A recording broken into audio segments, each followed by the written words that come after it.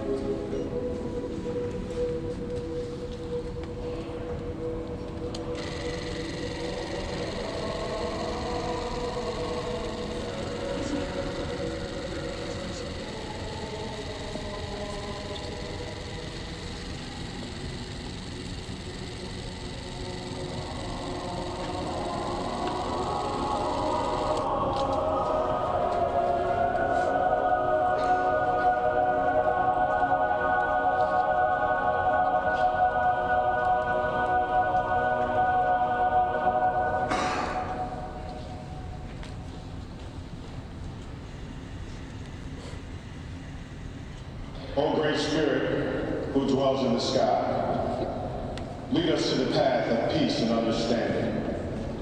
Let all of us live together as brothers and sisters. Our lives are short here, walking upon Mother Earth's surface. Let our eyes be opened to all the blessings you have given us. Please hear our prayers, O Great Spirit.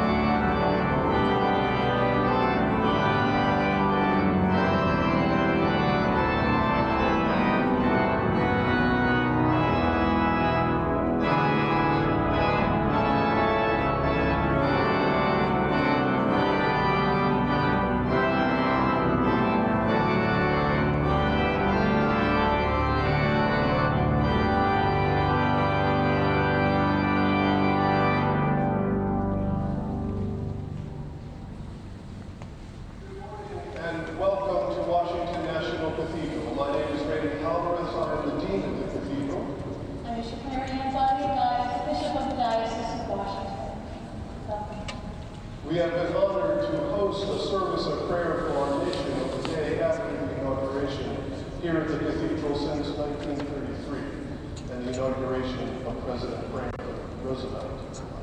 As we mark the transition of political leadership and begin a new chapter in the story of America, may these sacred texts, songs, and petitions from the many faith traditions of our country inspire and challenge us to care for one another and to live according to the highest ideals to which God has called us. Thank you for being here, and please know that we are a house of prayer for all people, and you are always welcome.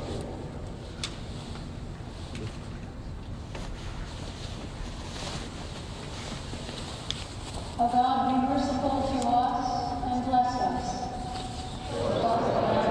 Countenance and come to us. Let your ways be known upon earth.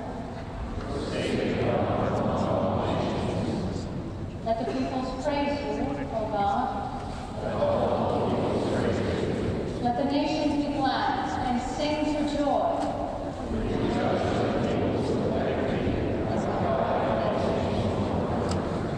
Blessed be the one holy and living God.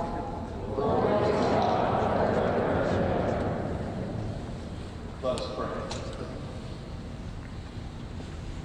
O God, you made us in your image and redeemed us through Jesus, your Son.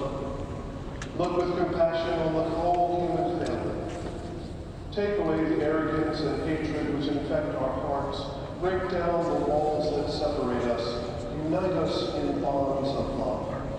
And work through our struggle and confusion to accomplish your purposes on earth, that in your good time all nations and races may serve you in harmony around your heavenly throne. Through Jesus Christ our Lord. Amen.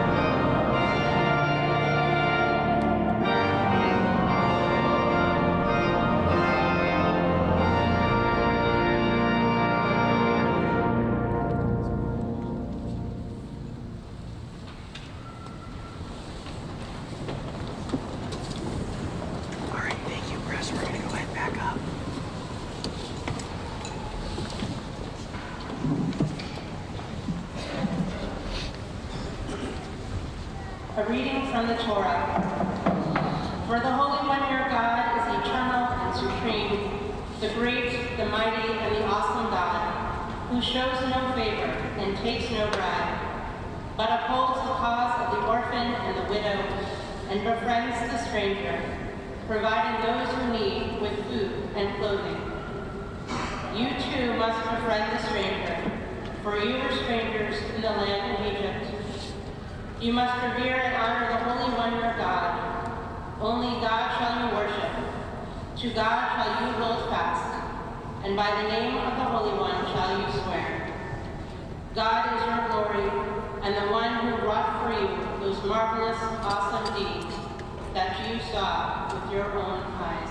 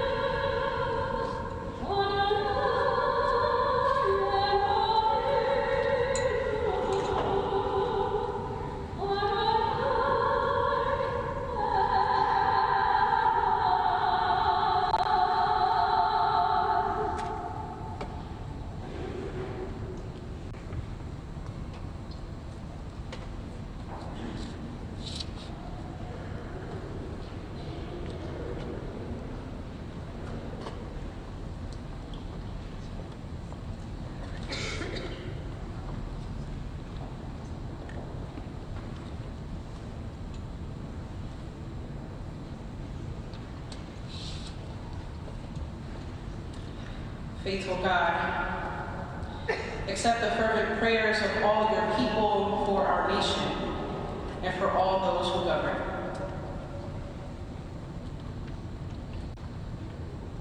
Lord God Almighty, you have made all the peoples of the earth for your glory, to serve you in freedom and peace. Give to the people of our country a zeal for justice and the strength of forbearance, that we may use our labor in accordance with your gracious will.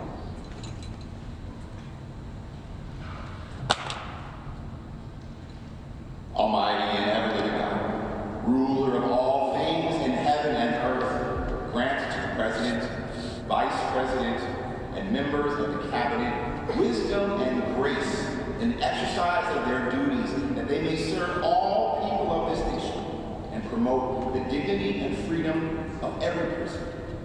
Keep this nation under your care.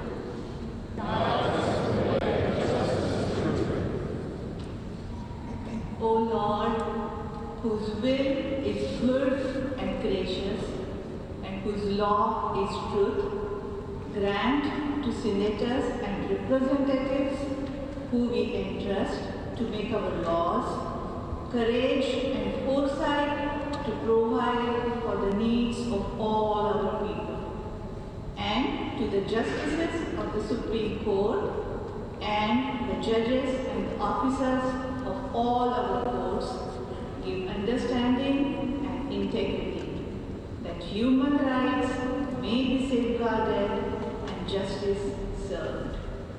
Keep this nation under your care.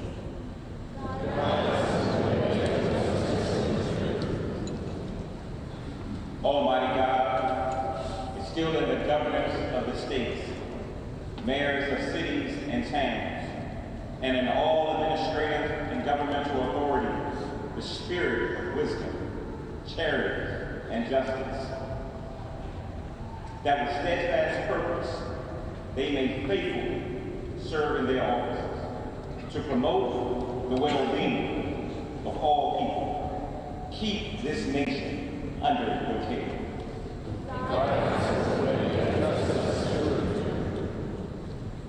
O Lord our God, bless all who dedicate themselves to governing in our land. Fill them with the love of truth and strength to uphold our democracy and the rule of law. Enable us to be a people at peace among ourselves and a blessing to other nations of the world. May we serve you faithfully in our generation. Amen.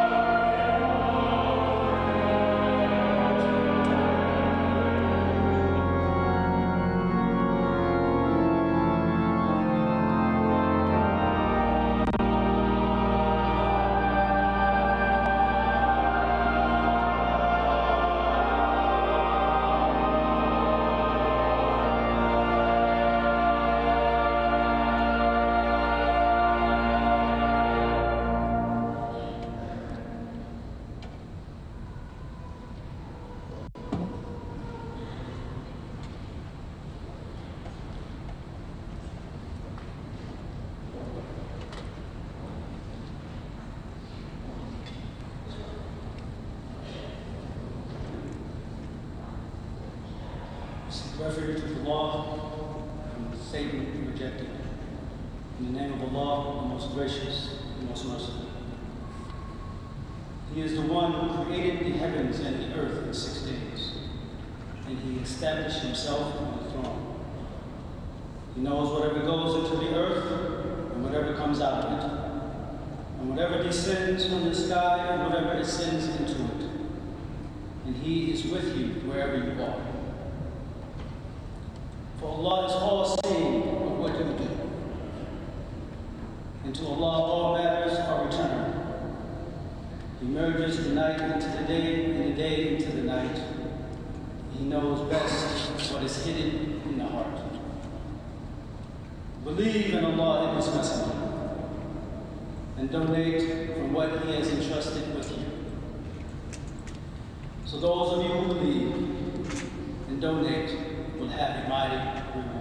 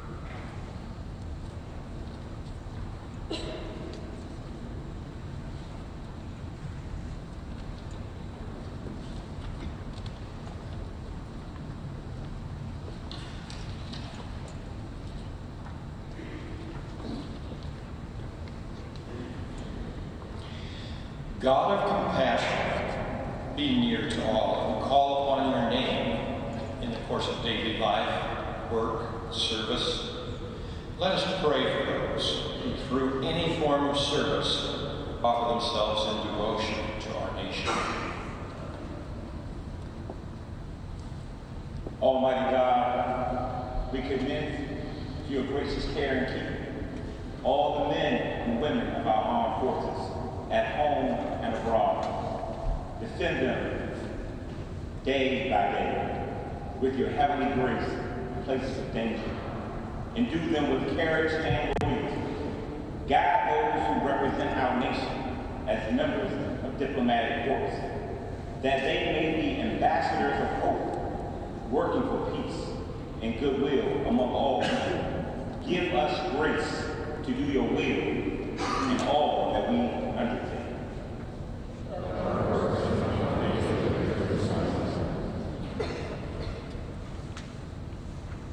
One universal God, creator and sustainer, uphold all civil servants. May they serve with integrity and compassion, without justice or partiality, to better their communities and the nation. Give us grace to do your will in all what we undertake. That our works may find favor in your sight. O God, the fountain of all wisdom, enlighten by your Holy Spirit all teachers and educators. Give them a spirit of grace and compassion, that they may have the strength and endurance to instill the love of learning, new discovery, and the pursuit of wisdom in those they teach. Give us grace to do your will in all that we undertake. That our works may find favor in your sight. God of help and hope, surround with your loving care all first responders, police, firefighters, emergency medical technicians, and all healthcare workers who devote their lives to helping others. Grant them courage when afraid and strength when weary, that they may serve you and their neighbor. Give us grace to do your will in all that we undertake. That our works may find favor in your sight. Give to all the people of our land, O God, the desire to serve you in their life's work and vocation. May your presence be manifest in all that we say and do. Weave together the work of every hand and the commitment of every heart. For we recognize our interdependence, our responsibilities to one another, and the mutuality of our destiny. Amen.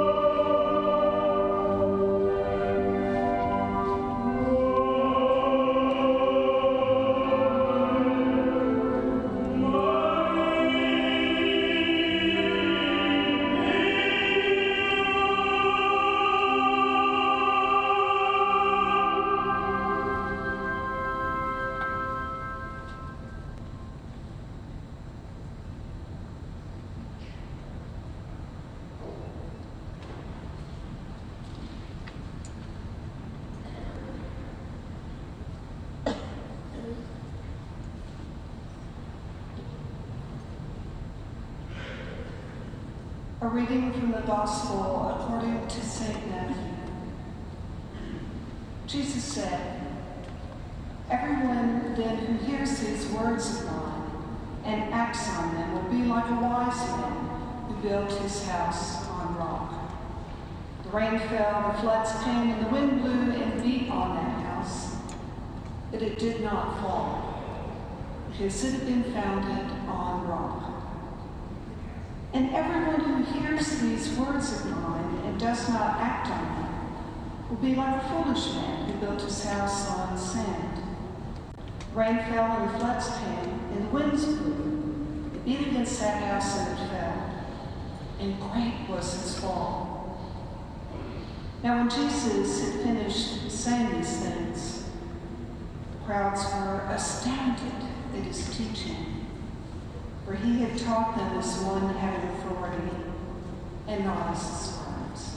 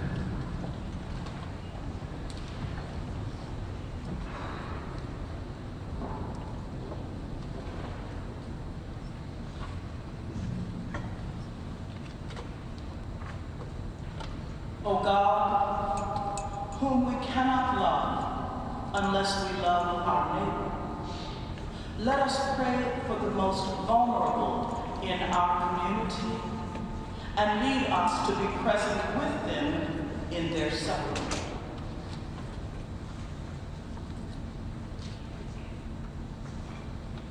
Lord, you have taught us that we are members of one another. Hear our prayer for all who do the tedious, dirty, and dangerous work which is necessary to sustain our life. Bless those who work the fields and grant that all who depend upon their service may remember them with thankful hearts. Bless all who live, whose lives are closely linked with ours.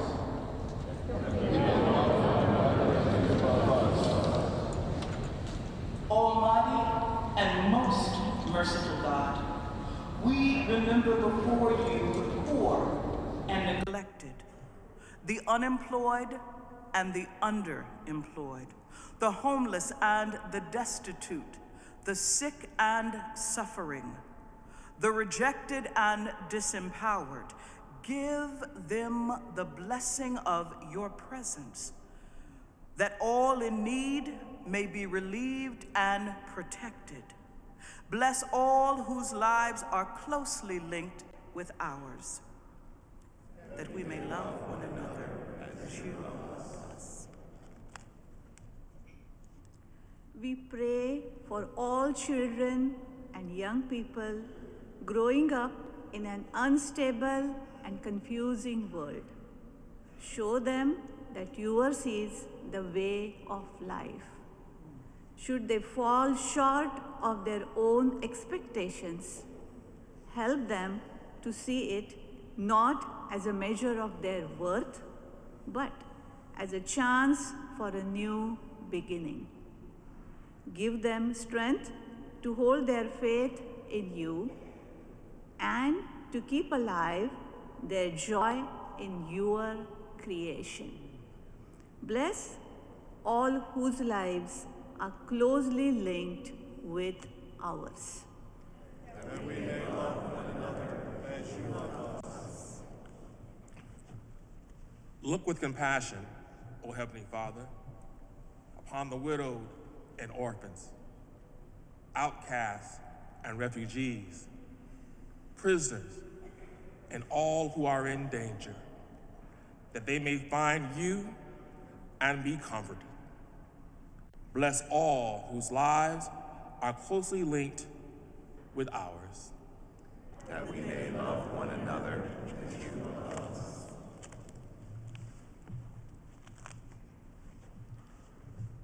One universal Creator God, you have blessed us and given us dominion over all the earth. Increase our reverence before the mystery of life and give us new insight into your purpose for humankind and new wisdom and determination in making provision for its future in accordance with your will. Bless all whose lives are closely linked with ours, that we may love one another as you love us.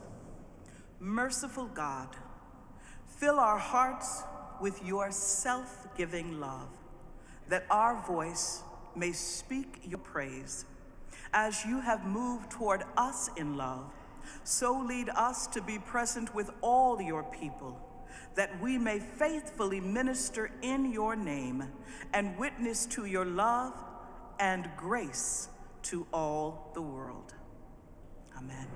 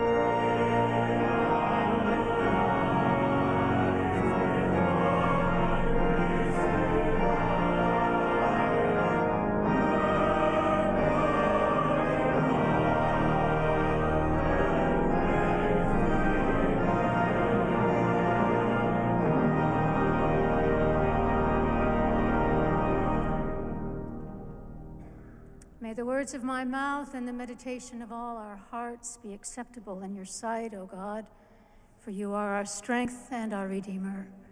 Amen. Please be seated. Again, my warm welcome to all who have gathered in this house of prayer for all people and for those who are joining us via live stream. As a country, we have gathered this morning to pray for unity as a people and a nation. Not for agreement, political or otherwise, but for the kind of unity that fosters community across diversity and division, a unity that serves the common good.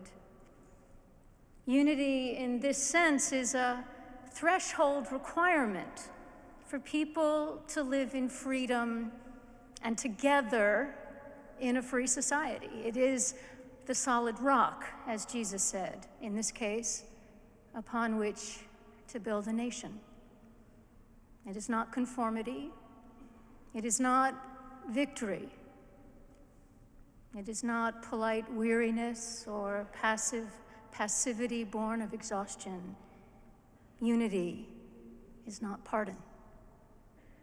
Rather, unity is a way of being with one another, that it encompasses and respects our differences, that teaches us to hold multiple perspectives and life experiences as valid and worthy of respect, that enables us in our communities and in the halls of power to genuinely care for one another, even when we disagree.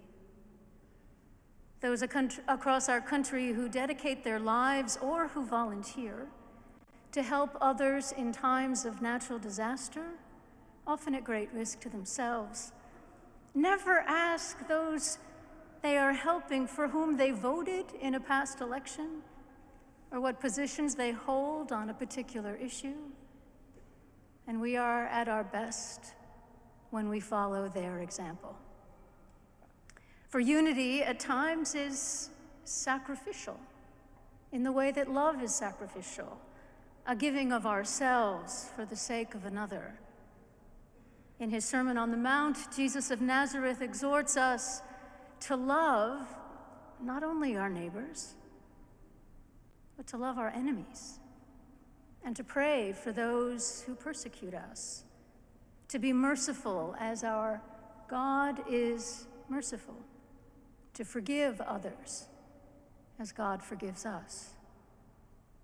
And Jesus went out of his way to welcome those whom his society deemed as outcasts. Now, I grant you that unity in this broad, expansive sense it's aspirational, and it's a lot to pray for. It's a big ask of our God, worthy of the best of who we are and who we can be. But there isn't much to be gained by our prayers if we act in ways that further deepen the divisions among us. Our scriptures are quite clear about this, that God is never impressed with prayers when actions are not informed by them. Nor does God spare us from the consequences of our deeds, which always, in the end, matter more than the words we pray. Those of us gathered here in the cathedral, we are not naive about the realities of politics. When power and wealth and competing interests are at stake, when views of what America should be are in conflict, when there are strong opinions across a spectrum of possibilities and starkly different understandings of what the right course of action is, there will be winners and losers when votes are cast, decisions made that set the course of public policy and the prioritization of resources. It goes without saying that in a democracy, not everyone's particular hopes and dreams can be realized in a given legislative session or a presidential term, not even in a generation. which is to say, not everyone's specific prayers, for those of us who are people of prayer, not everyone's prayers will be answered in the way we would like. But for some, the loss of their hopes and dreams will be far more than political defeat, but instead a loss of equality and dignity and their livelihoods. Given this, then, is true unity among us even possible? And why should we care about it? Well, I hope we care. I hope we care. Because the culture of contempt that has become normalized in this country threatens to destroy us.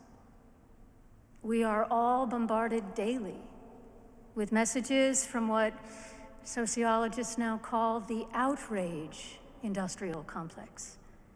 Some of that driven by external forces whose interests are furthered by a polarized America.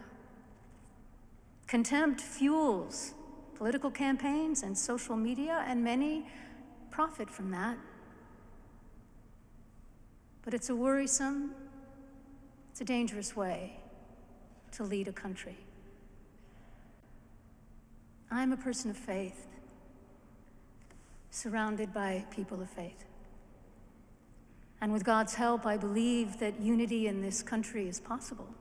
Not perfectly, for we are imperfect people and an imperfect union, but sufficient enough to keep us all believing in and working to realize the ideals of the United States of America, ideals expressed in the Declaration of Independence with its assertion of innate human equality and dignity.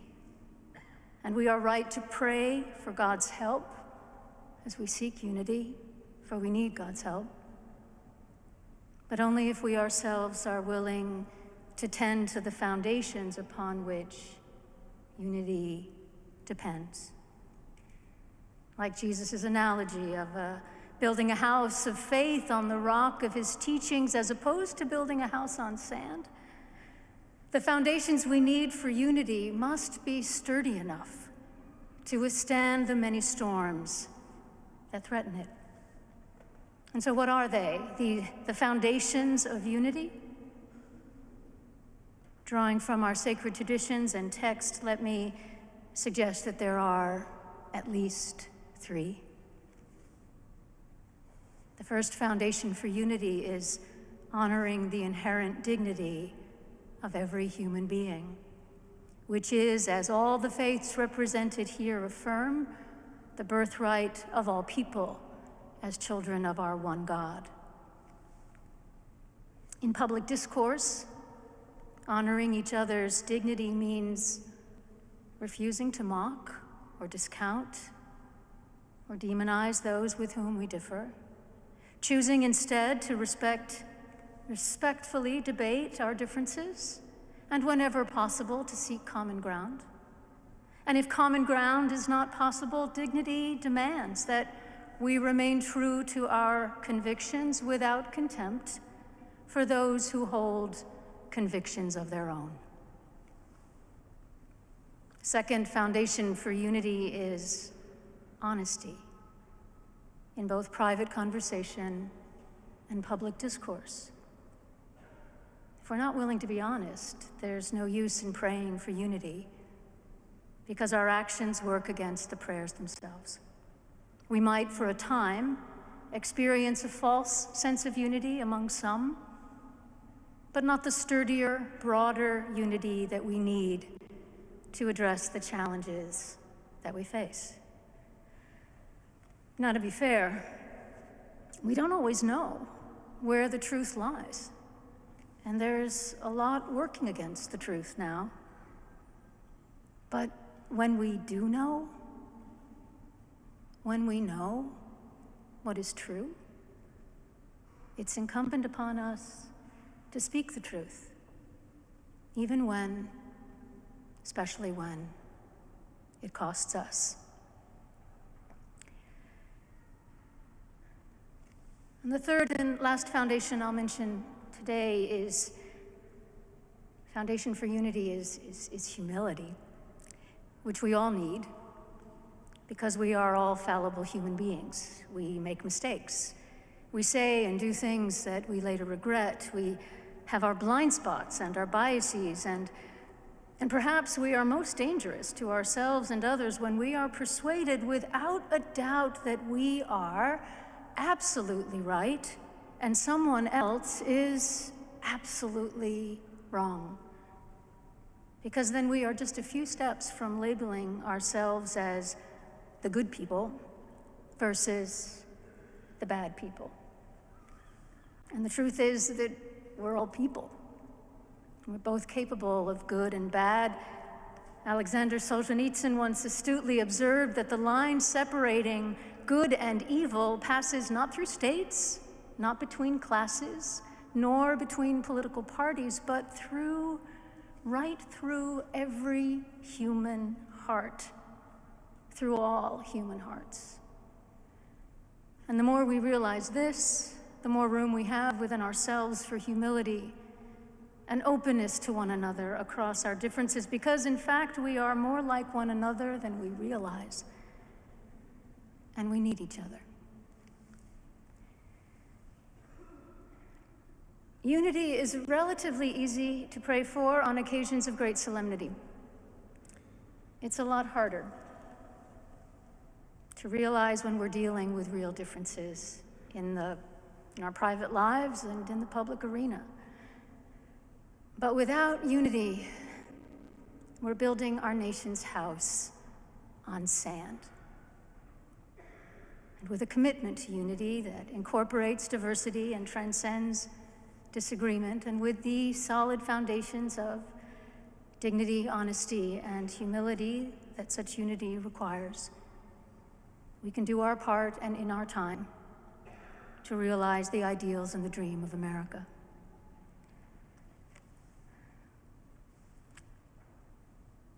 Let me make one final plea, Mr. President. Millions have put their trust in you. And as you told the nation yesterday, you have felt the providential hand of a loving God. In the name of our God, I ask you to have mercy upon the people in our country who are scared now. There are gay, lesbian, and transgender children in Democratic, Republican, and independent families, some who fear for their lives. And the people who pick our crops and clean our office buildings, who labor in poultry farms and meat packing plants, who wash the dishes after we eat in restaurants and work the night shifts in hospitals, they may not be citizens or have the proper documentation, but the vast majority of immigrants are not criminals. They pay taxes and are good neighbors. They are faithful members of our churches and mosques, synagogues, wadara, and temples. I ask you to have mercy, Mr. President, on those in our communities whose children fear that their parents will be taken away, and that you help those who are fleeing war zones and persecution in their own lands to find compassion and welcome here. Our God teaches us that we are to be merciful to the stranger, for we were all once strangers in this land. May God grant us the strength and courage to honor the dignity of every human being, to speak the truth to one another in love, and walk humbly with each other and our God for the good of all people in this nation and the world. Amen.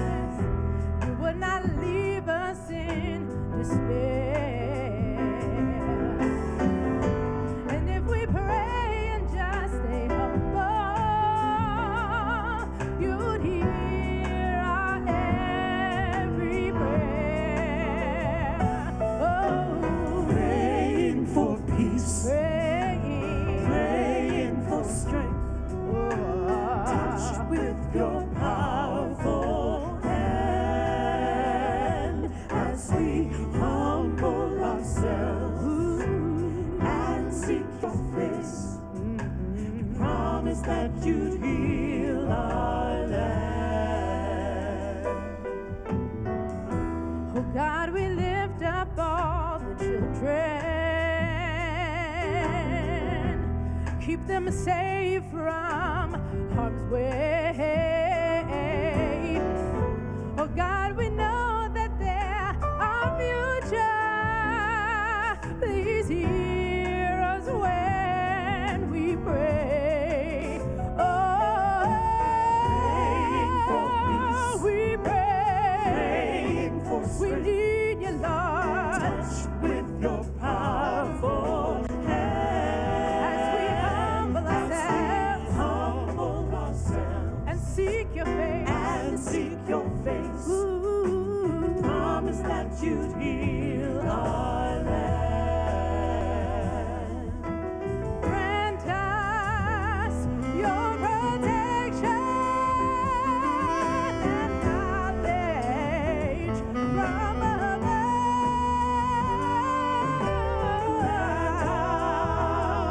Understanding.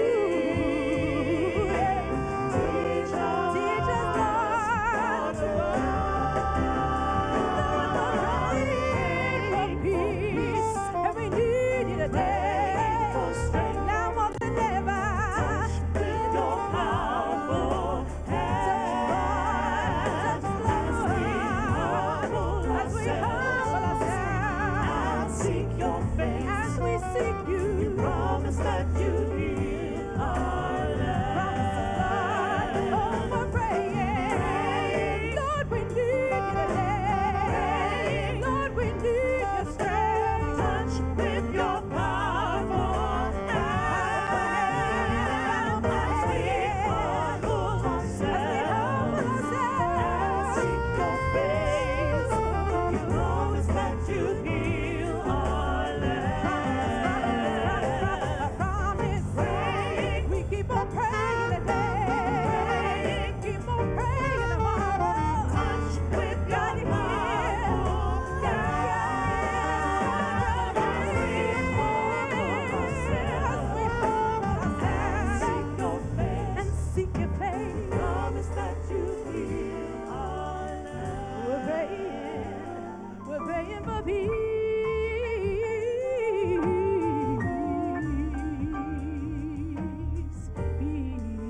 Peace. Pray for peace.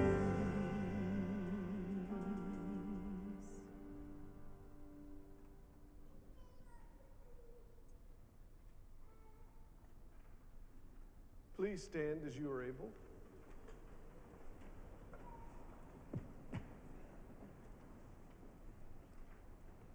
Our Father, who art in heaven, hallowed be thy name. Thy kingdom come, thy will be done, on earth as it is in heaven. Give us this day our daily bread, and forgive us our trespasses, as we forgive those who trespass against us. And lead us not into temptation, but deliver us from evil. For thine is the kingdom, and the power, and the glory, forever and ever. Amen.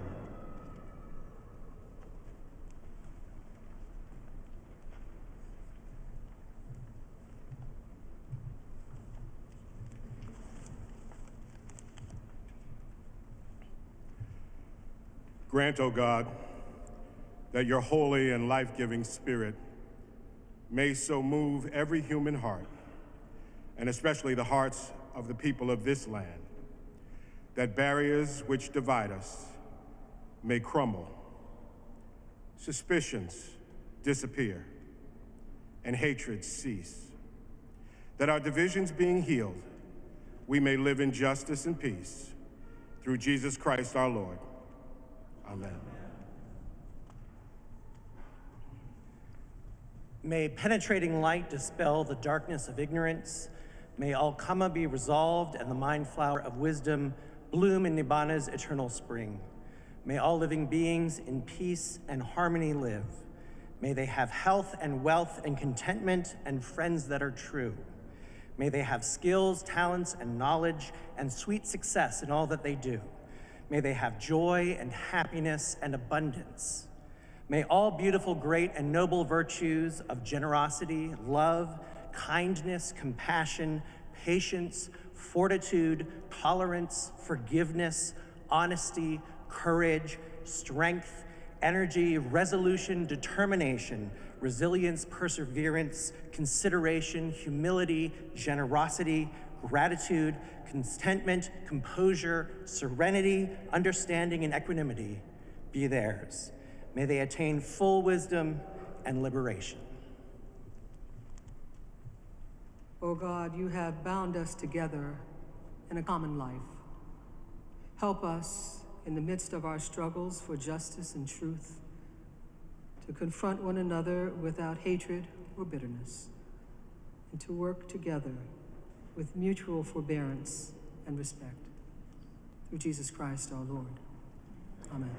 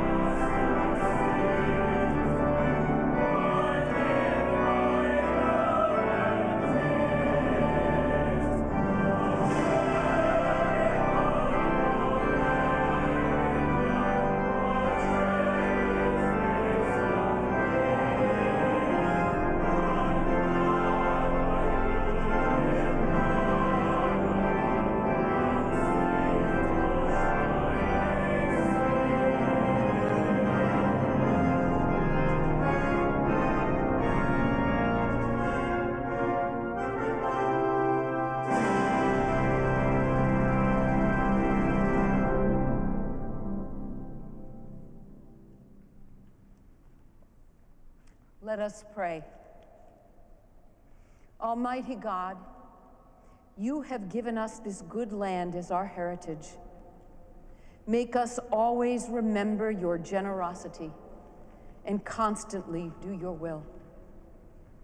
Bless our land with honest industry, sound learning, and an honorable way of life. Save us from violence, discord, and confusion, from pride and arrogance, and from every evil way. Make us, who come from many nations with many different languages, a united people.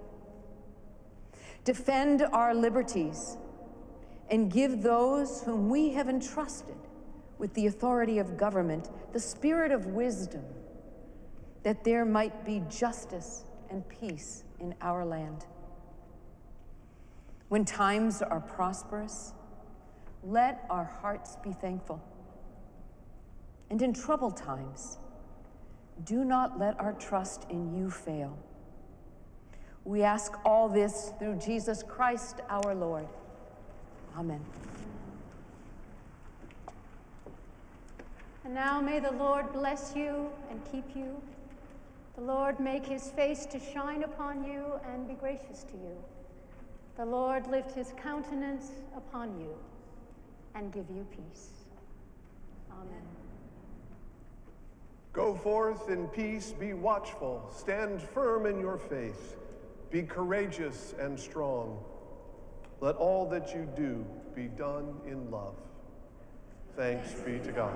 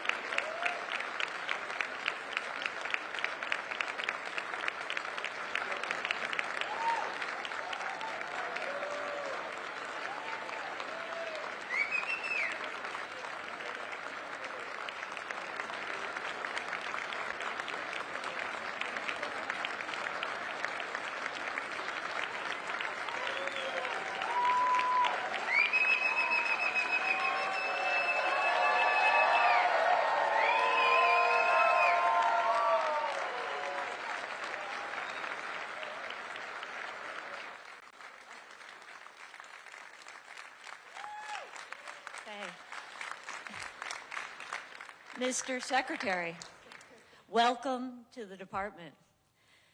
Distinguished Mrs. Rubio, yes, yeah,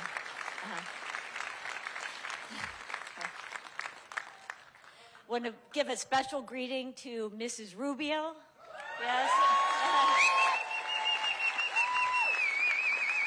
To your family, to your children, distinguished guests, members of Congress, on behalf of the nearly 80,000 strong officers who are serving the Department of State, a warm welcome. Mr.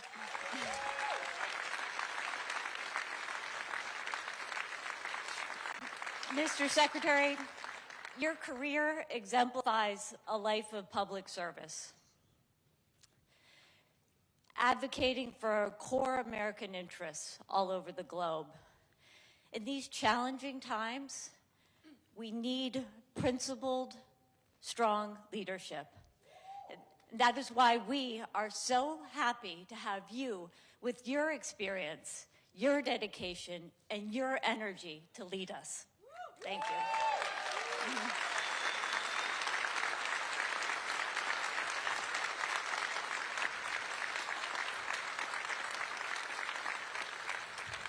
you. Your team, who are obviously very happy to see you, have proudly supported so many of your trips abroad, where you've advanced security in the Middle East, helped us to sustain our counterterrorism fight, and inspired so many with your walk across the Simón Bolívar Bridge.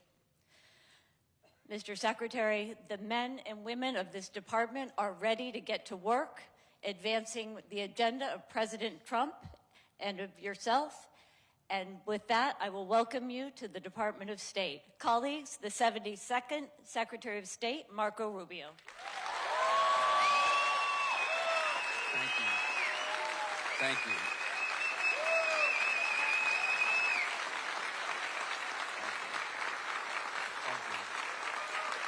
Thank you.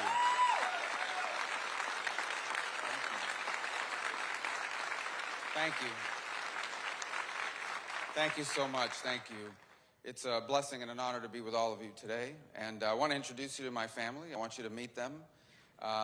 We've been able to manage them for the last 20-some years and counting. And so I said this earlier today when the Vice President swore me in. My most important job, I believe the most important job any of us will ever have, is the job we do at home. And I don't mean that both here at home domestically in our politics, but in our lives. And I'm very proud of my wife, my 4 children, and their support. My wife, Jeanette, who...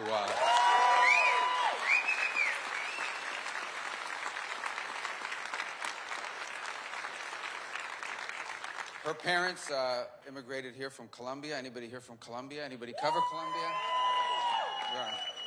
Yeah. And then my oldest daughter, Amanda. Say hello, Amanda. And then came Daniela.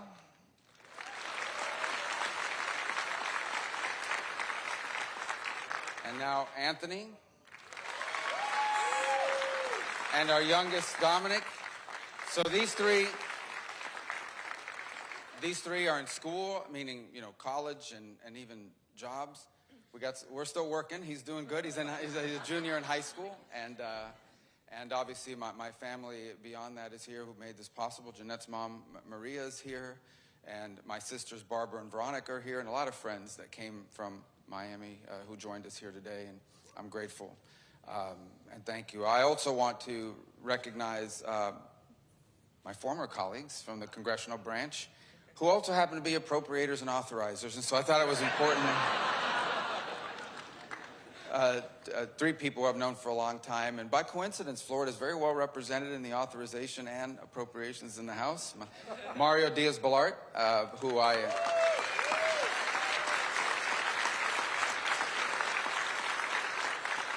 I've known as a personal friend. We served together in the Florida legislature. In fact, sat next to each other on the floor. Who would have thought, Mario, back in the day? And now here we are, and 2 Cuban Americans. If we had a third, they'd call it a conspiracy, but there's only 2, so we're in shape. Congresswoman Lois Frankel, we also served in the legislature together. Again, I know this...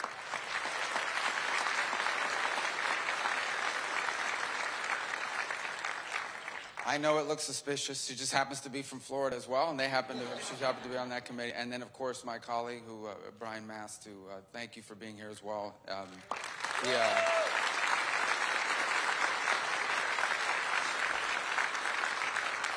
I have asked them as a personal favor to be nice to each of you who we send over to testify and appear before their committees. So, and to be nice to us when they write those appropriations bills and pass those laws. But we are great. I'm really grateful you would join us because our partnership will be critically important.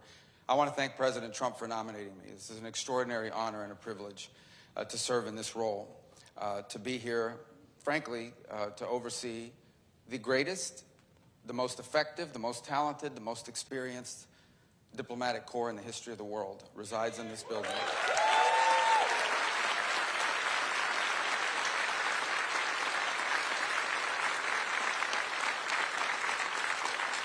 And it's important to remember that obviously they serve our national interest and our foreign policy. They also serve Americans. And as a member of the Senate, we often would get calls for a brief period of time, panicked calls about passports. As you remember that era, when everyone forgot their passport expired and their cruise was on Saturday and it's Friday, 5 p.m.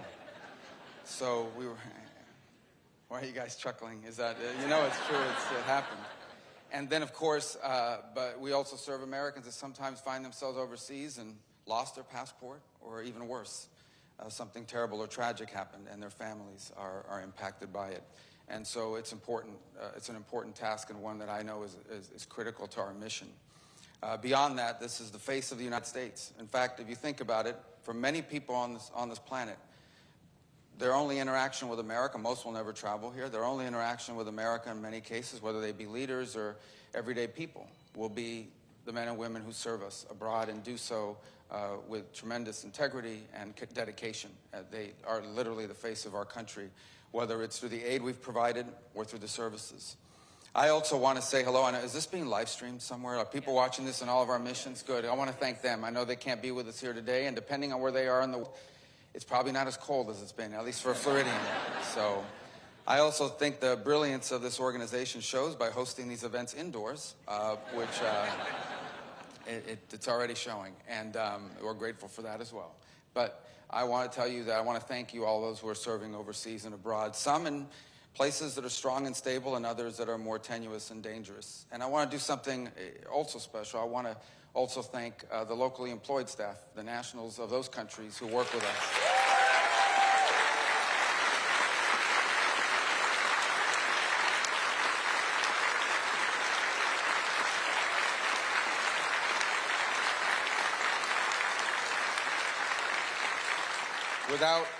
Without their help, without their support, it would be impossible for us to conduct our mission. And in many ways, years later, I've literally run into people in the United States that are either conducting business or visiting as tourists or what have you, and they will tell me they were locally employed they were local employees of our missions abroad, and as a result, their love for our country is never ending.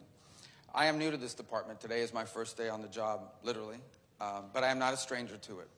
I've interacted with many of you, both in my travels abroad and in our daily functions. My job now is different, and our job in some ways will be different. In our republic, the voters decide the course of our nation, both domestically and abroad, and they have elected Donald J. Trump as our president when it comes to foreign policy on a very clear mission. And that mission is to ensure that our foreign policy is centered on one thing, and that is the advancement of our national interest, which they have clearly defined through his campaign as anything that makes us stronger or safer or more prosperous. And that will be our mission. That will be our job across the world, is to ensure that we have a foreign policy that advances the national interest of the United States. I expect every nation on earth to advance their national interests.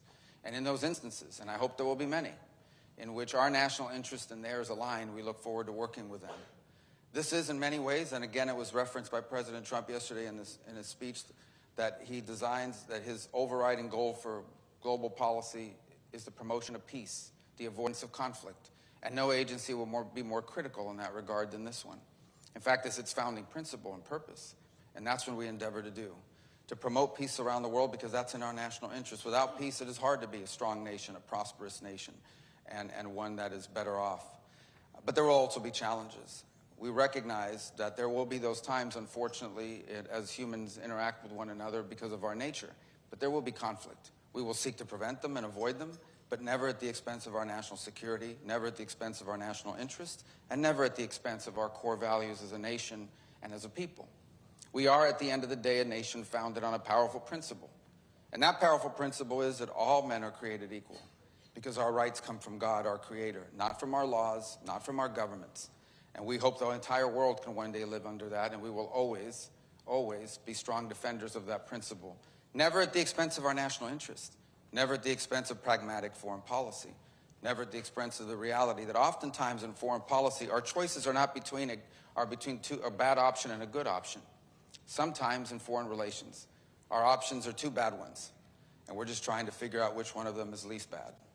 And that's unfortunate, but it is true. And that's a tough job. It's our job, and we'll seek to do it right and well.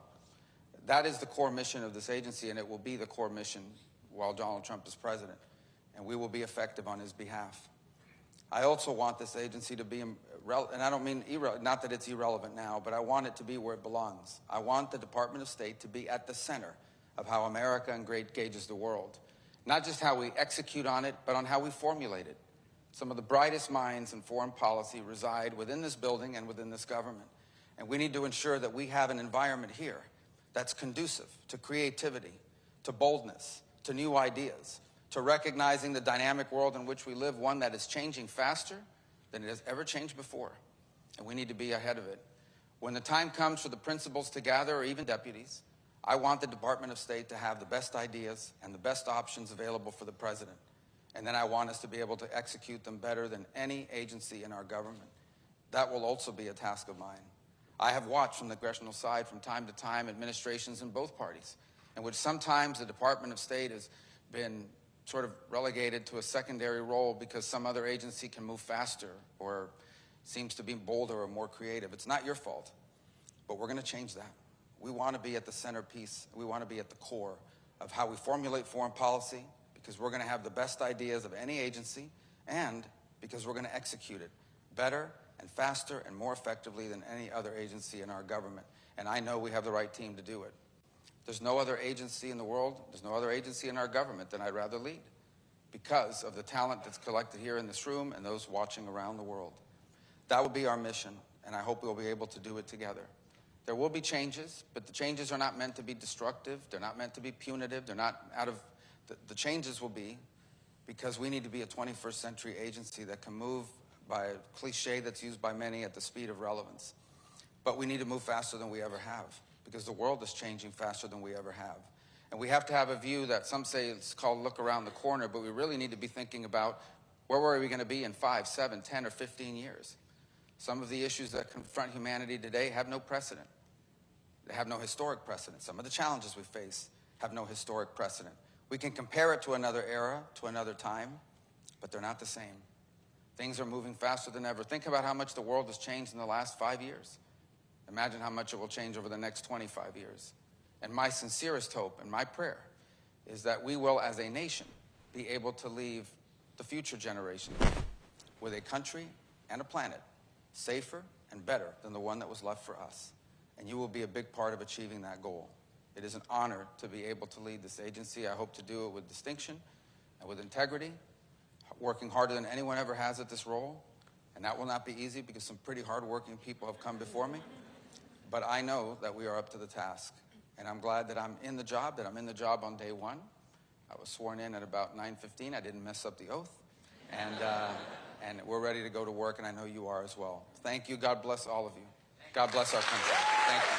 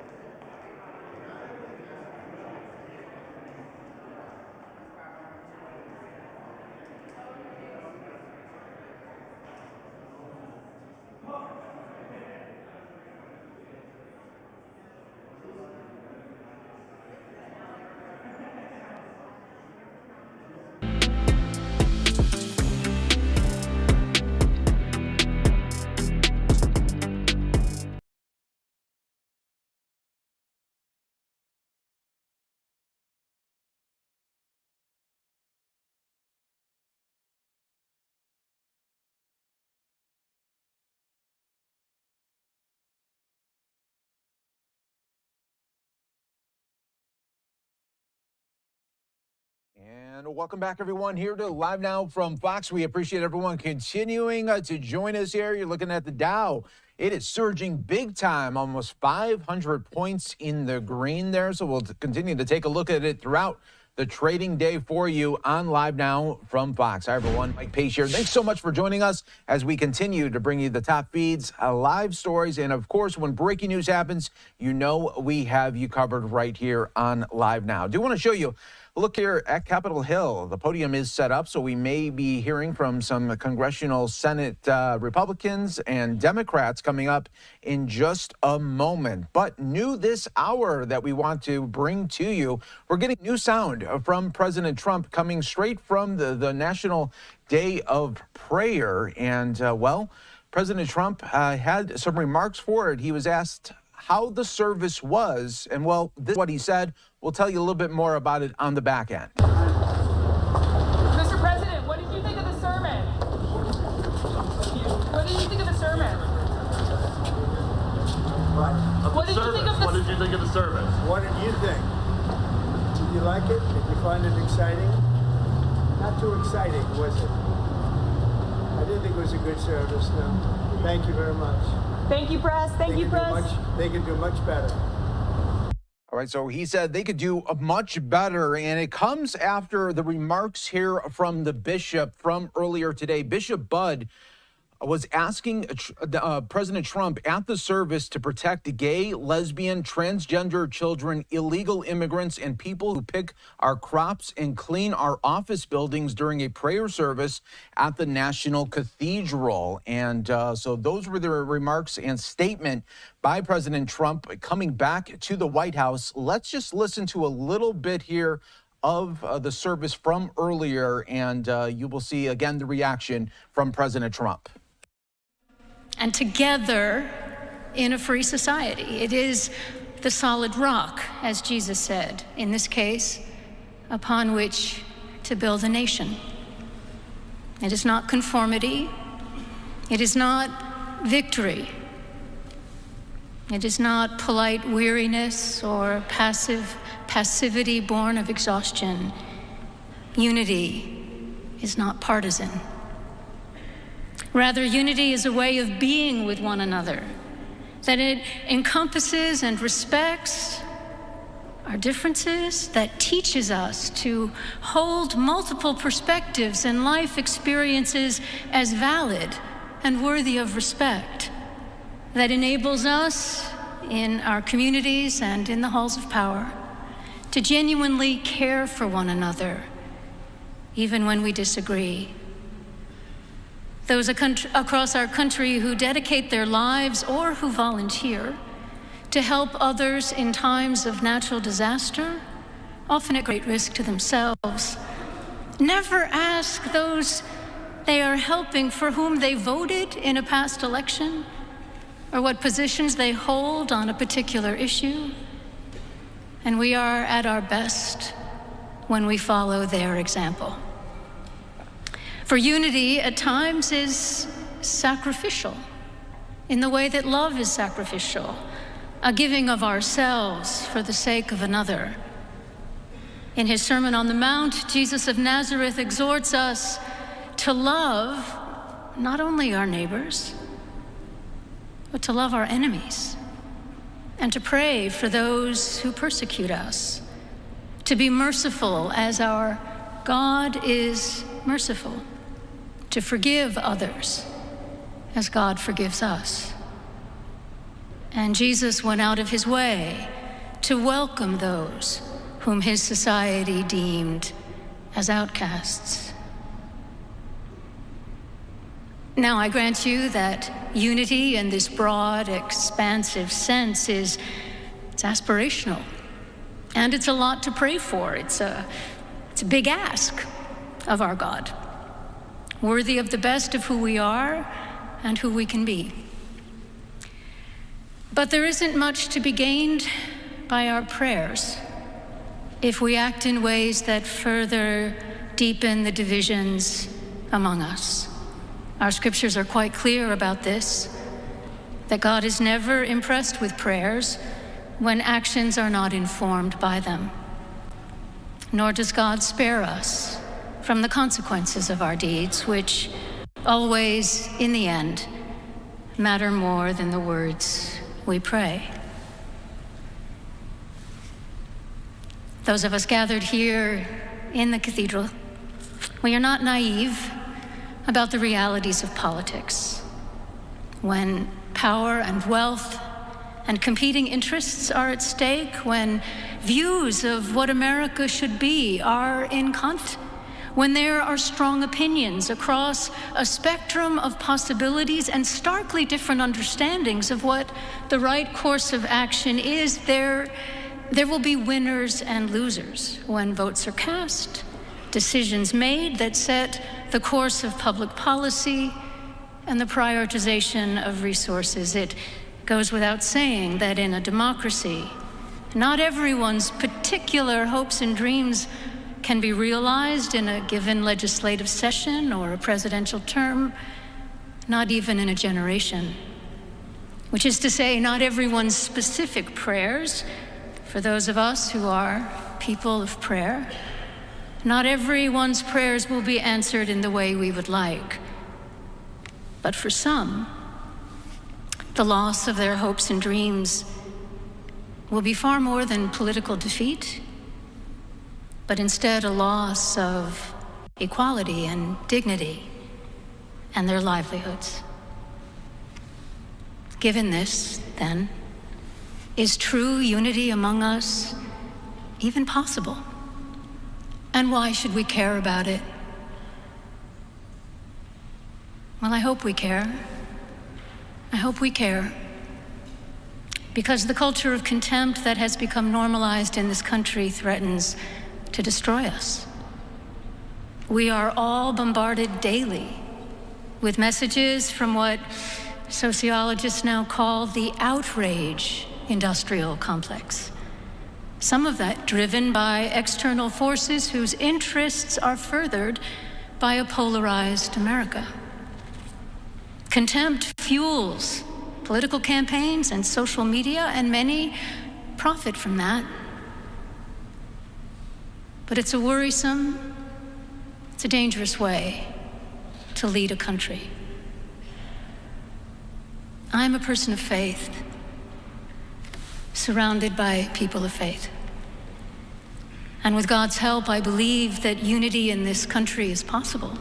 Not perfectly, for we are imperfect people and an imperfect union, but sufficient enough to keep us all believing in and working to realize the ideals of the United States of America, ideals expressed in the Declaration of Independence with its assertion of innate human equality and dignity. And we are right to pray for God's help as we seek unity, for we need God's help.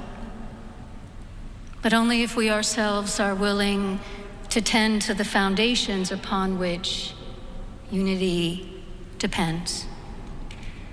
Like Jesus' analogy of building a house of faith on the rock of his teachings as opposed to building a house on sand, the foundations we need for unity must be sturdy enough to withstand the many storms that threaten it. And so what are they? The foundations of unity? Drawing from our sacred traditions and text, let me suggest that there are at least three. The first foundation for unity is honoring the inherent dignity of every human being, which is, as all the faiths represented here affirm, the birthright of all people as children of our one God. In public discourse, honoring each other's dignity means refusing to mock or discount or demonize those with whom we differ, choosing instead to respectfully debate our differences, and whenever possible, to seek common ground. And if common ground is not possible, dignity demands that we remain true to our convictions without contempt for those who hold convictions of their own. second foundation for unity is honesty in both private conversation and public discourse. If we're not willing to be honest, there's no use in praying for unity, because our actions work against the prayers themselves. We might, for a time, experience a false sense of unity among some, but not the sturdier, broader unity that we need to address the challenges that we face. Now, to be fair, we don't always know where the truth lies. And there's a lot working against the truth now. But when we do know, when we know what is true, it's incumbent upon us to speak the truth, even when, especially when, it costs us. And the third and last foundation I'll mention today is foundation for unity is humility, which we all need because we are all fallible human beings. We make mistakes. We say and do things that we later regret. We have our blind spots and our biases, and perhaps we are most dangerous to ourselves and others when we are persuaded without a doubt that we are absolutely right and someone else is absolutely wrong. Because then we are just a few steps from labeling ourselves as the good people versus the bad people. And the truth is that we're all people. We're both capable of good and bad. Alexander Solzhenitsyn once astutely observed that the line separating good and evil passes not through states, not between classes, nor between political parties, but right through every human heart, through all human hearts. And the more we realize this, the more room we have within ourselves for humility, openness to one another across our differences, because in fact we are more like one another than we realize, and we need each other.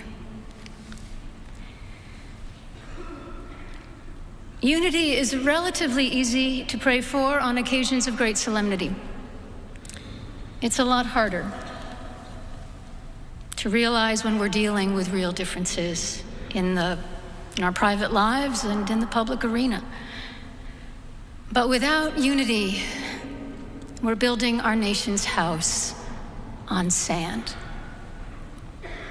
And with a commitment to unity that incorporates diversity and transcends disagreement, and with the solid foundations of dignity, honesty, and humility that such unity requires, we can do our part and in our time to realize the ideals and the dream of America.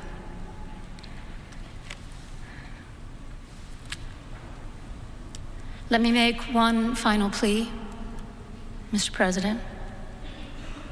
Millions have put their trust in you. And as you told the nation yesterday, you have felt the providential hand of a loving God. In the name of our God, I ask you to have mercy upon the people in our country who are scared now. There are gay, lesbian, and transgender children in Democratic, Republican, and independent families, some who fear for their lives. And the people who pick our crops and clean our office buildings, who labor in poultry farms and meat packing plants, who wash the dishes after we eat in restaurants and work the night shifts in hospitals, they may not be citizens or have the proper documentation, but the vast majority of immigrants are not criminals. They pay taxes and are good neighbors. They are faithful members of our churches and mosques, synagogues, wadara, and temples. I ask you to have mercy, Mr. President, on those in our communities whose children fear that their parents will be taken away, and that you help those who are fleeing war zones and persecution in their own lands to find compassion and welcome here. Our God teaches us that we are to be merciful to the stranger, for we were all once strangers in this land. May God grant us the strength and courage to honor the dignity of every human being, to speak the truth to one another in love, and walk humbly with each other and our God for the good of all people in this nation and the world. Amen. Once again, that was from earlier today where Bishop Budde making those remarks, and now it is making a lot of news here because of the reaction that President Trump has just talked about after coming back from this service. I want to play that out for you once again. Very brief statement there, but again, it shows you President Trump not too happy with that statement from the bishop. Take a look. Mr. President, what did you think of the sermon? What did you think of the sermon? What did you think of the What did you think of the sermon? What did you think? Did you like it? Did you find it exciting? Not too exciting, was it? I didn't think it was a good service, no. Thank you very much. Thank you, press. Thank you, press. They can do much better. They can do much better there. So that was a closing statement there from President Trump, and we will hear from him later today, 4 p.m. Eastern. You will see it all in its entirety right here on Live Now from Fox. Let's slide away for a quick 2-minute break. We'll be back with much more coming up in just 2 minutes.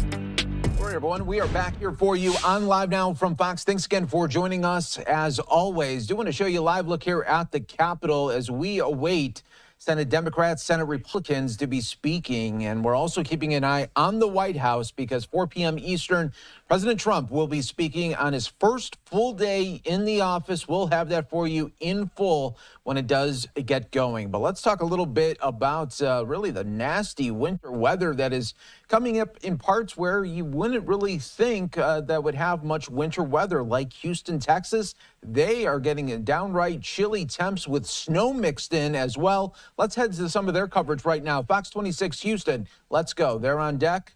Air it now. More of a slush probably than anything else. But then as we get to tonight, those temperatures are going to drop quickly, and that'll all going to refreeze. It's going to be icy tomorrow morning for much of the area. So our futurecast shows that we're trying to continue to even move the clouds out. The snow is certainly on its way out, but even the clouds are trying to clear. We'll get a little bit of sunshine to the north and to the west. That's going to help even warm things up a little bit more. And then be ready that hard freezes tonight. We're all going to be in the 20s, many of us in the lower 20s, and then even some of us in the upper teens. So if you haven't gotten ready for the temperature drop, you got a few more hours to take care of that. Be safe doing that, of course. And then we'll be below freezing again on Thursday morning. We're getting a little bit warmer finally in the afternoon on Friday, and then somewhat normal temperatures by the time we get into the weekend. All right, we'll be back with more Fox 26 News after this break. We will check back in with them in just moments. We have one more break to go with, actually, two. So let's get our final break of the hour done with, and then we will get back to more news and headlines now.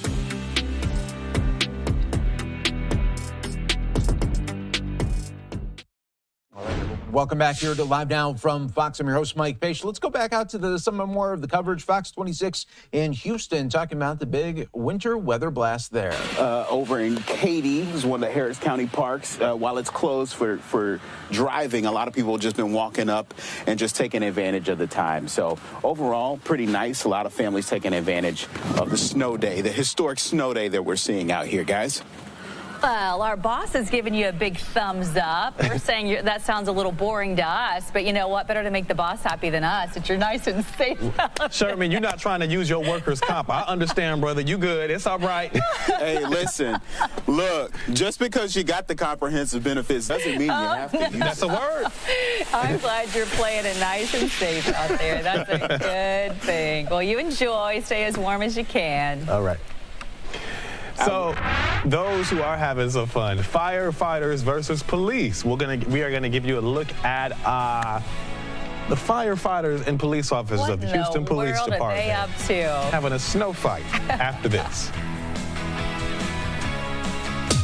All right, just some of the coverage there from Fox 26 in Houston. All right, coming up in just a little bit at the top of the hour, we'll be taking you out to Arizona, where soon the Arizona Attorney General will be announcing action that she will be taking alongside other attorney generals, 18 states in all, to challenge President Donald Trump's ending of birthright citizenship. So we will bring that to you right here on Live Now from Fox when that does get going. Should be happening in the next 6 minutes or so. Also keeping an eye on the Capitol. We are awaiting Senate Democrats, Senate Republicans to be speaking as well.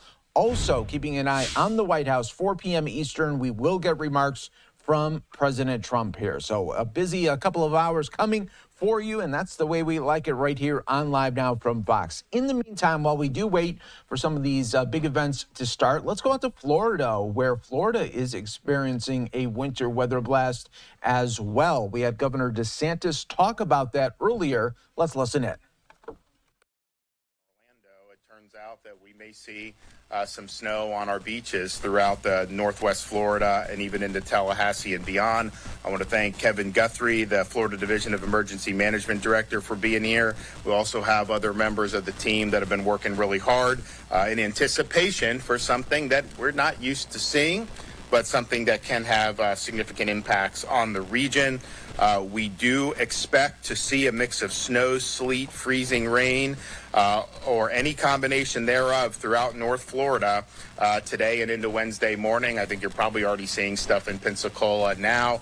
The conditions are going to deteriorate here in Tallahassee probably within the next couple of hours. We are expecting snow in many parts of North Florida. The forecast now is 2 to 4 inches. It's possible you could have localized accumulation of up to 6 inches. I've asked my guys to go back and look at the historical record, and we've never had 6 inches accumulate in Florida based on the information that we had. So that's something that would be very, very noteworthy. Ice is expected in North Florida, particularly in the northeastern part of Florida.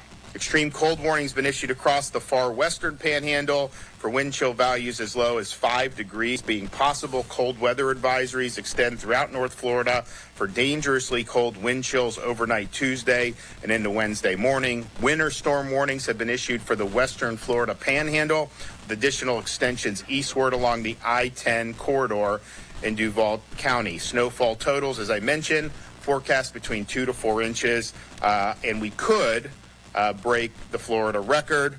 The weather is, of course, forecast to continue to worsen throughout the afternoon.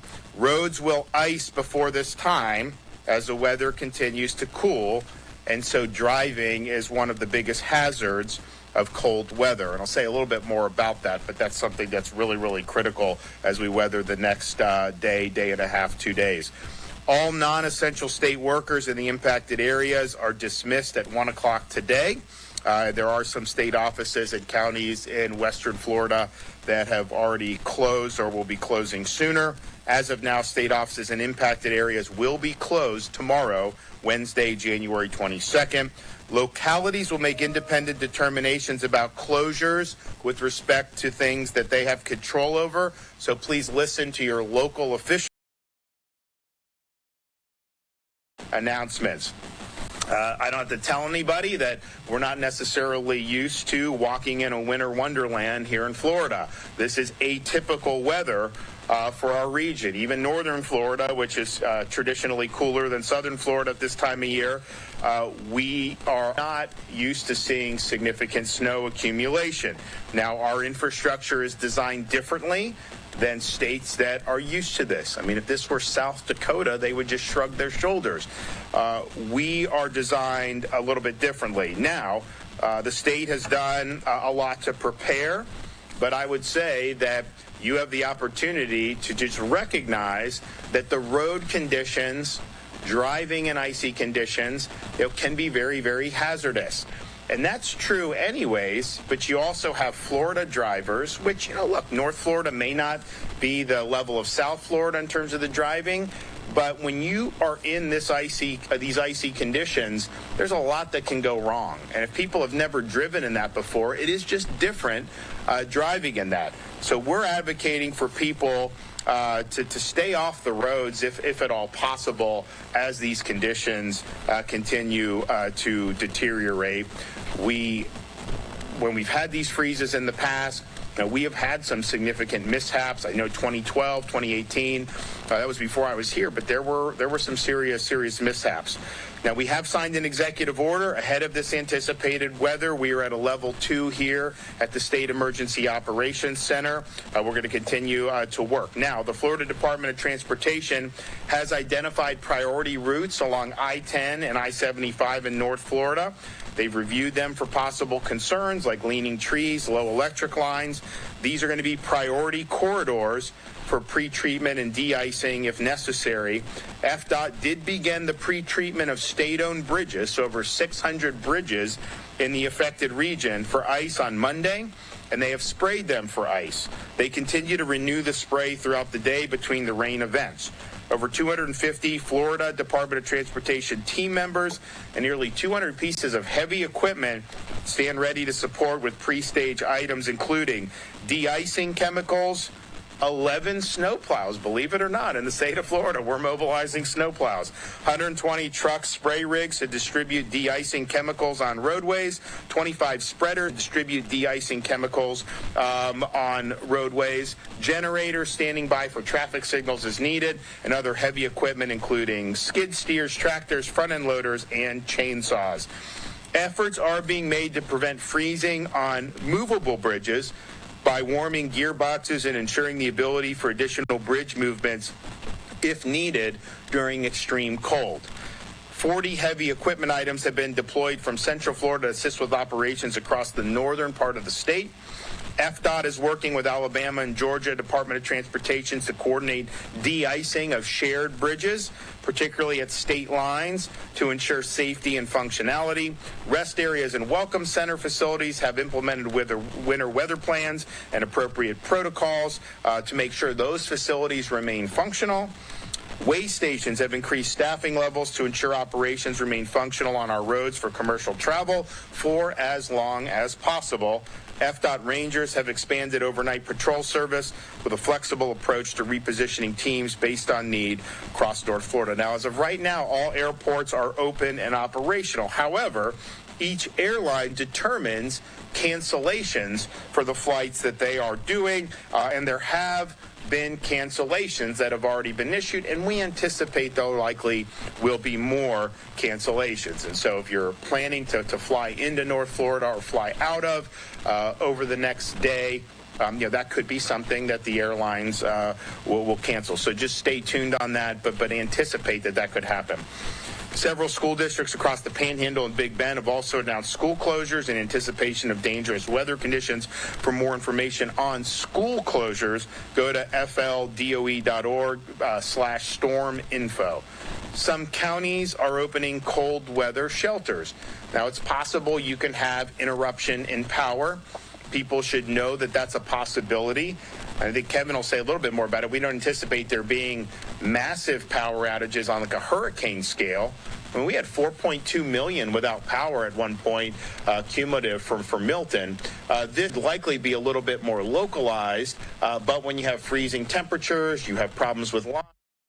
Right, everyone. So that was just a little bit of Governor Ron DeSantis talking about the wild weather in the South that is really hampering some of the states, including Florida, Georgia, Texas as well. But I do want to go out live right now where we do have the Attorney General of Arizona speaking right now. Let's listen in as Attorney General May is announcing this challenge against the unconstitutional executive order ending birthright citizenship. That is what her statement is on. Let's listen in on Live Now.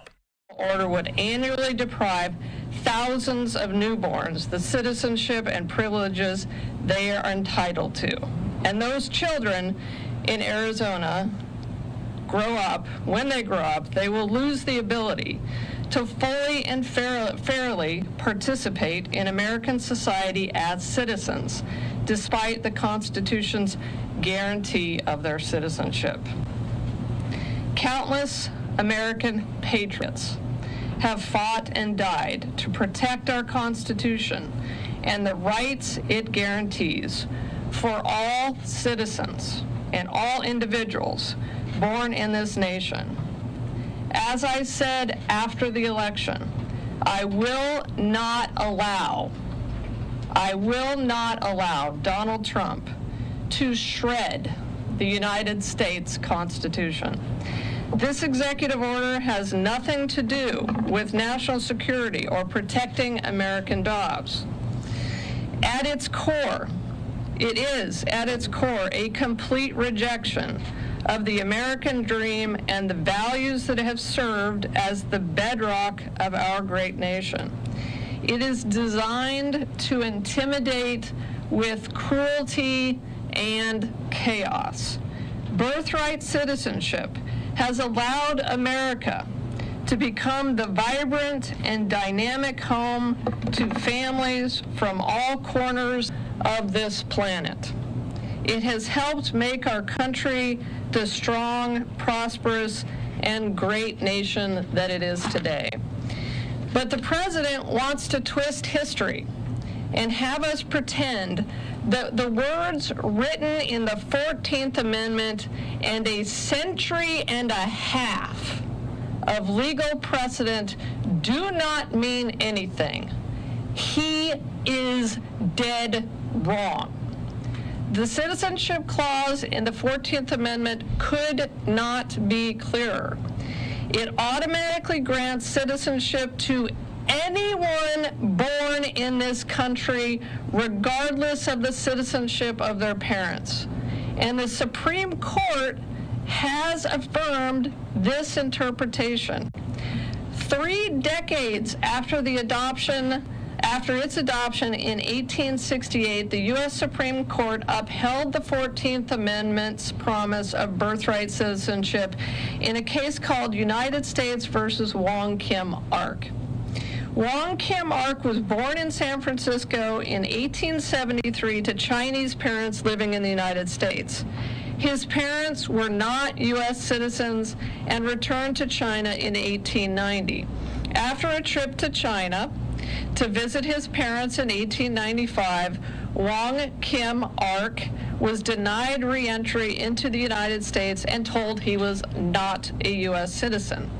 In 1898, the Supreme Court ruled that he was, in fact, a U.S. citizen under the, quote, clear words and manifest intent of the 14th Amendment. Citizenship by birth is established by the mere fact of birth under the circumstances defined in the Constitution, the majority wrote.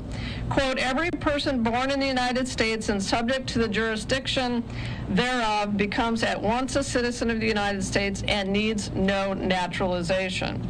The court also clarified who is, quote, subject to the jurisdiction of the United States. Quote, every citizen or subject of another country while domiciled here is within the allegiance and the protection and consequently subject to the jurisdiction of the United States. The only exceptions, the court ruled, were foreign nationals in the U.S. in a diplomatic capacity and those born to non-citizens in U.S. territories under hostile control. The federal government has accepted and endorsed this understanding of the Citizenship Clause for more than a century. And in 1995, when Congress considered proposed legislation that would have denied citizenship to certain children born in the U.S. based on their parents' immigration or citizenship status, the U.S. Department of Justice's Office of Legal Counsel called the proposal, quote, unquestionably unconstitutional. No president can unilaterally change the Constitution on a whim. Only constitutional amendments can change the Constitution. That is why just a few moments ago, I, along with the Attorneys General of Illinois, Oregon, and Washington, sued President Trump in the Western District of Washington. Another group of attorneys general are filing a separate case in the District of Massachusetts. While the president has broad authority on matters of immigration, our lawsuit asserts that the president acted far outside the bounds of his legal authority in issuing this order. and allowing federal agencies to implement and enforce it will harm thousands of Arizonans and the state at large. Unlawfully stripping U.S. citizens of their right to citizenship will impact their future ability to vote, travel abroad, secure housing, access health care, seek employment, run for public office, serve on juries, and more generally, participate fully in American society. This lawless order is not only nakedly unconstitutional, it is an attack on families and children in this state and across this country. And it will cause irreparable damage and harm to Arizonans. Arizona administers numerous programs to support the health and welfare of its residents. Many of those programs are designed and do support the health and welfare of our residents. Many of those programs are supported by federal funding, which will be reduced due to the executive order. The total loss for Arizona would be in the hundreds of millions of dollars. This illegal executive order will also harm the most vulnerable Arizona children by making it harder for the Department of Child Safety to place children in its custody with extended family members. The department prioritizes kinship placements because placing abandoned, neglected, or abused children with their relatives reduces trauma and improves outcomes for the children. And it would also make it harder to administer Arizona's laws requiring that voters show documentary proof of citizenship to register to vote. As you know, we are one of, if not the only state that has that requirement. Voters commonly use birth certificates to prove citizenship.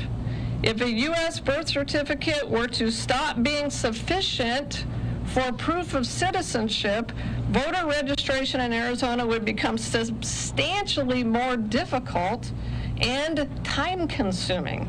And those are just a few ways that this executive order would immediately harm Arizona and our residents. The infamous Dred Scott decision by the Supreme Court stated that enslaved people and their descendants were not and could never be considered citizens of this nation. Had it been allowed to stand, it would have created a permanent subclass of people born in this country but denied their full rights. But the 14th Amendment rightfully nullified that horrific decision. This order would risk repeating one of the worst mistakes in our nation's history. The 14th Amendment protects the rights of every American citizen, no matter their ancestry. Only in a nation where every child is born with the same inalienable, God-given rights can any of us truly be free. That is why we cannot and will not allow the Constitution to be undermined in this way, and this illegal order will not stand. Howard. Two questions. Let's start with the technical. Are you seeking a TRO? The president's order said it would take effect 30 days after the order. Are you seeking a TRO, and on what basis? Yes, we are seeking a TRO, and then obviously after that a preliminary injunction, and on the basis that this would do immediate and irreparable harm to our state, to the residents of our state, to our economy, to the state, to our state agencies. Yeah, you're right. It does say 30 days from now, but the chaos from this is going to be immediate. Think about it. We have pregnant women in this state who are about to give birth, who now don't know whether their children are going to be U.S. citizens. Okay, other question. Yeah. When the legislature tried to do this in 2011, you may remember, I went back and read the 1898 case. One of the key differences is in that case, Juan King Ark's parents were here legally. The court said that. They were here, they were working. They did go back to China, but they weren't. Yeah, they had gone back to China, yeah. Does the fact that this deals with people who entered the country illegally? No, it doesn't. No. That's where you're wrong. I mean, first of all, that's where you're wrong on that. This is a much, and I can have my Solicitor General Josh Bender come forward. It is a much broader executive order than that. It covers people who came in on a visa, who may have overstayed that visa. It covers a broad swath of people. And so, you know, the case law is clear over time, not just the case you just cited and I just cited, but the case law is consistent over time. The Constitution is clear. The plain language of the Constitution is clear. And this order is plainly unconstitutional and will cause chaos. Josh, do you want to say anything about Howie's question? Well, I think you covered it well, but the text of the 14th Amendment doesn't suggest any difference between whether a person has been lawfully admitted or not, and that's what the Supreme Court said in a subsequent Supreme Court case called Plyler.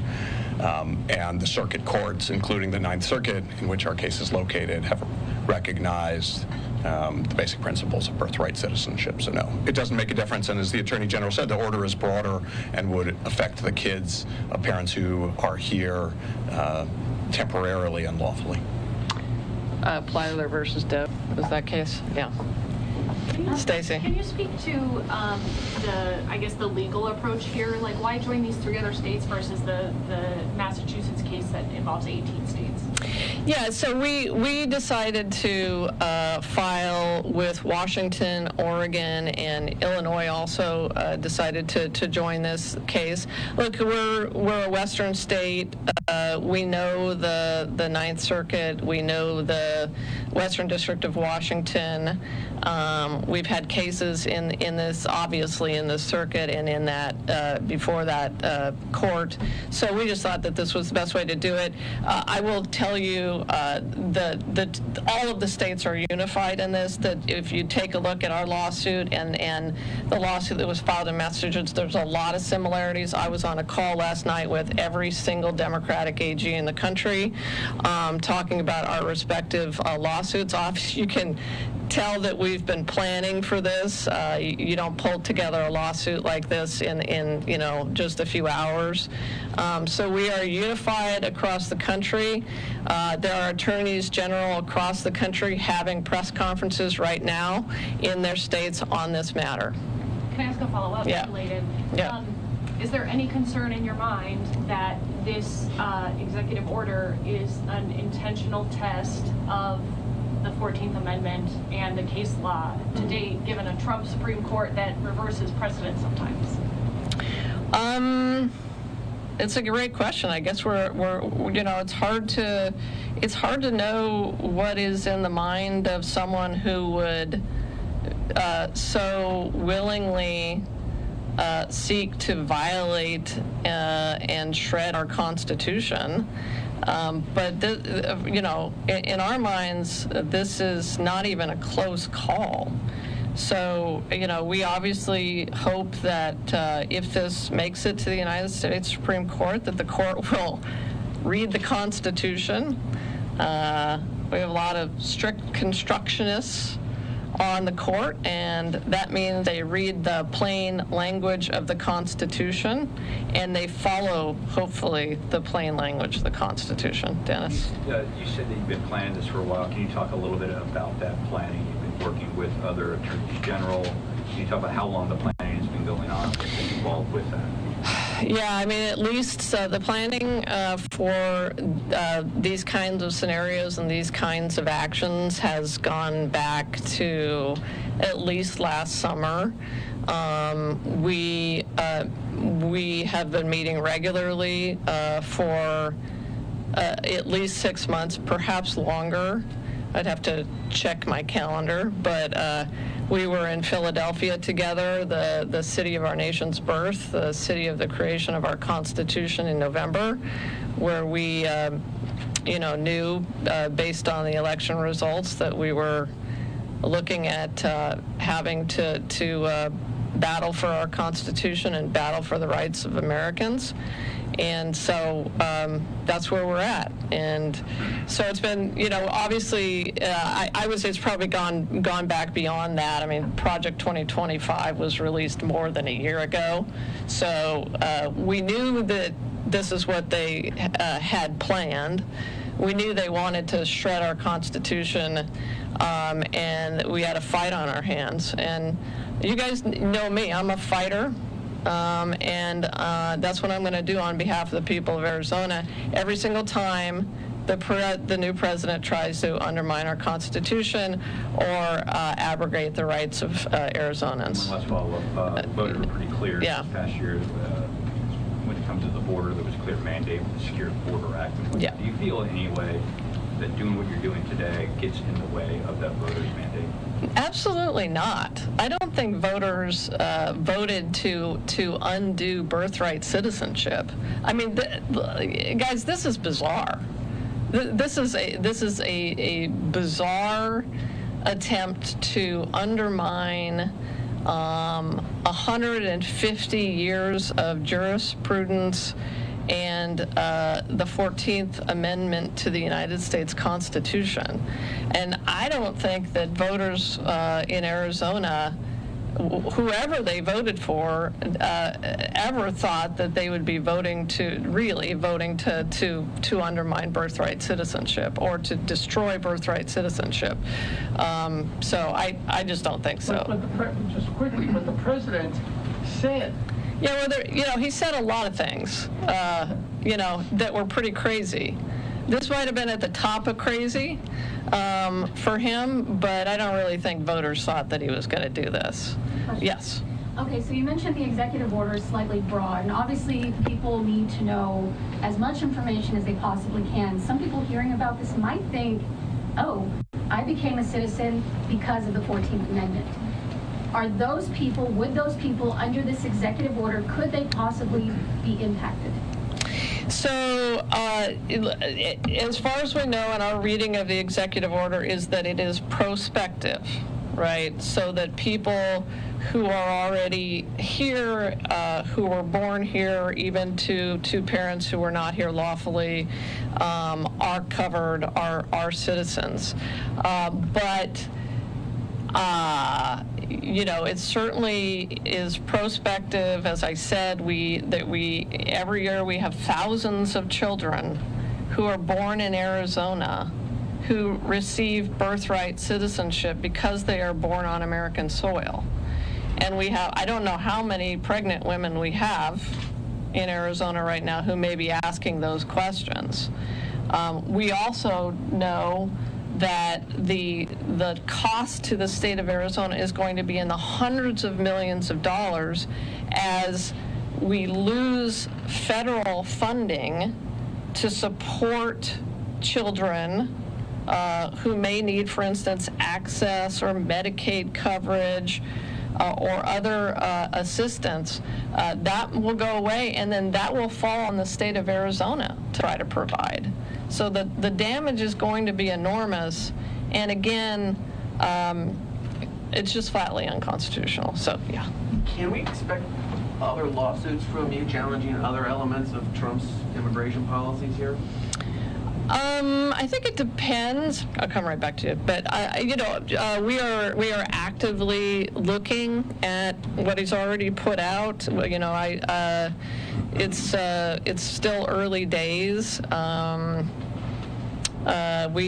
So we're taking a look at it. There are other things that we're looking at. I will tell you, I'm very interested in, and frankly, incredibly disappointed in what looks like an effort to impound the funds that would be coming to Arizona under the IRA, the Inflation Reduction Act, that could have enormous implications for the state of Arizona and all the investment that was coming. And I've asked my team, Josh, and our Solicitor General's office to look at whether that's possibly unconstitutional or unlawful. Yes. Yeah, this is kind of related with the immigration. So the Senate just introduced a bill, the ICE Act, to force the Arizona authorities to comply with the immigration policies. What are your thoughts about that? The Arizona Senate, yep. The recent introduction. Yeah, look, this was put out by Warren Peterson, I take it. What I would say to Warren Peterson is do your job first. You've got a lot of work to do that you haven't been doing. He has cut the budget. Last year, the Senate and House Republicans and the governor cut the DPS budget. They also cut my office's budget. We prosecute almost all of the major drug felony cases against the Mexican drug cartels, and yet they cut my budget. They cut DPS's budget, and now he's putting out something else that would be an unfunded mandate. I would say to Warren Peterson and the Republicans in the legislature, where have you been when it comes to funding our sheriffs and our police chiefs who are saddled with the unfunded mandate of Prop 314? Where have you been? So, I would say do your job first and then, start passing more legislation. Yes, back here. So you're talking about budget cuts to your office. The legislature in California is making a $50 million pot of money to take on Trump. Your legislature probably is not going to do that. Are you confident you have the money to do all of these upcoming lawsuits as well as what your office does? I have the best Solicitor General in the state of Arizona, in the country, not just the state of Arizona, but in the entire country. I have the best SGO in the country. We have managed to build, I think, one of the most talented legal teams here. They are small but mighty, and yes, we have what it takes. It would be nice to be one of those states where the legislature would actually support the Attorney General's office. It would be nice to have a legislature that was pro-law enforcement, and that means funding the Attorney General's office, which is where most of the efforts are to combat drug cartels, but that's not where we're at right now. So, yes. Yes, I have a question. How does, given if this executive order goes into effect, for an Arizonan who's a U.S. citizen who doesn't have a passport, how do they get that if a birth certificate isn't proof of citizenship? Does that still affect people who say don't have passports and still get to apply? We were talking about this upstairs, and I'll let Josh come up and try to answer it as well. It's a great question. I think it's one of the things that are not explained by this executive order, and it's part of that issue is the part of the chaos of this executive order. How do you prove your citizenship anymore if you can't do it with a birth certificate? Another question is, what are hospitals supposed to do? Are now hospitals supposed to add a component on the birth certificate or something to the birth certificate that says, I've checked the citizenship of these two people, or the mom and the dad, and I have affirmed that they are citizens, and therefore there can be a birth certificate. You know, I was talking with my criminal division chief this morning about this. The Trump administration apparently is saying that all of these individuals are not under the jurisdiction of the United States. Does that mean they don't want me to prosecute people who are engaging in fentanyl trafficking in Arizona because they're not under the jurisdiction of my office? I mean, that's a conclusion you could reach from this executive order, is that I couldn't prosecute somebody who was not here lawfully or that was not here born a citizen. Does that mean that now, does this executive order now also mean that hospitals are going, and doctors are going to ask people whether they are citizens of the United States before they will treat people? Because they'd be worried that they're not going to get paid because Access won't pay for it anymore? There are a lot of questions that are raised by this executive order, and that's among the many reasons that we are going to fight it and we are going to defeat it in court. You have a follow-up question? I have one more question, which is just the executive order regarding lethal injection drugs. Will that potentially help Arizona as we look to restart executions in the state? I don't think it's necessary. You know, we have procured the drugs necessary to carry out executions in Arizona. We are prepared to do that. We anticipate that we will be executing Aaron Gunches on March 18th if the Supreme Court approves the execution warrant. So I don't think it's necessary. Obviously, I don't know who it was aimed at or what states it was aimed at, but we are prepared and ready to go. Dennis, let's come back here, right? Okay, is it on this topic or okay? No, I didn't expect to go off topic. Well, you can go off topic. I'm here. Go off topic. So you've got a fake electric case has been. The Arizona Attorney General speaking there, now going to be taking other questions, but joining Washington State and other states here, more than 15 states in this lawsuit filed in the U.S. District Court of Western Washington. So more than 15 states now on that lawsuit against Donald Trump's executive order. We will take a 2-minute break. Stay right here with us, everyone. More to come on Live Now from...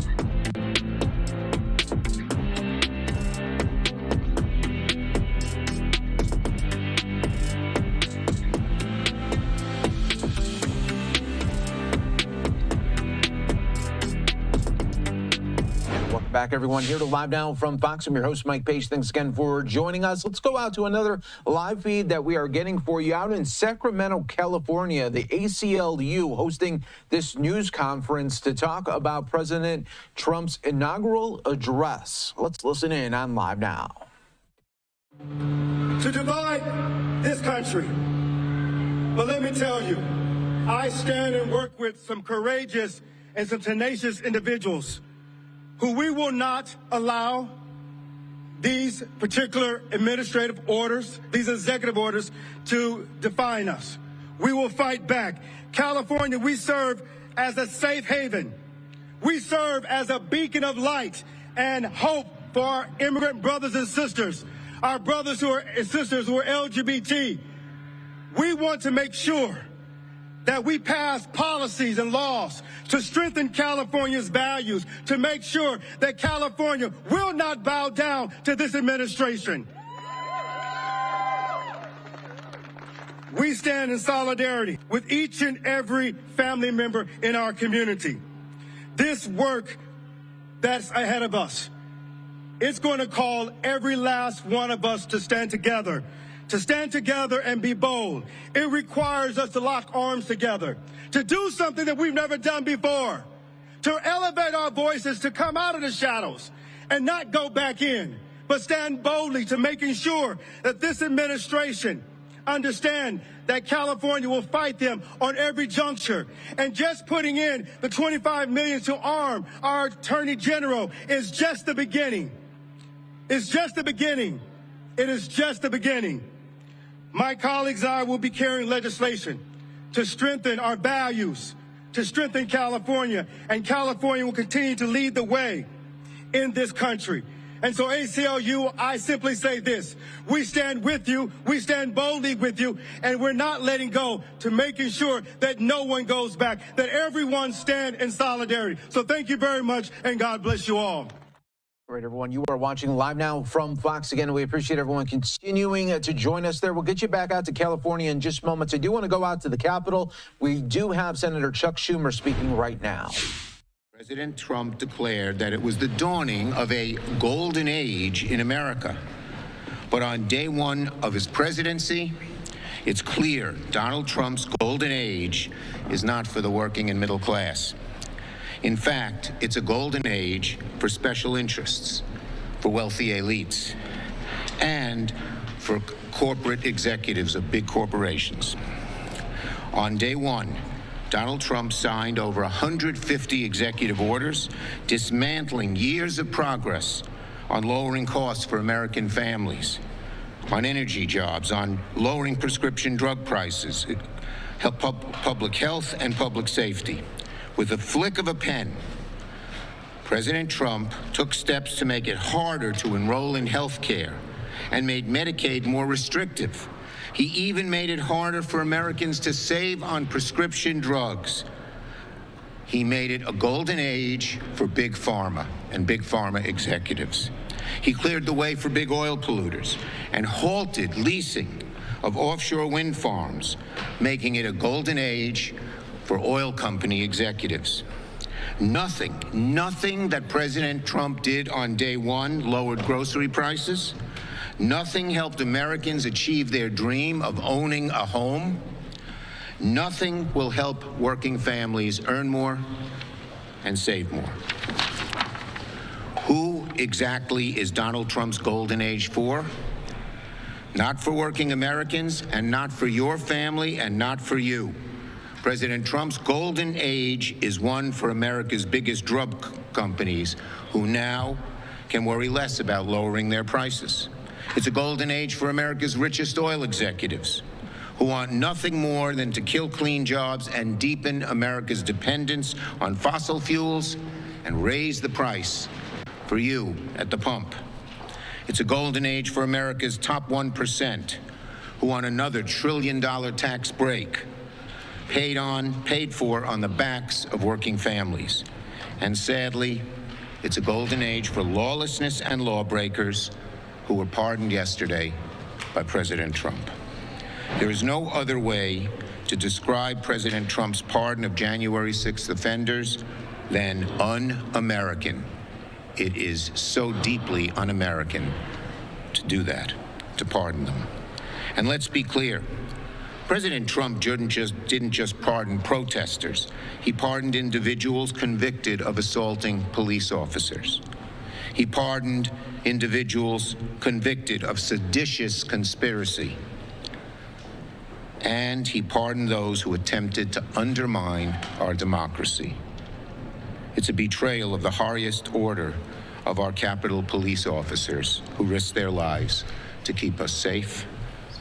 It just is so cruel to the Sitnick family who lost a police officer.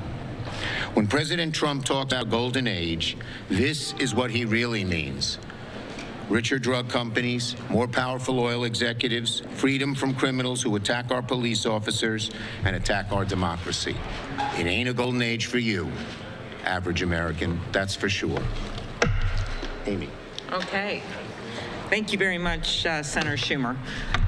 When we were together last, I talked about how we as Democrats are willing to find common ground with Republicans and the administration if we're going to actually help the people they said they want to help, to bring costs down, whether it's housing, whether it's child care, whether it's health care. But we're going to stand our ground when they hurt those people. And that is exactly what is happening in this first executive order, as well as the announcement by the Ways and Means Committee over in the House for how they are going to look to pay for their tax cuts for billionaires. I'm focused today on the pharmaceutical industry. As you all know, they had a sweetheart deal for years when it came to Medicare negotiation for our seniors. And after years of trying, it was Democrats and Democrats alone that undid that deal and made sure that we got lower costs. But now in what the President has dubbed the golden age, we're seeing the goldest of the golden age getting the benefit of this. That would be pharmaceutical companies if we reverse these policies. So they've done it in two ways. One is what they've just announced over in the House of ways they want to cut things on the back of the prescription drug negotiations and some of those programs. And the second is Trump's executive order. For health care plans, he cut the Affordable Care Act enrollment period short and reversed policies that made it affordable for parents to add their kids to their health insurance. He's also making it harder for 24 million people to keep coverage year to year by revoking automatic re-enrollment in Affordable Care Act plans. For prescriptions, he ended a program encouraging Medicare prescription drug plans to offer generic drugs for a flat $2 copay for common chronic conditions. So of course we're going to oppose that and do everything we can to bring back competitive principles and cheaper drugs for our seniors. The other thing to watch, and this is key, on the Medicare negotiations, the last group that former President Biden announced was a $1.5 billion savings in out-of-pocket. $1.5 billion with common drugs like Januvia and Jardiance and Eliquis and Xarelto.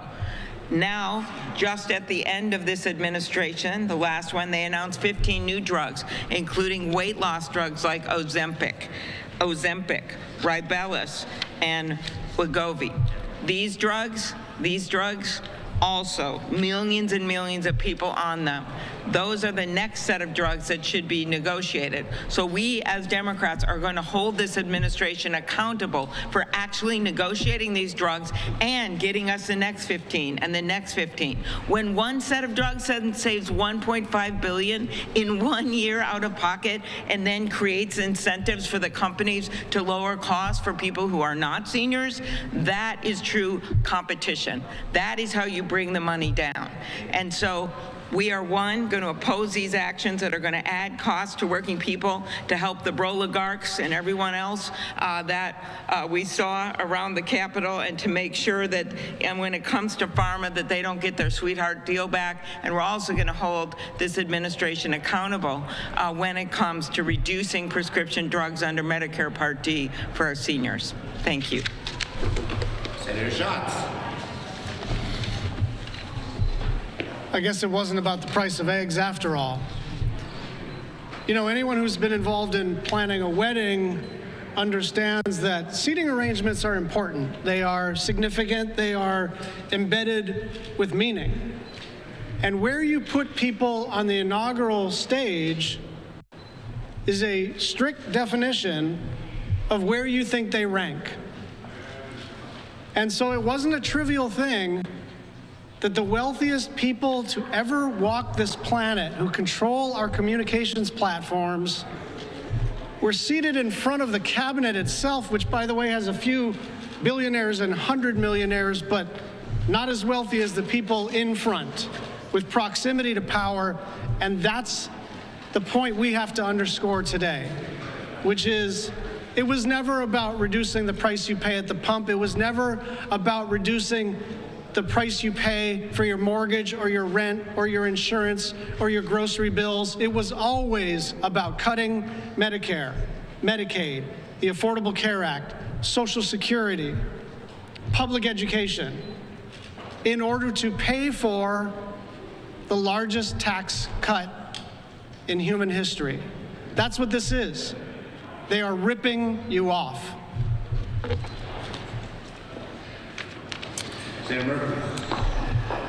So we all remember when the oil industry paraded down to Mar-a-Lago at the beginning of last year, and they cut a deal with Donald Trump, widely reported that they would donate $1 billion, that's still a lot of money, to his election campaign in exchange for breaks for the oil and gas industry, to allow those companies and those CEOs to make even more money. Well, the oil industry made good on their promise, and they backed Donald Trump in this election. And yesterday, he made good on his side of the deal, handing those corporations and those CEOs millions and millions more in profit and salary. This is a grift, plain and simple. If you help out Donald Trump, he'll help you out. The billionaire CEOs that were standing behind him, they have no interest in cutting costs for average Americans. Jeff Bezos wants contracts to keep up with Elon Musk. Meta wants the FTC lawsuit dropped so that they can make more in profits. Apple wants to make sure that it can continue to make its phones in China. None of them are interested in lowering costs. They're interested in cutting deals with Donald Trump to make their companies and their executives richer and richer. And I appreciate Senator Schumer talking about the most unconscionable thing that happened yesterday, the pardoning of 1,500 rioters, many of them engaged in brutal acts of violence against police officers here. And that's an affront against democracy when assault, political violence becomes legitimized and celebrated, but it's all part of the same story. Because this White House is about one simple thing, and you saw it crystal clear yesterday. If you help out Donald Trump personally, if you donate $1 billion to his campaign, if you storm the Capitol in his name to keep him in power, he'll help you. But if you're just an ordinary gas station owner out there or a security guard who goes to work for close to minimum wage, he doesn't care about you. He cares about the powerful people who can help him. He cares about the people who will engage in violence to keep him in power. Leader Schumer. You mentioned, obviously, your concern about the Trump article. What about Joe Biden? Was it appropriate for him to give a blanket pardon to his family on the way out the door? We're looking at the future. Leader Schumer. Yes. On tariffs, the president is threatening 25% tariffs against Canada and Mexico. Do you see that as an abrogation of the U.S.-Mexico-Canada free trade agreement? Well, look, the bottom line is if these tariffs are going to raise the costs for average American families who have to pay more for goods as a way to pay for tax cuts on the rich, that would be a travesty. It would hurt average American families and would be a very, very bad thing to do. Yes? Do you allow a time agreement, or should Democrats allow a time agreement on John Radcliffe? And is there a risk in Democrats allowing these nominees to be spent? Well, John Radcliffe is, since he is not a cabinet official, is only 2 hours. But we're going to look at each nominee carefully and determine what to do. Yes. You talked about standing up to the Trump administration talk a little bit about what that looks like? What is the Democrat strategy for pushing back? Well, you're seeing it today. I mean, we are exposing what actually these EOs do and who they benefit and who they hurt. This is a relentless drumbeat. We're doing the same thing at the hearings. Our theme is we're on the side of working families, they're on the side of the wealthy, the well-privileged, the well-connected. And we're doing that on everything we do. And just as when we got into the majority in 2017, we started out doing it, we kept doing it, we're going to persist in doing it, and it's going to be very, very successful. Yes. So Trump yesterday repealed Biden's AI executive order, and last Congress there was a push to codify parts of that. The AI Safety Institute might be at stake. How are you guys planning to proceed with that? Yeah, look, I believe in the AI Safety Institute. I believe in NAIR. We're working with our Republican colleagues to try and have a good legislation that allows innovation in AI, but has safeguards to prevent the very bad things from happening. Thank you. Support a filibuster of the Hegseth nomination. Leader Schumer, have you seen the affidavit? Senate Democrats reacting to Trump's long executive orders that was put into motion and signed yesterday. And of course, coming up at 4 p.m. Eastern here on Live Now from Fox, we will have full remarks from President Trump on his first full day in office at the White House for his second term. We'll be back with more on Live Now from Fox coming in minutes.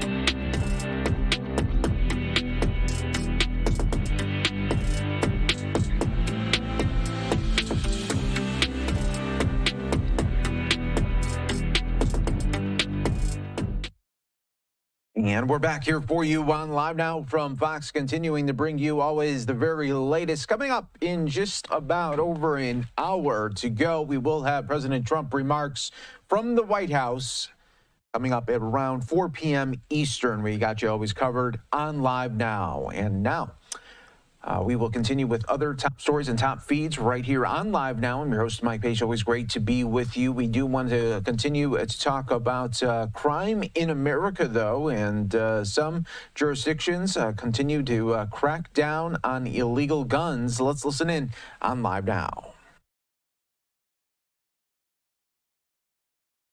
During this operation, along with a multitude of illegal drugs.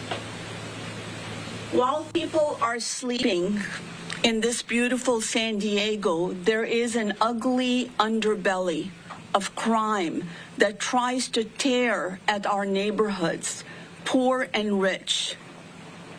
And the only way to stop them is what you see here before you, a coordinated, collaborative, fearless effort that says that we're going to hold the rule of law and we are not going to give up on any child or any adult for their right to be safe. These criminals took orders from cartel bosses operating in state prison and preyed on business owners by forcing mafia-style taxes. They dealt illegal drugs, including pounds of deadly fentanyl, committed widespread violence, and trafficked weapons, such as ghost guns and AR-15s. One of the 20 cases that my team charged involves a murder that happened in Chicano Park, committed by a 15-year-old with an AR-15 supplied by an older gang member. The extraordinary cooperation and expertise from our law enforcement partners has exposed the cartel bosses in prison who were calling the shots and putting significant pressure on our streets and our street gangs to operate in this lawless and reckless and dangerous manner. I want to recognize and thank, before I provide additional details, some of the people standing here with us today.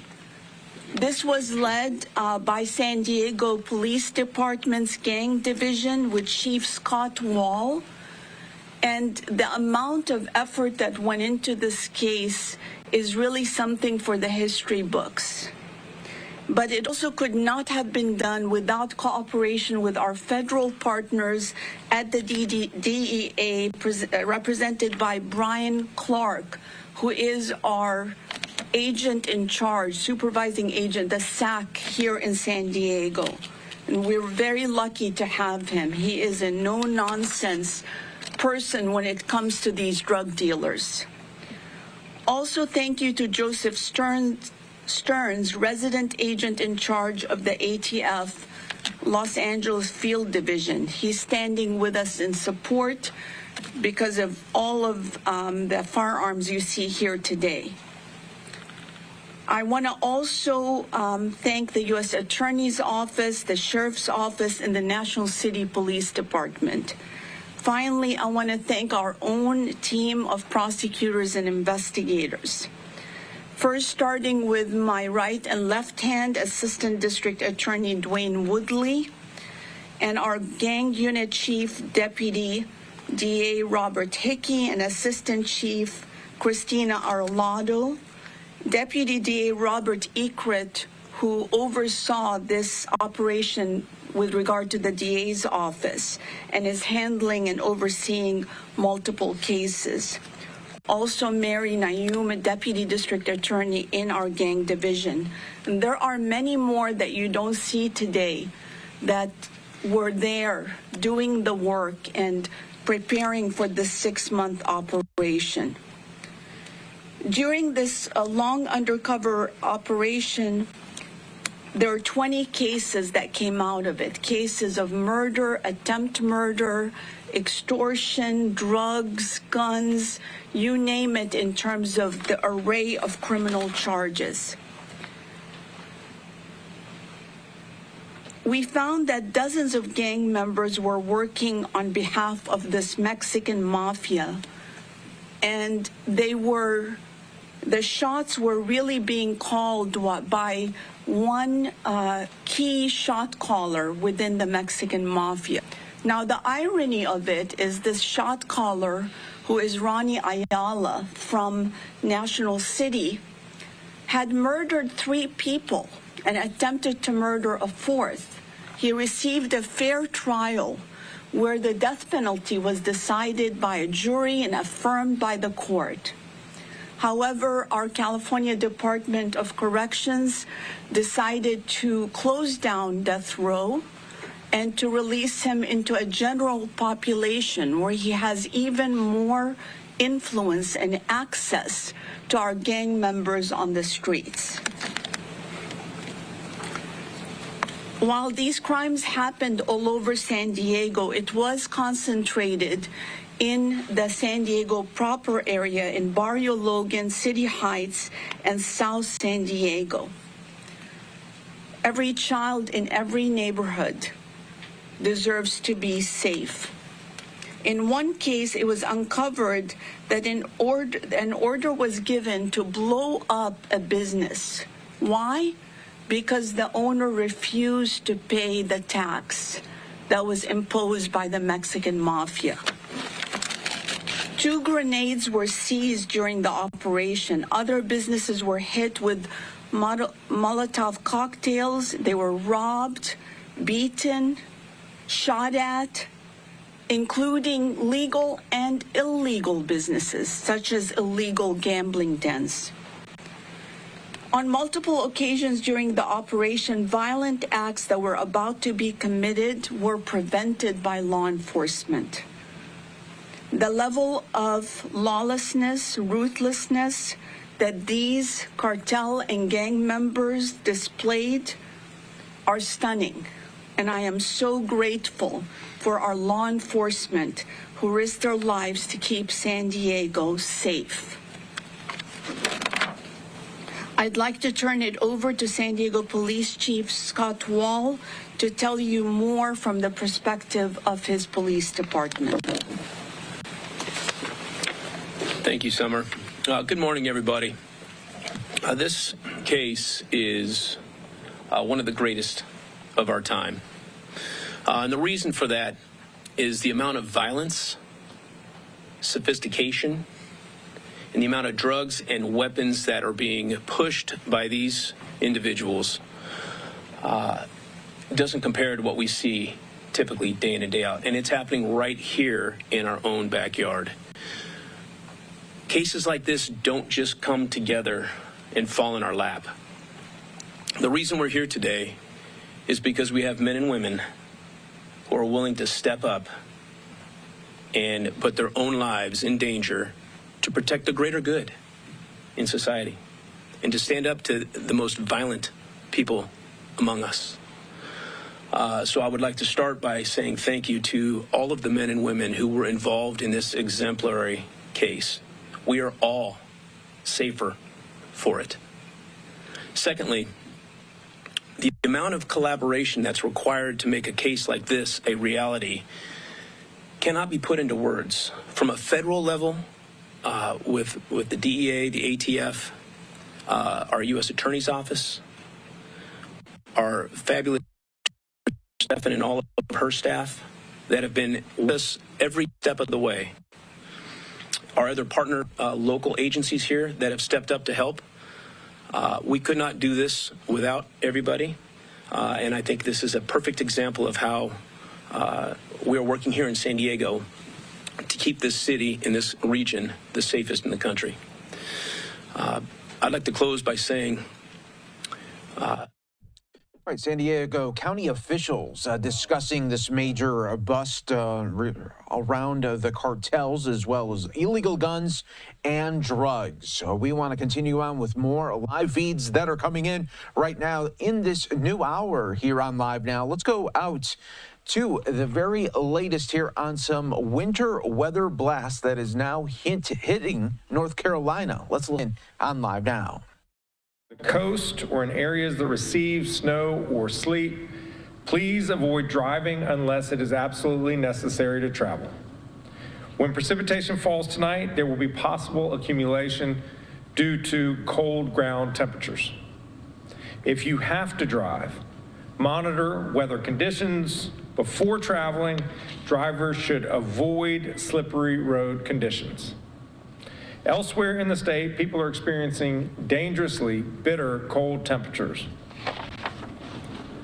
Many communities have opened warming stations for those who need safe refuge from cold temperatures.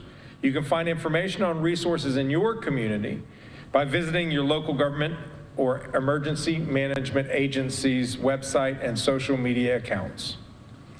This morning, in addition to Director Ray, I'm also joined by the Adjutant General of the North Carolina National Guard, Major General Todd Hunt, Secretary of Public Safety, Eddie Buffalo, Commander of the State Highway Patrol, Colonel Freddie Johnson, and DOT Chief Operating Officer Chris Peoples. At this point, I'll turn it over to Emergency Management Director Will Ray to provide some updates on the weather forecast. Thank you, Governor. Good afternoon, everyone. As we move into tonight, portions of central and eastern North Carolina may experience winter precipitation in the form of sleet and snow, and the entire state, as the governor said, will experience bitterly cold conditions. A winter storm warning is in effect starting today at 5 p.m. for the entire North Carolina coastline and inland counties in far eastern North Carolina. The current forecast places the greatest snowfall totals across the Outer Banks and northeastern coastal counties, Carteret, southern Craven, Pamlico, Terrell, and Hyde counties, where 6 to 8 inches of snowfall is possible. A winter weather advisory is also in effect for counties in eastern North Carolina and into much of central North Carolina beginning at 4 p.m. today, where 1 to 3 inches of snowfall is possible, particularly in our eastern counties. A cold weather advisory remains in effect for the entire state tonight through midday tomorrow. Wind chill values as low as 14 below zero will be possible across the mountains, and single digits down to 0 degrees are possible across the state tonight into tomorrow. In both Ashe and Watauga counties, an extreme cold warning remains in effect tonight and into tomorrow, where wind chill values as low as 15 below zero are possible. We've been monitoring the weather system and possible impacts late last week and through this weekend.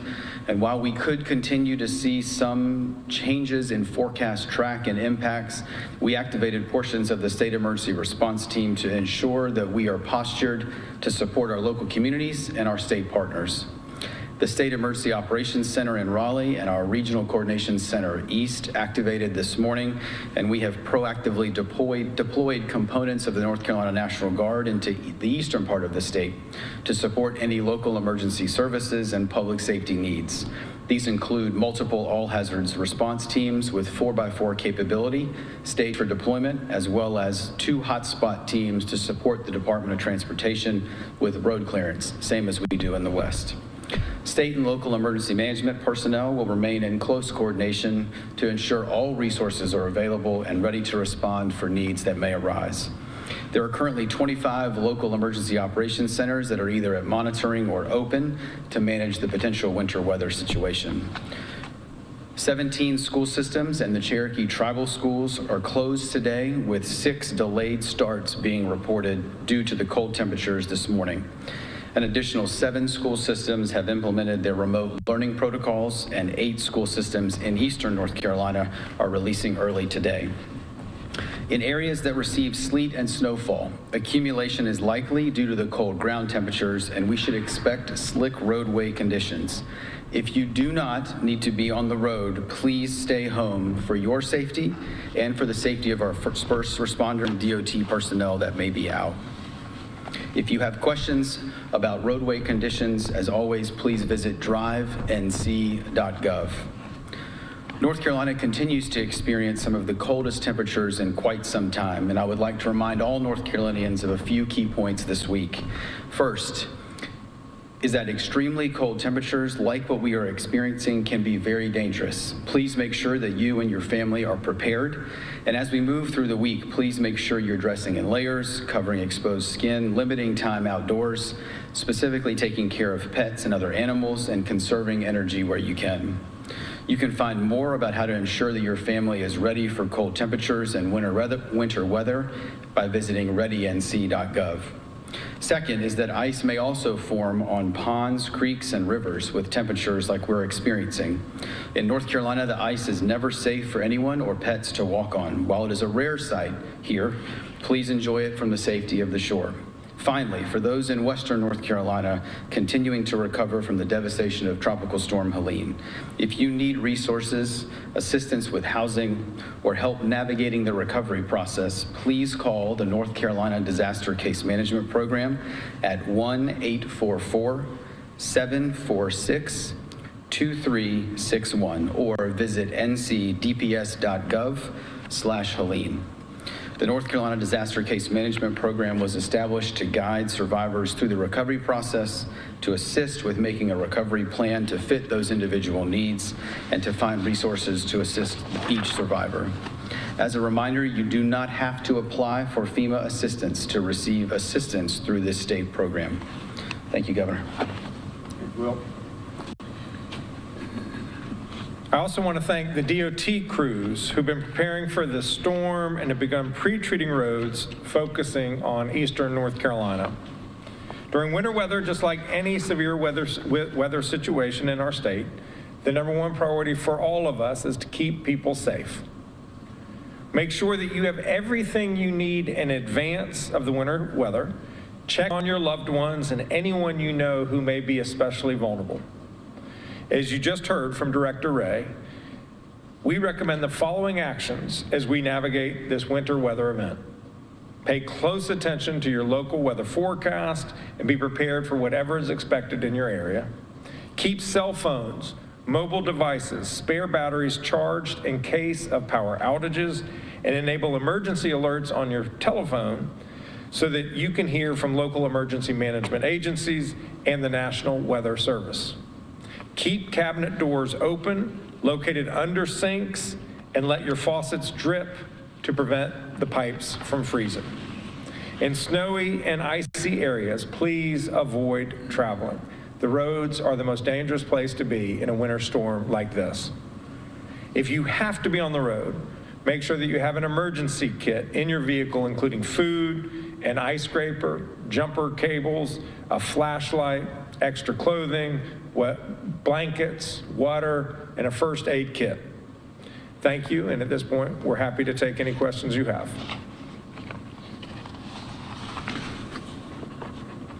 Governor, Dewan Bogart, WCBD. If you could take a look at previous storms, what have we learned from those previous storms and been able to apply to the response today? These folks are always on their front toes. So they anticipated this storm last week and began their preparations. The Department of Transportation has been brining the roads to make it harder for the ice to stick to the roads. Highway Patrol has all of their folks out making sure that they're tagging cars and getting them towed so that we're not worrying about these stray cars on the side of the road and do they have a person in them or not. The National Guard has put advance troops in eastern North Carolina and Kinston so that if there are needs for them to go out and rescue folks, they're on the ground ready to do it. So one unfortunate reality of living in North Carolina is we have a lot of bad weather. And when we have that weather, it gives us the experience to know what we need to do in anticipation of a storm. These things happened last week when we had the other winter weather event, and to my knowledge, no one died on the roads because of the storm. And can you speak to what's being forecast to the eastern part of the state? Normally it would be the other way around, where we expect folks on the west to get more snow. Now it's different this time around? Yeah, Director Ray can follow up, but the line is between Route 1 and 95. And as you get east of 95, we're anticipating more snow. And as you get west of Route 1, less snow. It is counterintuitive from what we traditionally have when it comes to winter weather. Chair, DP out of Sanford. This is not a question, but I just wanted to tell you how much I appreciate the National Guard, the state troopers, and all the fine work you do. Because I'm driving up and down the road with a little small Honda CRV, and it's always nice to know that I'm getting home safe. These guys work hard. What would you, I know you talked a little bit about it, but what would be your main key points for viewers to know with this snow that we'll be doing or ice? Yeah. The main thing is we want folks to stay home. If you can stay home, stay home. Put on an extra sweater, maybe turn your temperature so it's not quite as hot as you might want it to be. We want to try to reduce the load demand on the grid for power, but stay home, make sure you have all the supplies you need, the food, water, and if you have to get on the road, just drive safely. Know that there could be ice at any place. What would be your message to school districts? Some have already canceled school for tomorrow, others are already on like a 2-hour delay. What guidance would you have to other districts who have yet to make a decision will be impacted? Yeah, I don't have guidance. I'll see if Director Ray has. Essentially, each community needs to decide what's best for itself. But Director Ray? I think, as the governor said, I think each school system is going to evaluate what their needs are. Obviously, last week we saw a number of school systems that had lingering impacts from some of that snow and ice well after other school districts around it have been able to open. I think, as the governor said, obviously DOT's focus has been on state and federal roadways. Some of the secondary routes we know can often be a challenge, especially with the cold temperatures. We know that some of the winter precipitation that we get may remain on those roadways for some period of time. Again, we know many of the school systems are right now evaluating what's going to be best for both the students and bus drivers and school faculty and staff to make sure that folks are safe. Aside from the roadway conditions, we also can assume that perhaps the power grid might be a concern as well. Do you have a message to residents who may be trying to bump up their thermostats with these cold temperatures? Yeah, whenever there are really cold temperatures like this, everybody wants more power, and sometimes that can create issues. So if you can conserve your consumption of power, it's always a good thing to do in a winter storm. So if you don't need to wash your clothes or run the dishwasher, just wait until this cold winter weather is past. With that, if power outages do occur, how many crews do you have out on standby for this type of event? I'll hand that to Director Ray. So both Duke Energy, as well as our co-ops, and then some of our utility partners in states around us are regular part of our state emergency response team. They are actually at the Emergency Operations Center in Raleigh with our team today. They have a significant number of crews located native to North Carolina to be able, like they did last week, I think move crews from east to west or west to east, kind of wherever the need is. I think right now the concern of cold temperatures, again, the forecast is telling us it's largely going to be snow. There is the potential for some wintry mix. I think our concern really begins to elevate when we have significant ice accumulation potential as well as significant gusty winds. And so I think, as the governor said, I think one of the really easy measures that folks can do is some of those home conservation measures.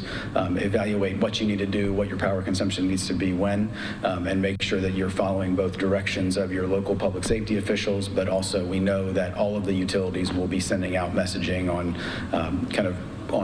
voluntary measures that could potentially be taken.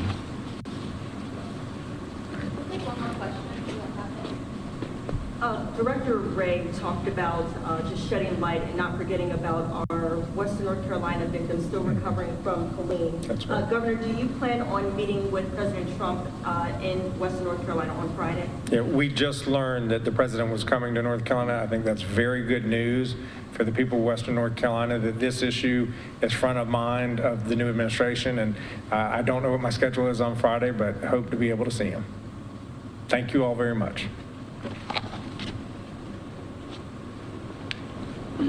North Carolina officials, including the governor, speaking on the big storm coming to North Carolina in the central parts of the state as well as the coast. You are watching Live Now from Fox, everyone. We'll take our first break of the hour. Stay right here with us. More to come. Moments.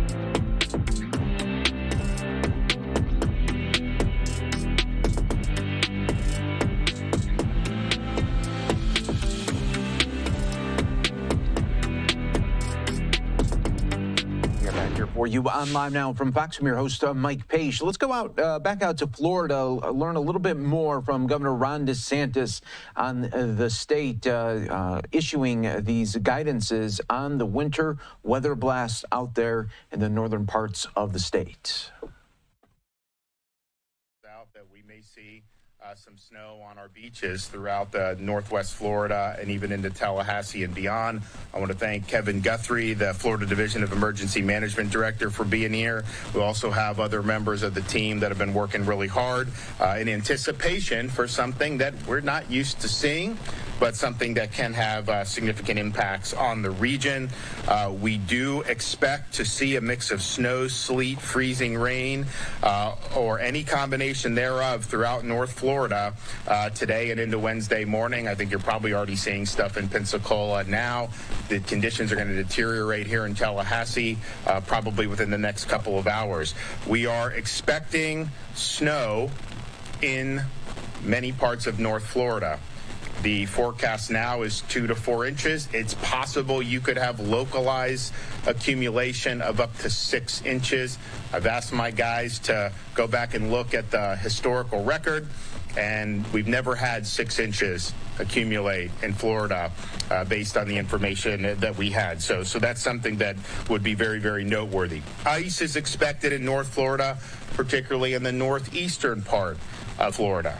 Extreme cold warning's been issued across the western panhandle for wind chill values as low as 5 degrees being possible. Cold weather advisories extend throughout North Florida for dangerously cold wind chills overnight Tuesday and into Wednesday morning. Winter storm warnings have been issued for the western Florida panhandle, with additional extensions eastward along the I-10 corridor in Duval County. Snowfall totals, as I mentioned, forecast between 2 to 4 inches, and we could break the Florida record. The weather is, of course, forecast to continue to worsen throughout the afternoon. Roads will ice before this time as the weather continues to cool, and so driving is one of the biggest hazards of cold weather. And I'll say a little bit more about that, but that's something that's really, really critical as we weather the next day and a half, 2 days. All non-essential state workers in the impacted areas are dismissed at 1 o'clock today. There are some state offices and counties in western Florida that have already closed or will be closing sooner. As of now, state offices in impacted areas will be closed tomorrow, Wednesday, January 22nd. Localities will make independent determinations about closures with respect to things that they have control over. So please listen to your local officials and your local emergency announcements. I don't have to tell anybody that we're not necessarily used to walking in a winter wonderland here in Florida. This is atypical weather for our region. Even northern Florida, which is traditionally cooler than southern Florida at this time of year, we are not used to seeing significant snow accumulation. Now, our infrastructure is designed differently than states that are used to this. I mean, if this were South Dakota, they would just shrug their shoulders. We are designed a little bit differently. Now, the state has done a lot to prepare, but I would say that you have the opportunity to just recognize that the road conditions, driving in icy conditions, can be very, very hazardous. And that's true anyways, but you also have Florida drivers, which, North Florida may not be the level of South Florida in terms of the driving, but when you are in these icy conditions, there's a lot that can go wrong. And if people have never driven in that before, it is just different driving in that. So we're advocating for people to stay off the roads if at all possible as these conditions continue to deteriorate. When we've had these freezes in the past, we have had some significant mishaps. I know 2012, 2018, that was before I was here, but there were some serious mishaps. Now, we have signed an executive order ahead of this anticipated weather. We are at a level 2 here at the State Emergency Operations Center. We're going to continue to work. Now, the Florida Department of Transportation has identified priority routes along I-10 and I-75 in North Florida They've reviewed them for possible concerns like leaning trees, low electric lines. These are going to be priority corridors for pre-treatment and de-icing if necessary. FDOT did begin the pre-treatment of state-owned bridges, so over 600 bridges in the affected region, for ice on Monday, and they have sprayed them for ice. They continue to renew the spray throughout the day between the rain events. Over 250 Florida Department of Transportation team members and nearly 200 pieces of heavy equipment stand ready to support with pre-stage items, including de-icing chemicals, 11 snowplows, believe it or not, in the state of Florida. We're mobilizing snowplows. 120 truck spray rigs to distribute de-icing chemicals on roadways, 25 spreaders to distribute de-icing chemicals on roadways, generators standing by for traffic signals as needed, and other heavy equipment including skid steers, tractors, front-end loaders, and chainsaws. Efforts are being made to prevent freezing on movable bridges by warming gearboxes and ensuring the ability for additional bridge movements if needed during extreme cold. 40 heavy equipment items have been deployed from Central Florida to assist with operations across the northern part of the state. FDOT is working with Alabama and Georgia Department of Transportation to coordinate de-icing of shared bridges, particularly at state lines, to ensure safety and functionality. Rest areas and welcome center facilities have implemented winter weather plans and appropriate protocols to make sure those facilities remain functional. Way stations have increased staffing levels to ensure operations remain functional on our roads for commercial travel for as long as possible. FDOT Rangers have expanded overnight patrol service with a flexible approach to repositioning teams based on need across North Florida. Now, as of right now, all airports are open and operational. However, each airline determines cancellations for the flights that they are doing, and there have been cancellations that have already been issued, and we anticipate there likely will be more cancellations. And so if you're planning to fly into North Florida or fly out of over the next day, that could be something that the airlines will cancel. So just stay tuned on that, but anticipate that could happen. Several school districts across the Panhandle and Big Bend have also announced school closures in anticipation of dangerous weather conditions. For more information on school closures, go to fldoe.org/storm info. Some counties are opening cold weather shelters. Now, it's possible you can have interruption in power. People should know that that's a possibility. I think Kevin will say a little bit more about it. We don't anticipate there being massive power outages on like a hurricane scale. I mean, we had 4.2 million without power at one point, cumulative for Milton. This would likely be a little bit more localized, but when you have freezing temperatures, you have problems with lines. Obviously, if the transmission is interrupted, you could have an interruption in service. So people should just be prepared for that. If you want to see if your county has a cold weather shelter open, go to floridadisaster.org/counties for updated information. Now, as for preparing yourself in your home, we are encouraging residents follow the 5 Ps of cold weather safety. These are not things most people in this state are probably familiar with, especially if you've never lived north before. One is protect people. You wear multiple layers of clothing to keep warm, hats, gloves, scarves, thermal socks. Just assume that you may have an interruption of heat. If you don't have heat, then obviously that's going to be even more significant. Protect pets. If you are cold, they are cold. Bring your pets inside during cold weather or ensure they have proper shelter and warm bedding if kept outdoors. Protect pipes.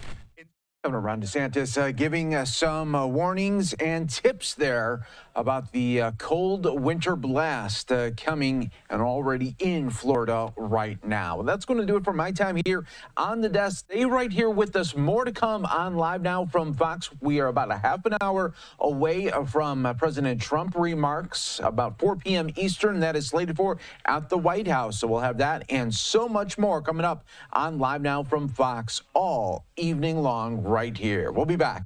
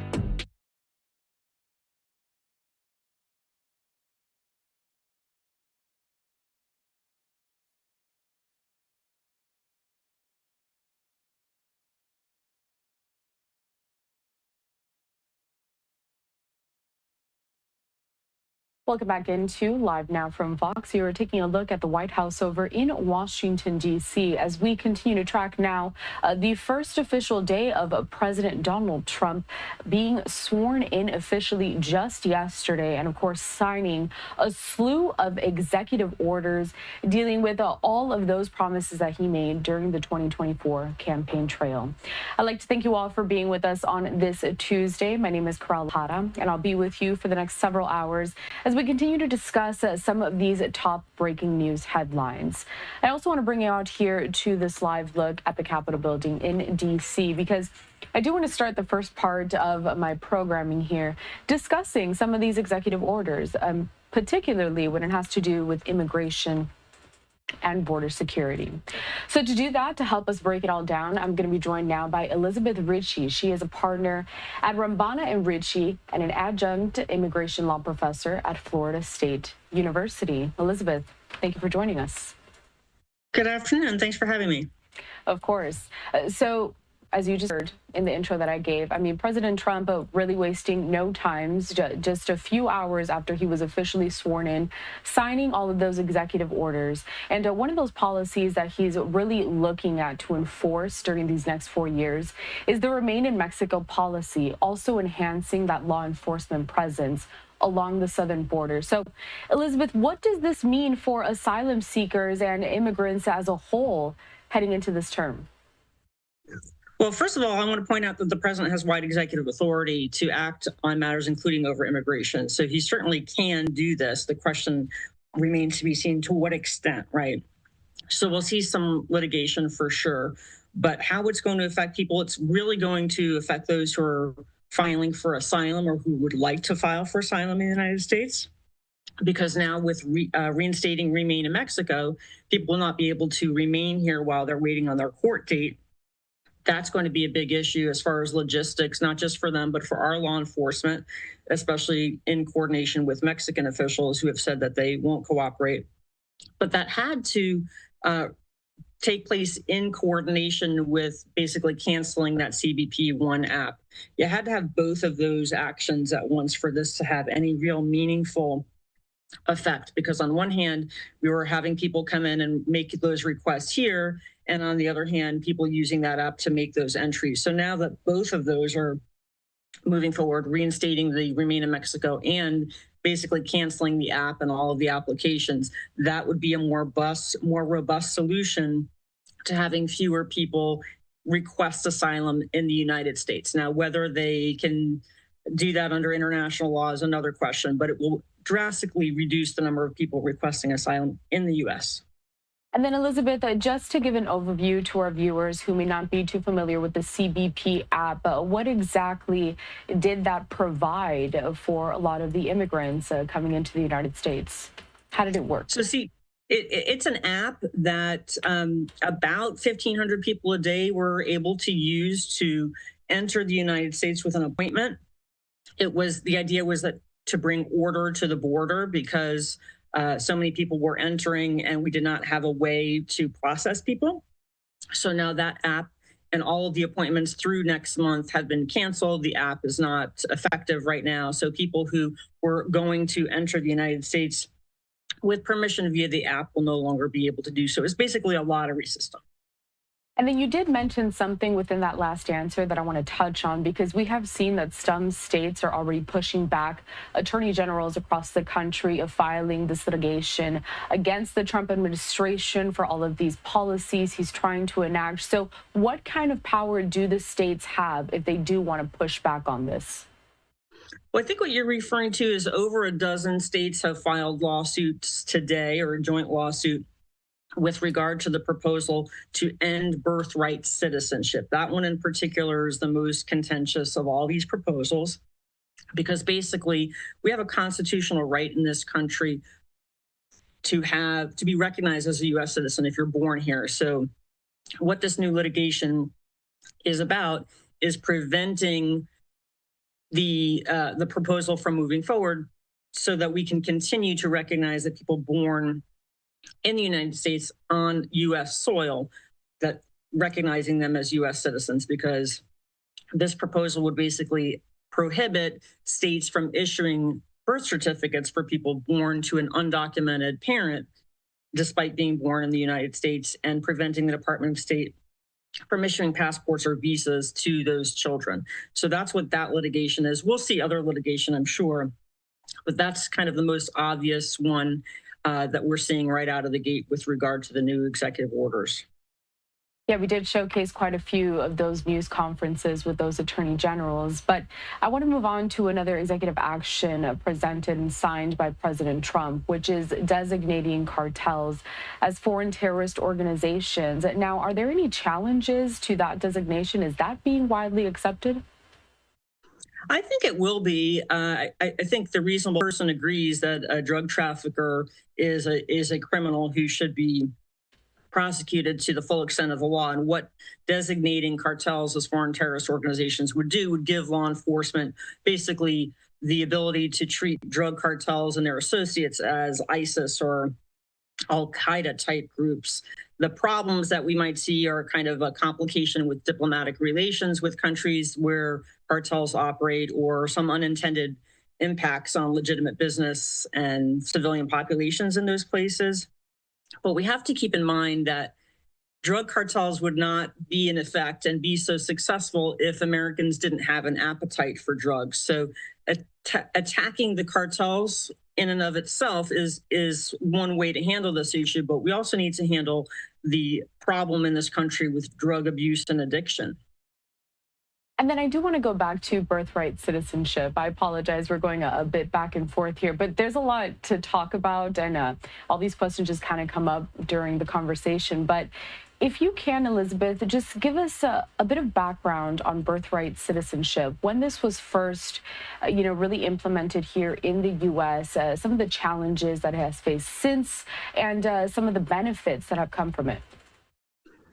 So birthright citizenship is part of our Constitution, part of the 14th Amendment. You can be a citizen one of two ways: Juris solis, being born in the United States on U.S. soil, or Juris sanguinis, by way of blood, right? You're born to a U.S. Citizen parent. So that is part of our Constitution. That is a result of the Civil War and slavery in this country, and it is a way to recognize that anyone who's born in the United States is a U.S. citizen. So when we start trying to adjust immigration in this country, which I understand, again, the reasonable person knows that we have some very serious challenges with immigration in this country, but that is a constitutional issue that really cannot be fixed or improved upon by way of executive order. That is something that would require a constitutional amendment, which would be very, very challenging logistically. There are other ways, just like I said, with the cartels, to address issues. And this is a very one-sided, legally problematic attempt to address this issue of people who are undocumented having children in the United States, because it is part of our Constitution. And just going a little deeper off of this answer that you gave here, because it is challenging to tackle all of these issues. People are concerned about the border. But how, or if anything, what would be the most efficient way to, kind of oversee immigration as a whole, make sure that people stay safe, and make sure that people are still provided the protections that the United States can offer? That's a great question, and it needs to be addressed holistically. So again, the reasonable person agrees immigration is a challenge in this country, but we need Congress to act. We need bipartisan attempts at addressing the core issues, including America's appetite for drugs. We need to address the issue of U.S. companies paying immigrant workers less than their U.S. counterparts. We need better enforcement. We need more money to do all of those things. So executive orders are just one way that the president does have the authority to address these issues, but it's not a holistic way, and it's not something that is going to be able to have the long-term effect without Congress acting. And that's really what we need to live up to our American values and to comply with international law. You know, Elizabeth, the topic of immigration is constantly in the headlines. There's so many different storylines that we can take when discussing this specific topic. Is there anything that you feel maybe hasn't been spoken on enough that could provide a better context as to this entire situation as a whole? Sure, thank you. So just like the issue with America's appetite for drugs, cartels wouldn't operate here if they didn't have customers. Likewise, employers would not be able to employ undocumented immigrants if they weren't paying, generally speaking, a wage less than American workers were willing to receive. So we have to enforce immigration law, not just on the immigrants, but on those who employ immigrants without authorization because they're able to take advantage of their undocumented status and pay them less. And that's why we need a holistic approach in Congress to take action, taking the economy as well as society and safety into consideration so that we can move forward, fix the system, and not continuing to kick the can down the road as we have been for over 25 years. All right, Elizabeth, before I let you go, what are your thoughts going forward within the Trump administration with this situation on immigration and the border? What do you have your eye on? I have my eye on this birthright citizenship executive order. I'm very curious how that's going to be effectuated, and I'm encouraging people to get their documents ready, be able to show that their children and their property and bank accounts are taken care of in case there is a mass deportation, so that people's families and property are protected. And in the meantime, encouraging people not to sign a stipulated waiver if they don't understand what it says and don't agree with its terms, so that they have the opportunity to see a judge in case they are eligible for a benefit to remain in the United States. Otherwise, this is going to be very interesting 4 years, and I'm going to be reading a lot and keeping up to date with all of these changes like I know you will be. Actually, Elizabeth, I'm not going to let you go because you just brought up another point that I want to address here. And I just wanted to be like very specific. If these mass deportations do begin, we don't know when or how, but what are those specific documents that people have to have ready in case this does go down? Well, what they should have ready is a power of attorney to show that someone can pick up their child from school, someone can access their bank account, their home. Because if those kinds of things are not in place and ICE does come knocking on the door and someone is taken away who has family, who has a business, who has property and accounts here, that's going to be very logistically difficult to handle detained or from abroad. So powers of attorney, things like that.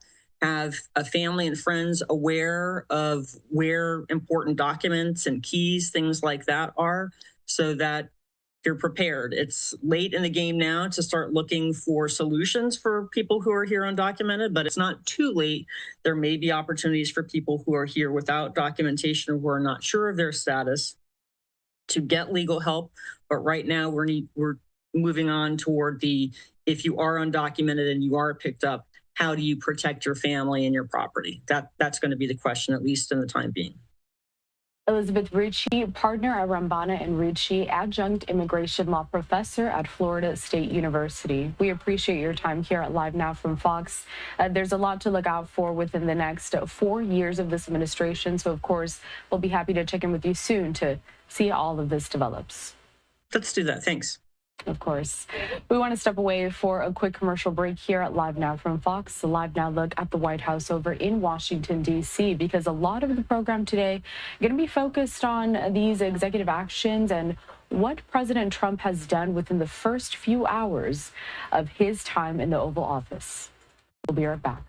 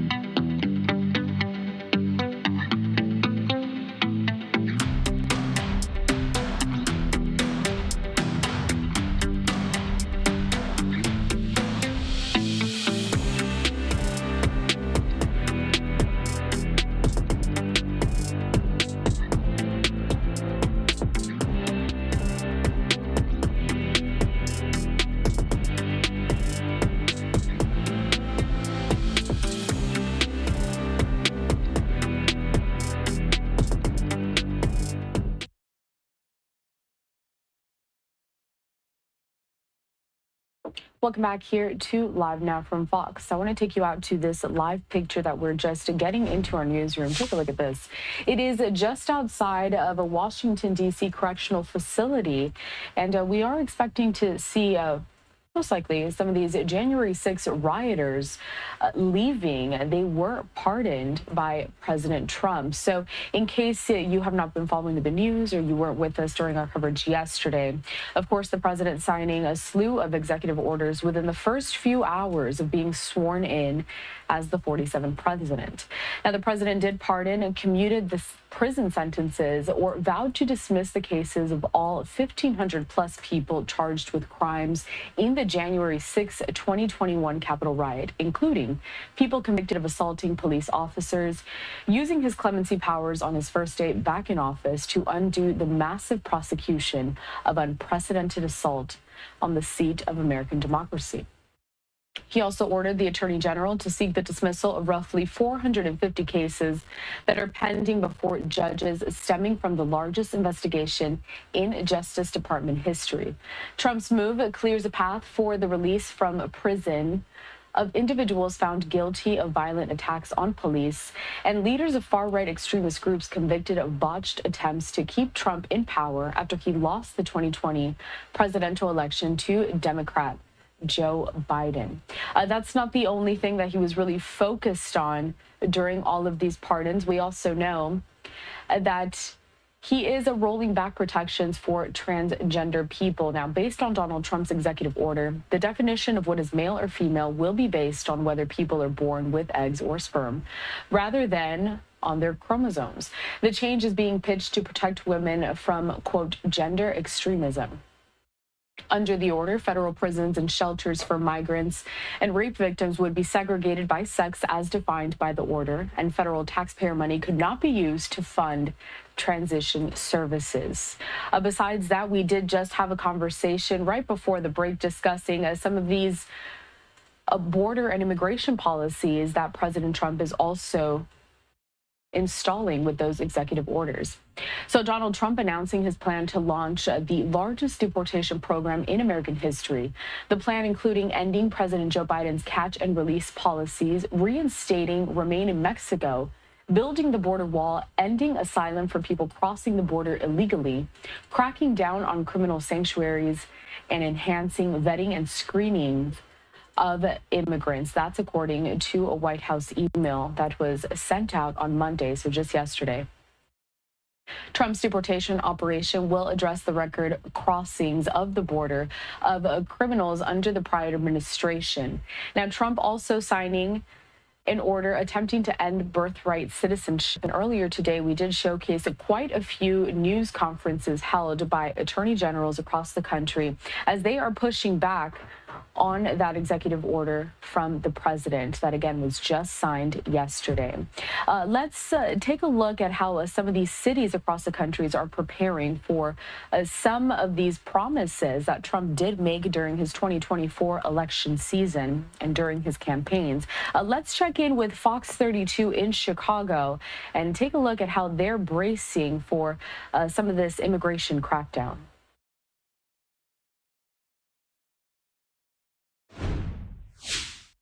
The administration said to expect mass deportations on day one. But now in day two, they seem to be treading a little more lightly than anticipated. Border Czar Tom Homan said earlier today, quote, "We're looking for public safety threats. ICE agents are out there doing that now." ICE officers starting to doing their job that haven't been allowed to do for 4 years. There's not a blanket, saying we can't go in these locations at all, but there's going to be a process put in place where there is discretion used, but it's decided by a higher level ICE officer to make sure we're doing the right thing. Has to be a significant public safety threat, a significant national security threat to do something like that. Homan says the city's sanctuary status will make no difference to his ultimate goal, But the Sanctuary City label means the Chicago Police Department will not be aiding ICE agents. And last week, 2 older people attempted to pass an amendment to the city's Sanctuary City ordinance to allow police to work with ICE officials when undocumented residents are arrested or convicted of specific gang or drug-related crimes. The idea was rejected 39-11, but Alderman Raymond Lopez tells me they're not going to give up. This Wednesday, they'll welcome their colleagues in City Hall to collaborate on possible new measures. President Trump's border czar, Homan, has previously threatened to prosecute anyone who stands in his way, and that includes Mayor Brandon Johnson for what he calls harboring and concealing asylum seekers. Chicago has spent nearly $630 million on the migrant crisis. In Chicago, Kelly Saberi, Fox Business. Thank you to Kelly Saberi there for Fox Business, not Fox 32 in Chicago. But we are working closely with our partners down there at Fox 32, seeing how all of this is going to play out. We know that Chicago is one of those places that has seen an influx of migrants in recent years and is dubbed one of those sanctuary cities. A live now look at the Capitol building in Washington, D.C. As we do have to step away for our final commercial break of this hour, we continue with more of these live looks and top stories when we come back.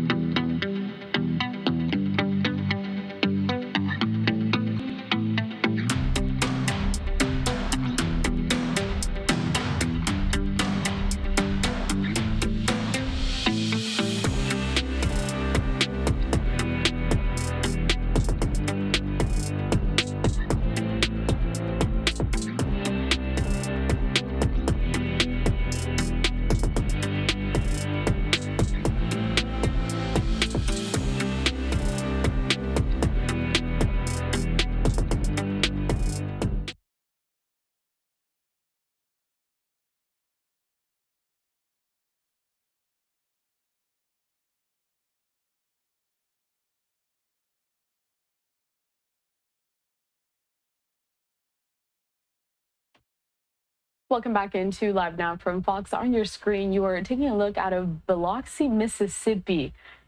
It is quite a beautiful shot, actually. Oh, freezing at parts there, but you can see all of the snow falling down there on the roads. However, dangerous conditions when you see roads looking like that.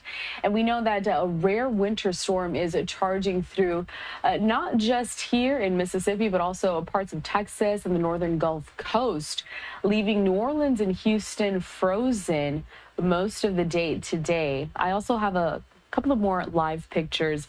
Pretty neat here, a 4-box shot. Look at that. So you see New Orleans there on the top left-hand side of your screen. And to me, that is quite shocking. There's just so much snow. There's so much wind. It is so cold in that area. On the right top corner of your screen, you do see Houston, Texas. It looks like possibly some snow there on the ground, but very different from what you're seeing over in New Orleans. However, if we continue on with more of these cameras, we also have Lafayette in Louisiana, bitterly cold there in that area. And, you know, the storm that we're seeing here are prompting the first ever blizzard warnings for several coastal counties near the Texas-Louisiana border, all four of which you're taking a look at there. Heavy snow, sleet, freezing rain expected around the deep south as a blast of Arctic air plunging much of the Midwest and the eastern U.S. into a deep freeze. We also know that nearly 2,000 flights to, from, or within the U.S. were canceled today, with about 10,000 others delayed, according to the online tracker FlightAware.com. Now, in Texas, both Houston airports suspended flight operations starting today in anticipation of these hazardous conditions. And nearly every flight was canceled at the New Orleans Louis Armstrong International Airport, though officials said the airport itself would remain open as long as the conditions are safe. Most airlines plan to resume normal operations tomorrow. That's on Wednesday. So this is one of the major stories that we are keeping our eye on for you here at LiveNOW from Fox. But speaking of some of this winter weather that we're seeing, I do want to give the audience and our viewers a chance to connect with us here at LiveNOW. So if you take a look at your screen, we want you all to send us your snow day photos. So there is a QR code there on the top right side of your screen. All you have to do is take out your phone, scan it, and we will get some of those photos, and as soon as we do, we'll share them for you here at LiveNOW from Fox. If you don't want to scan the QR code, you can also head to livenowfox.com/connect. Show us how you're spending your snow days. Show us what the conditions look like there on the ground. We really want to get a better sense from people that are living in these cities, because some of these conditions, they're hazardous, they can be dangerous, but we also know that on the other side of that, some people are enjoying some of this snow, some of this winter weather that is unexpected in places like Houston, Texas, and places like New Orleans, Louisiana. So again, just scan that QR code, send us your pictures, and we'll work to showcase them here. I do want to thank you all for being with us on this Tuesday, January 21st. I'm your host, Carla Hara. I also want to tackle another one of the biggest stories that really dominated our coverage over the last several weeks, and that has to do with the wildfires in California. So while some states in the U.S., they're dealing with these frigid temperatures, Californians are still looking to rebuild after several of those across Los Angeles County really reduced entire neighborhoods to rubble. Now, earlier today, we did get a news conference featuring L.A. Mayor's Karen Bass, in which she details some of those recovery efforts and what we need to know going forward. Let's watch. To create an online post-fire hazard map to identify homes and properties that are at increased risk of mudslides and debris flow. We also need every resident to be part of the effort to stay safe and healthy. As people are permitted to return to the Palisades in coming days, either to return home or to inspect their properties, I strongly, strongly urge everyone to follow public health warnings and guidelines on handling ash and debris safely, and to wear the protective gear being provided to people as they return at entry points. And I'll finish on this point with a message to my friends and residents of the Palisades, many of whom are increasingly frustrated with the delays and lack of clear timelines about when they can return. You've all at least seen the images. The devastation and loss are immense, and our beautiful Palisades neighborhood is virtually unrecognizable.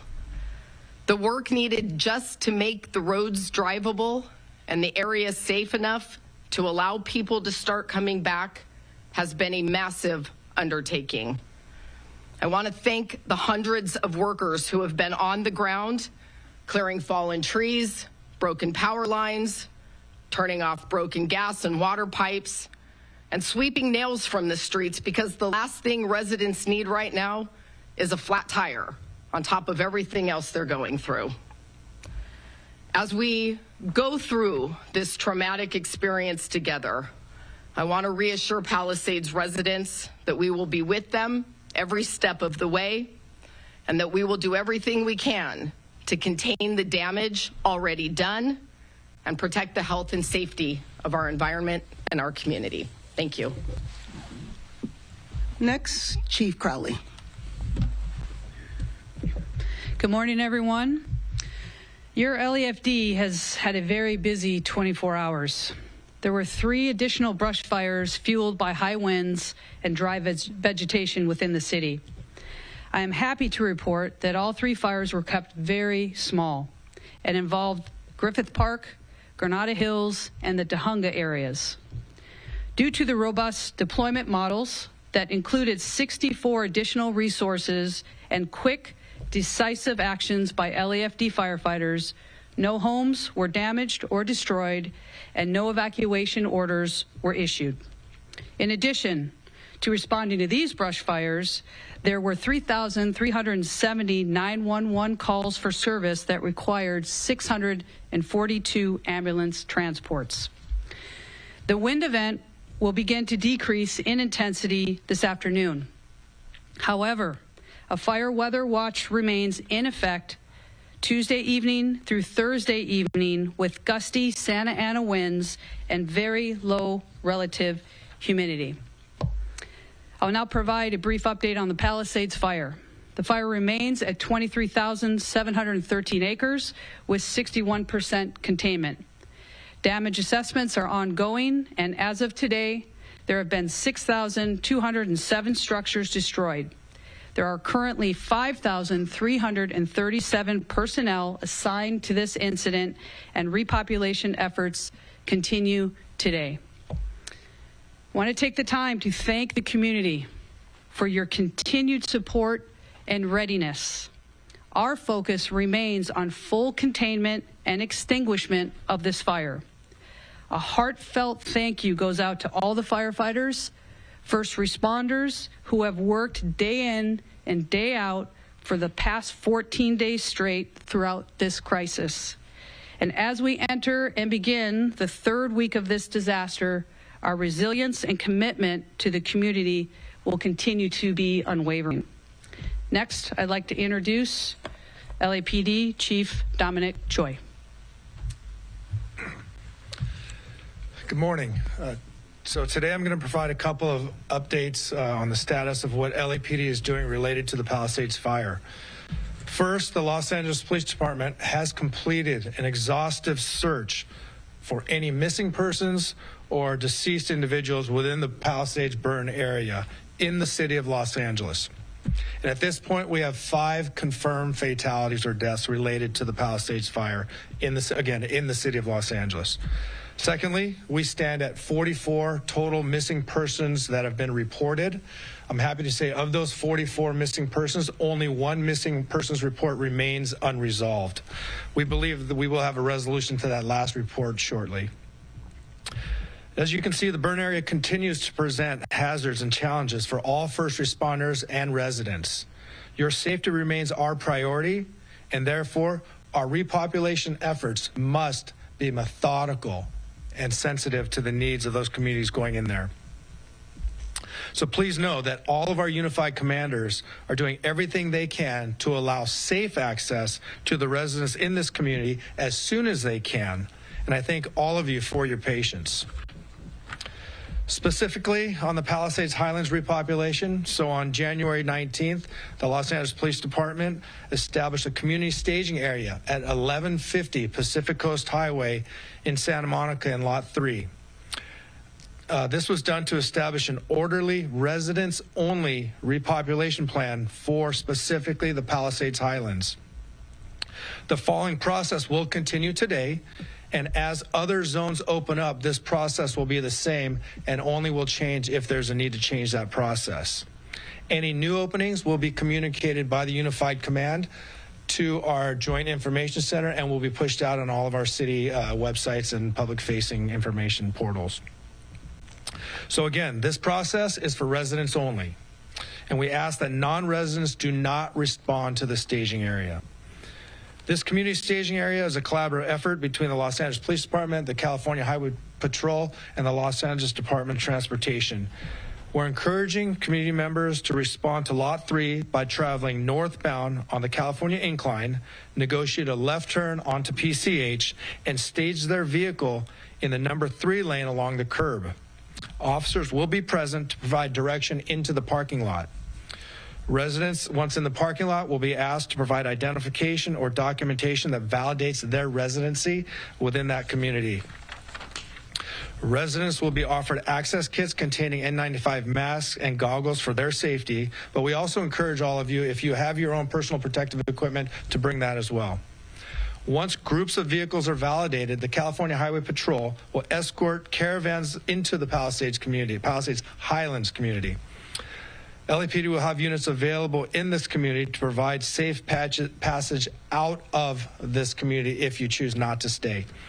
We have asked community members to arrive at staging from 10 a.m. to 5 p.m. and will be escorted into this Highlands neighborhood. Escorts will not be available after 5 p.m. as hazards increase during the hours of darkness. If community members wish to remain in their residence, they can do so. But if you leave after 5 p.m., you cannot return until the next escort service continues, which will be 10 a.m. the following day. We remain on full tactical alert. We continue to deploy significant resources in and around the burn areas to prevent any criminal acts from occurring and to arrest those that do commit criminal acts. We continue to work with all of our partners, first responders, our National Guard, our CHP, Sheriff's Department, Port Police, Airport Police, and I'm thankful for all their support and help, and I ask you to be safe. Thank you.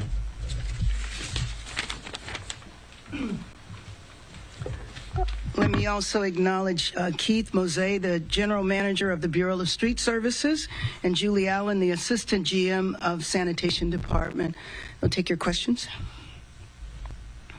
Yes, Julia. Could you speak a little bit more about the role you see the treasurer having in the city? Well, that's what we will be discussing today. So he's coming here. You know, I think in one of the prior press conferences, people asked me, had I heard from other mayors?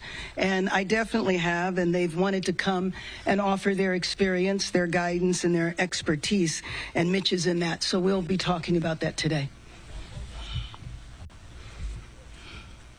Other questions? Okay.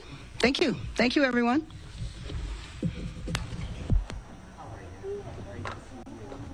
So you just heard there that brief update that we had earlier today, featuring also LA Mayor of Engineering's GIS, with, several other emergency management officials as they continue to discuss the next steps when it comes to the recovery that is continuing on for several neighborhoods across Los Angeles County due to those deadly wildfires. We haven't really been on that story that much because there have been so many breaking news headlines that we've tried to get to. So let's get a full recap of everything we know so far regarding these wildfires from Fox News correspondent William Lajeunesse. Powerful Santa Ana winds fuel wildfires in Southern California. Overnight, at least 3 new wildfires in San Diego County, the largest burning through almost 100 acres, triggering evacuations. Officials say a lack of rain and strong winds make containment difficult.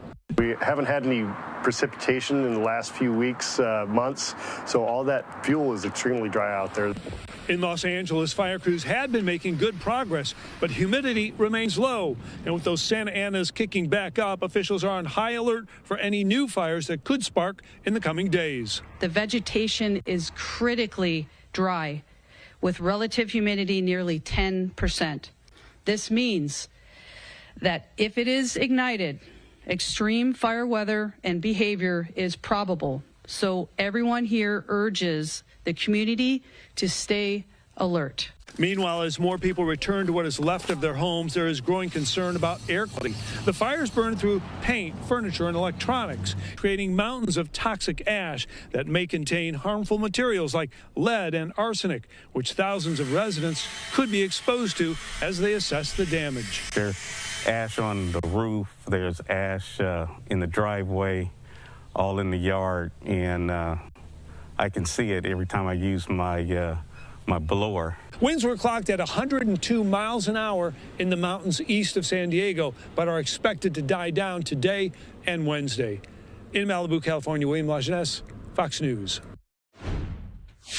Thank you to William Lajeunesse there for that report. We're stepping away for our first commercial break of this hour, but I do want to warn our viewers, a live now look at the White House in Washington, D.C. We are expecting President Donald Trump to make some remarks shortly. He was expected to deliver those remarks in the Roosevelt Room at the White House at around 4 p.m. Eastern time. So we're already about 12 minutes past 4 p.m. So it should be getting started really any moment now. Trump is set to announce billions of dollars in private sector investment to build artificial intelligence infrastructure in the United States. We know that OpenAI, SoftBank, and Oracle are planning a joint venture called Stargate, according to multiple people familiar with the deal. So we are still waiting for that shot to come up. It should be up soon, so stick with us. We'll have all the latest when we come back. And we also continue to follow some of this big breaking weather that we're seeing across the country as places like Texas and Louisiana under blizzard warnings. We'll have more coming up.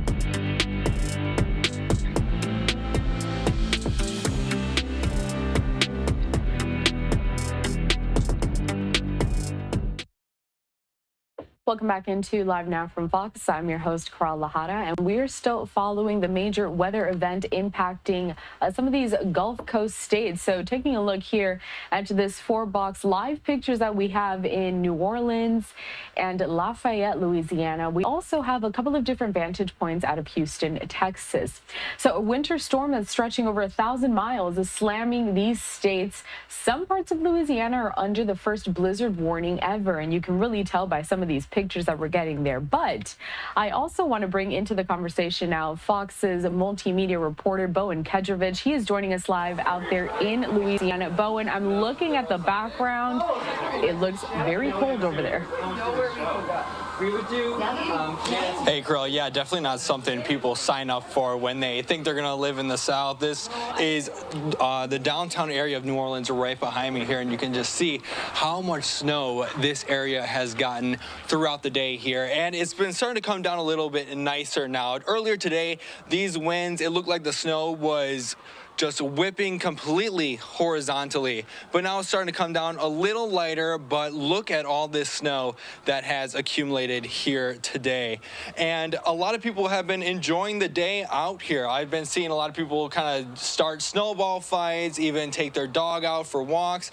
A lot of people have been staying off the road, which is good, as officials have been saying they would like to keep as many people off the roads as possible, so it makes it easier for them to clear the roads here. But on this downtown street here in New Orleans, a lot of businesses are closed as well. But the people I spoke to say that they don't mind the day off work. Take a listen. I am happy because we're closed because I get to play in the snow. I mean, but there's no way I could drive my car to work today. It's magical. I love this. For the most part, I kind of want to, hang out here and enjoy. We tried looking for a couple of hills, but, we're flatlanders over here, so. This is the first time New Orleans recorded snow since 2009. About 4 inches of snow has already fallen downtown, and the city could see more than half a foot by the time the storm passes. Some major highways and interstates are closed because of the weather.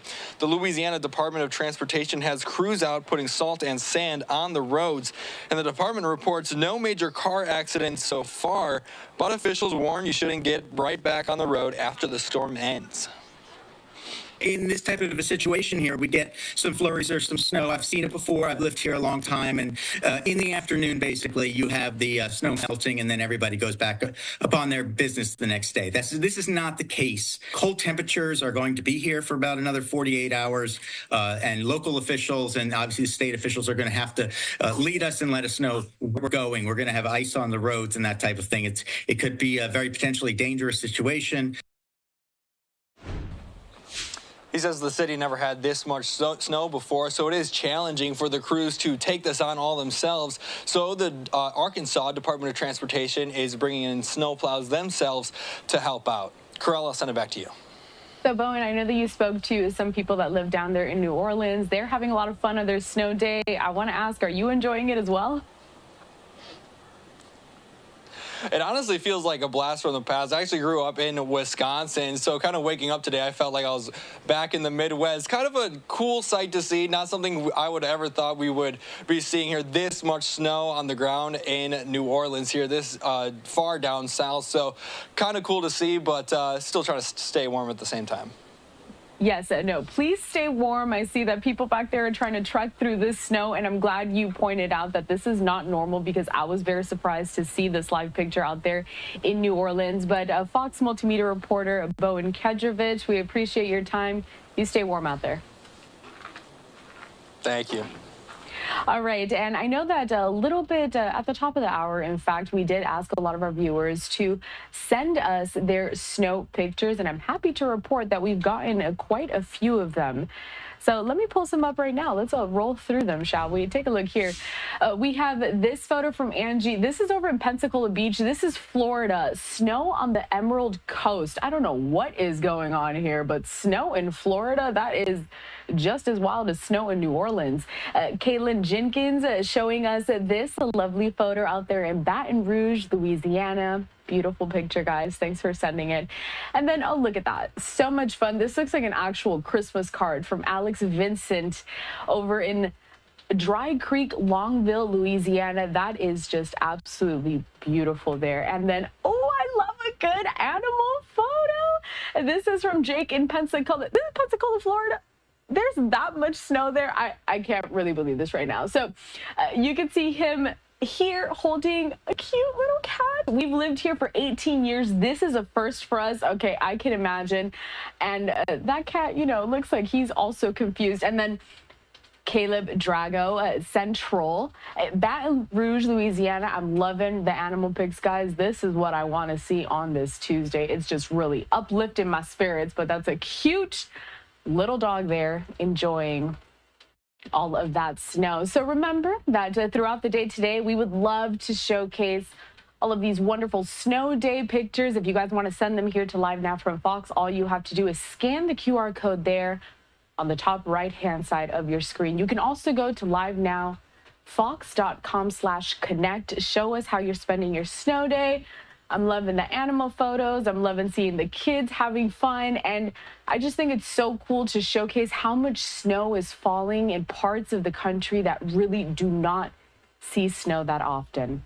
Let's take you back out to this this quad shot that we have. A few live vantage points there from Louisiana. We got New Orleans up there, very windy, very snowy. Also Lafayette, a lot of snow on the ground. And then a reminder that Houston, Texas, also under some blizzard warnings. So we're going to keep our eye out on all of this. So we'll be back with more of your top stories next.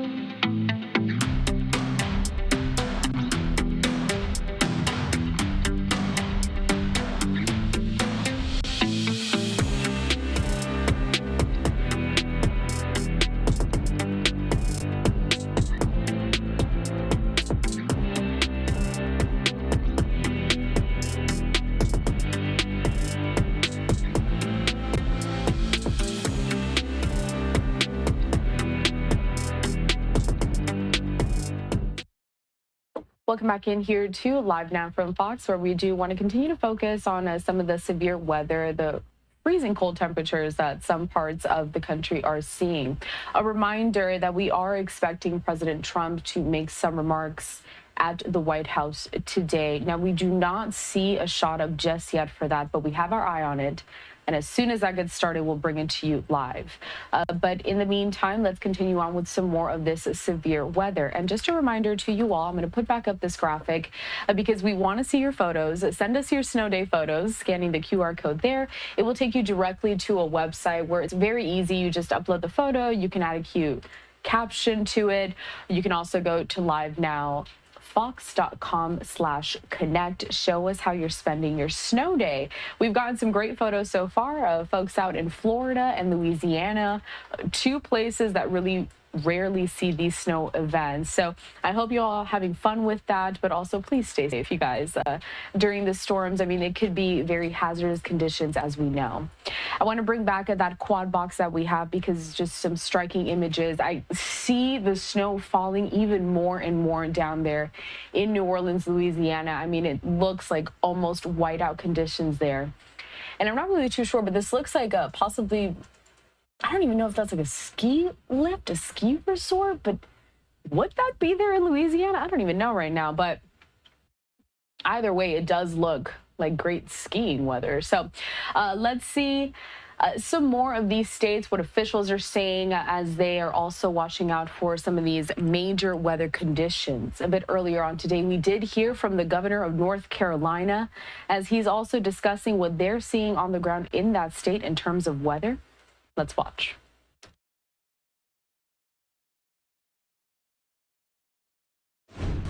Thank you. Good afternoon, everyone. Thank you for joining us on this cold afternoon. Winter weather is once again here in North Carolina. As Director Ray will outline, eastern North Carolina will see the greatest effects, in some counties up to 8 inches of snow. Tonight and tomorrow morning, we're concerned with unsafe roadway conditions, especially in those areas that receive the wintry precipitation. For those who live along the coast or in areas that receive snow or sleet, please avoid driving unless it is absolutely necessary to travel. When precipitation falls tonight, there will be possible accumulation due to cold ground temperatures. If you have to drive, monitor weather conditions. Before traveling, drivers should avoid slippery road conditions. Elsewhere in the state, people are experiencing dangerously bitter cold temperatures. Many communities have opened warming stations for those who need safe refuge from cold temperatures. You can find information on resources in your community by visiting your local government or emergency management agency's website and social media accounts. This morning, in addition to Director Ray, I'm also joined by the Adjutant General of the North Carolina National Guard, Major General Todd Hunt, Secretary of Public Safety, Eddie Buffalo, Commander of the State Highway Patrol, Colonel Freddie Johnson, and DOT Chief Operating Officer Chris Peoples. At this point, I'll turn it over to Emergency Management Director Will Ray to provide some updates on the weather forecast. Thank you, Governor. Good afternoon, everyone. As we move into tonight, portions of central and eastern North Carolina may experience winter precipitation in the form of sleet and snow, and the entire state, as the governor said, will experience bitterly cold conditions. A winter storm warning is in effect starting today at 5 p.m. for the entire North Carolina coastline and inland counties in far eastern North Carolina. The current forecast places the greatest snowfall totals across the Outer Banks and northeastern coastal counties, Carteret, southern Craven, Pamlico, Terrell, and Hyde counties, where 6 to 8 inches of snowfall is possible. A winter weather advisory is also in effect for counties in eastern North Carolina and into much of central North Carolina beginning at 4 p.m. today, where 1 to 3 inches of snowfall is possible, particularly in our eastern counties. A cold weather advisory remains in effect for the entire state tonight through midday tomorrow. Wind chill values as low as 14 below zero will be possible across the mountains, and single digits down to 0 degrees are possible across the state tonight into tomorrow. In both Ashe and Watauga counties, an extreme cold warning remains in effect tonight and into tomorrow, where wind chill values as low as 15 below zero are possible. We've been monitoring the weather system and possible impacts late last week and through this weekend. And while we could continue to see some changes in forecast track and impacts, we activated portions of the State Emergency Response Team to ensure that we are postured to support our local communities and our state partners. The State Emergency Operations Center in Raleigh and our Regional Coordination Center East activated this morning, and we have proactively deployed components of the North Carolina National Guard into the eastern part of the state to support any local emergency services and public safety needs. These include multiple all-hazards response teams with 4x4 capability staged for deployment, as well as 2 hotspot teams to support the Department of Transportation with road clearance, same as we do in the West. State and local emergency management personnel will remain in close coordination to ensure all resources are available and ready to respond for needs that may arise. There are currently 25 local emergency operations centers that are either at monitoring or open to manage the potential winter weather situation. 17 school systems and the Cherokee tribal schools are closed today, with 6 delayed starts being reported due to the cold temperatures this morning. An additional 7 school systems have implemented their remote learning protocols, and 8 school systems in eastern North Carolina are releasing early today. In areas that receive sleet and snowfall, accumulation is likely due to the cold ground temperatures, and we should expect slick roadway conditions. If you do not need to be on the road, please stay home for your safety and for the safety of our first responders and DOT personnel that may be out. If you have questions about roadway conditions, as always, please visit drivenc.gov. North Carolina continues to experience some of the coldest temperatures in quite some time, and I would like to remind all North Carolinians of a few key points this week. First, is that extremely cold temperatures like what we are experiencing can be very dangerous. Please make sure that you and your family are prepared.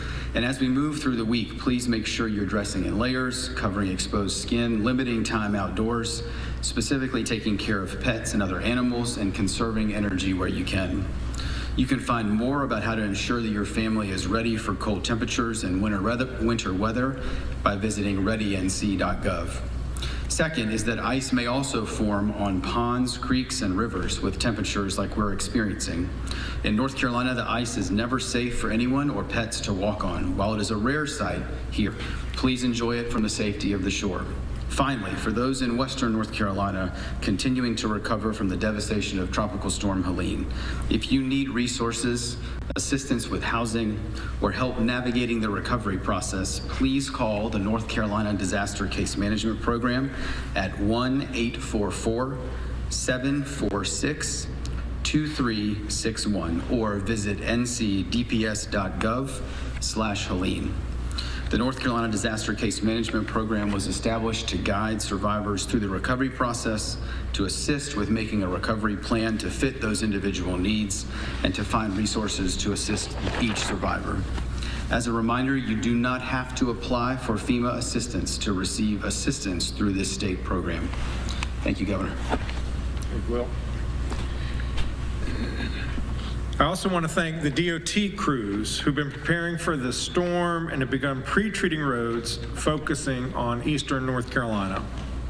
During winter weather, just like any severe weather situation in our state, the number one priority for all of us is to keep people safe. Make sure that you have everything you need in advance of the winter weather. Check on your loved ones and anyone you know who may be especially vulnerable. As you just heard from Director Ray, we recommend the following actions as we navigate this winter weather event. Pay close attention to your local weather forecast and be prepared for whatever is expected in your area. Keep cell phones, mobile devices, spare batteries charged in case of power outages, and enable emergency alerts on your telephone so that you can hear from local emergency management agencies and the National Weather Service. Keep cabinet doors open, located under sinks, and let your faucets drip to prevent the pipes from freezing. In snowy and icy areas, please avoid traveling. The roads are the most dangerous place to be in a winter storm like this. If you have to be on the road, make sure that you have an emergency kit in your vehicle, including food, an ice scraper, jumper cables, a flashlight, extra clothing, blankets, water, first aid kit. Thank you, and at this point, we're happy to take any questions you have.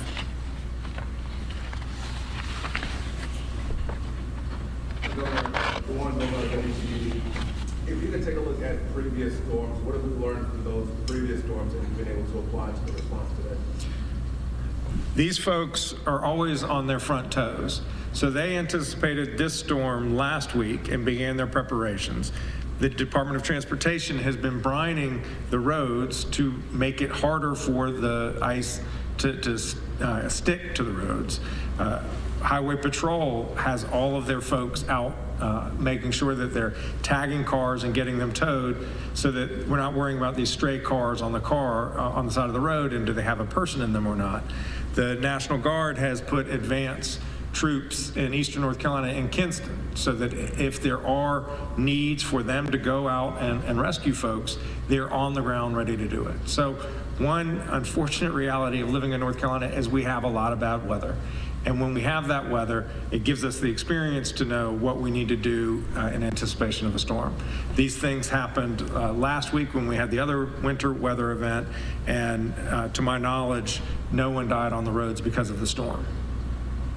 And can you speak to what's being forecast to the eastern part of the state? Normally it would be the other way around. Would we expect folks in the west to get more snow? Now it's different this time around? Yeah, Director Ray can follow up, but the line is between Route 1 and 95. And as you get east of 95, we're anticipating more snow.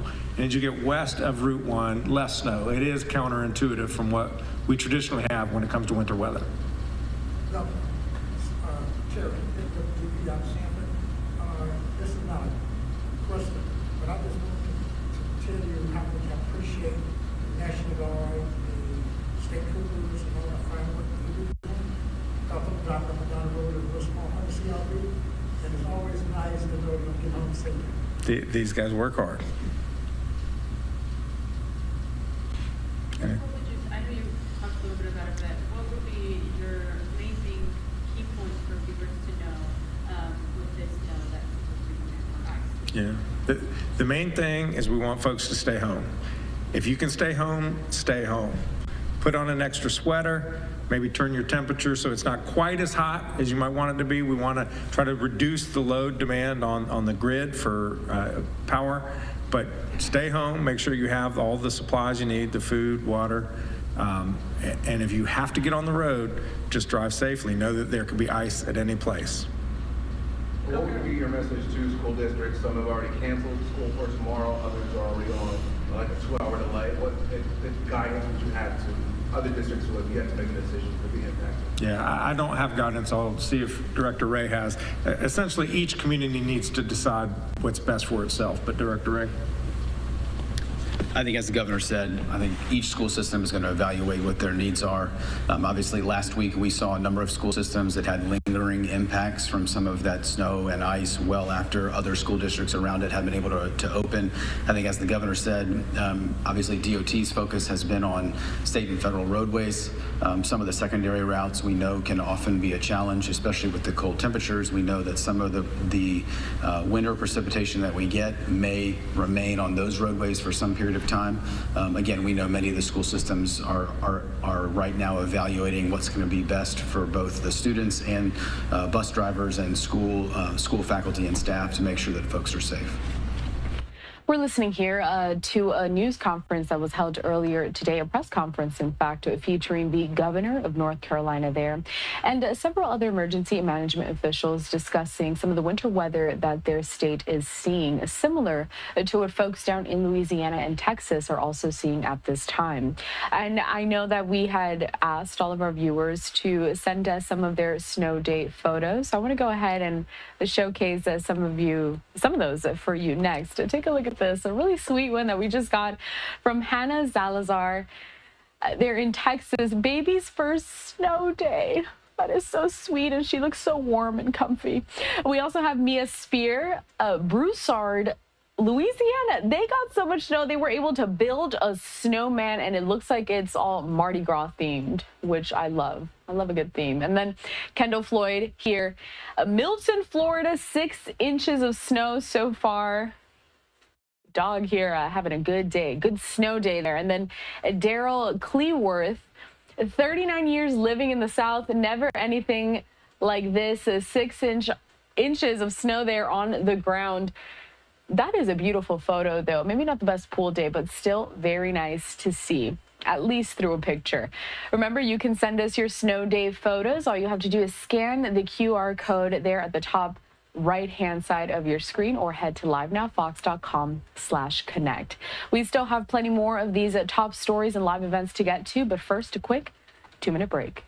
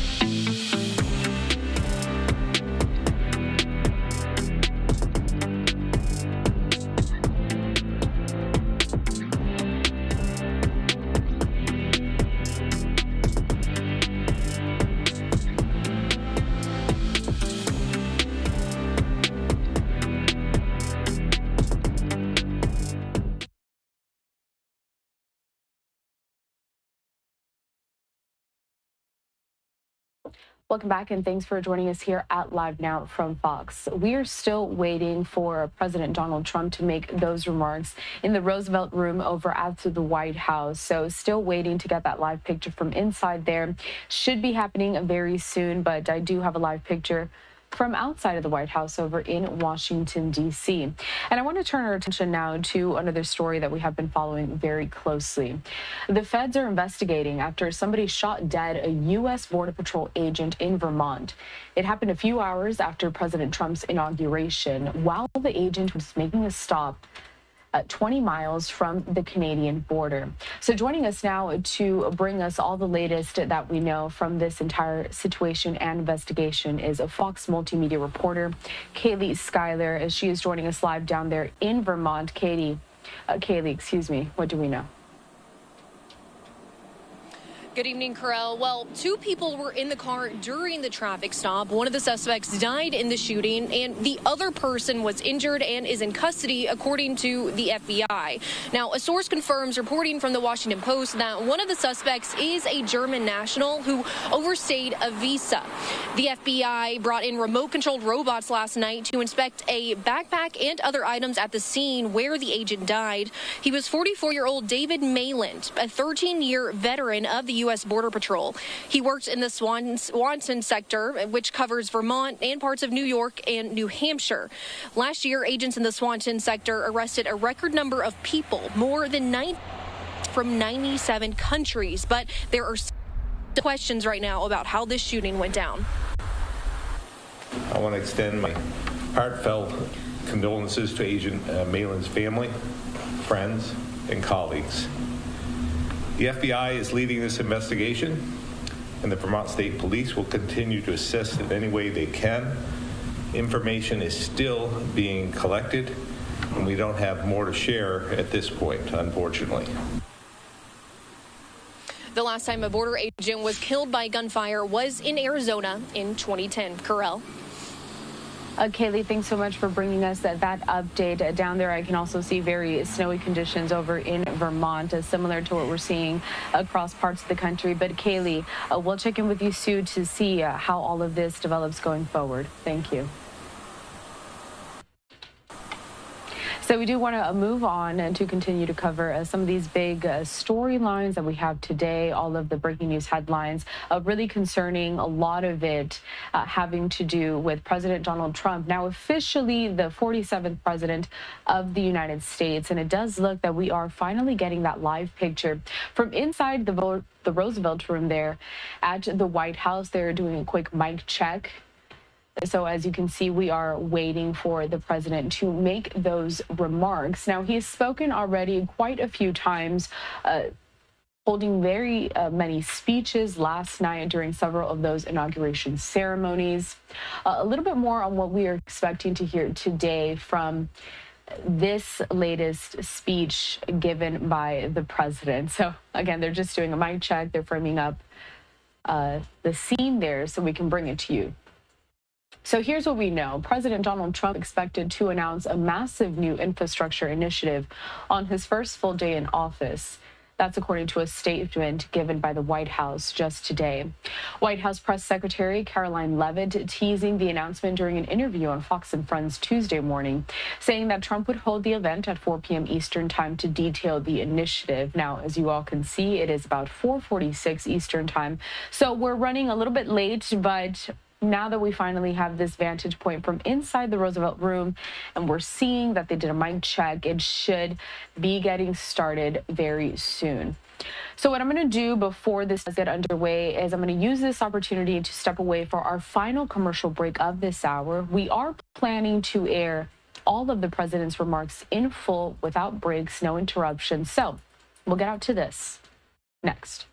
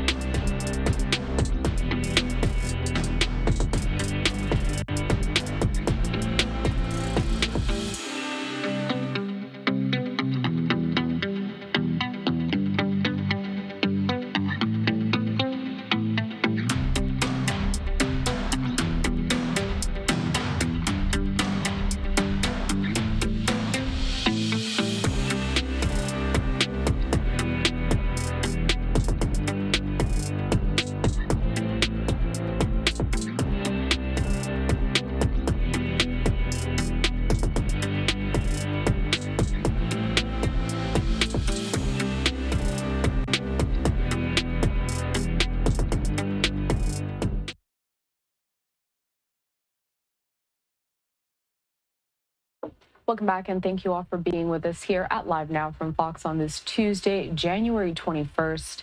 I'm your host, Carla Hara. And I want to take you back out to this live image that we just got into a newsroom. I teased ahead to it just before that final commercial break, as we are waiting for President Donald Trump to make some remarks here inside of the Roosevelt Room. And here is the latest, some more background that we have on what we can expect from his latest speech. So Trump expecting to announce a massive new infrastructure initiative on his first full day in office, according to a statement from the White House. White House Press Secretary Karoline Leavitt teased the announcement during an interview on Fox and Friends Tuesday morning. She said Trump will hold an event at 4 p.m. Eastern time to detail the initiative. We're running a little bit behind schedule here. It's around 4:49 Eastern time, 4:50. It just became 1:50 over on the West Coast. So some more backstory on this initiative.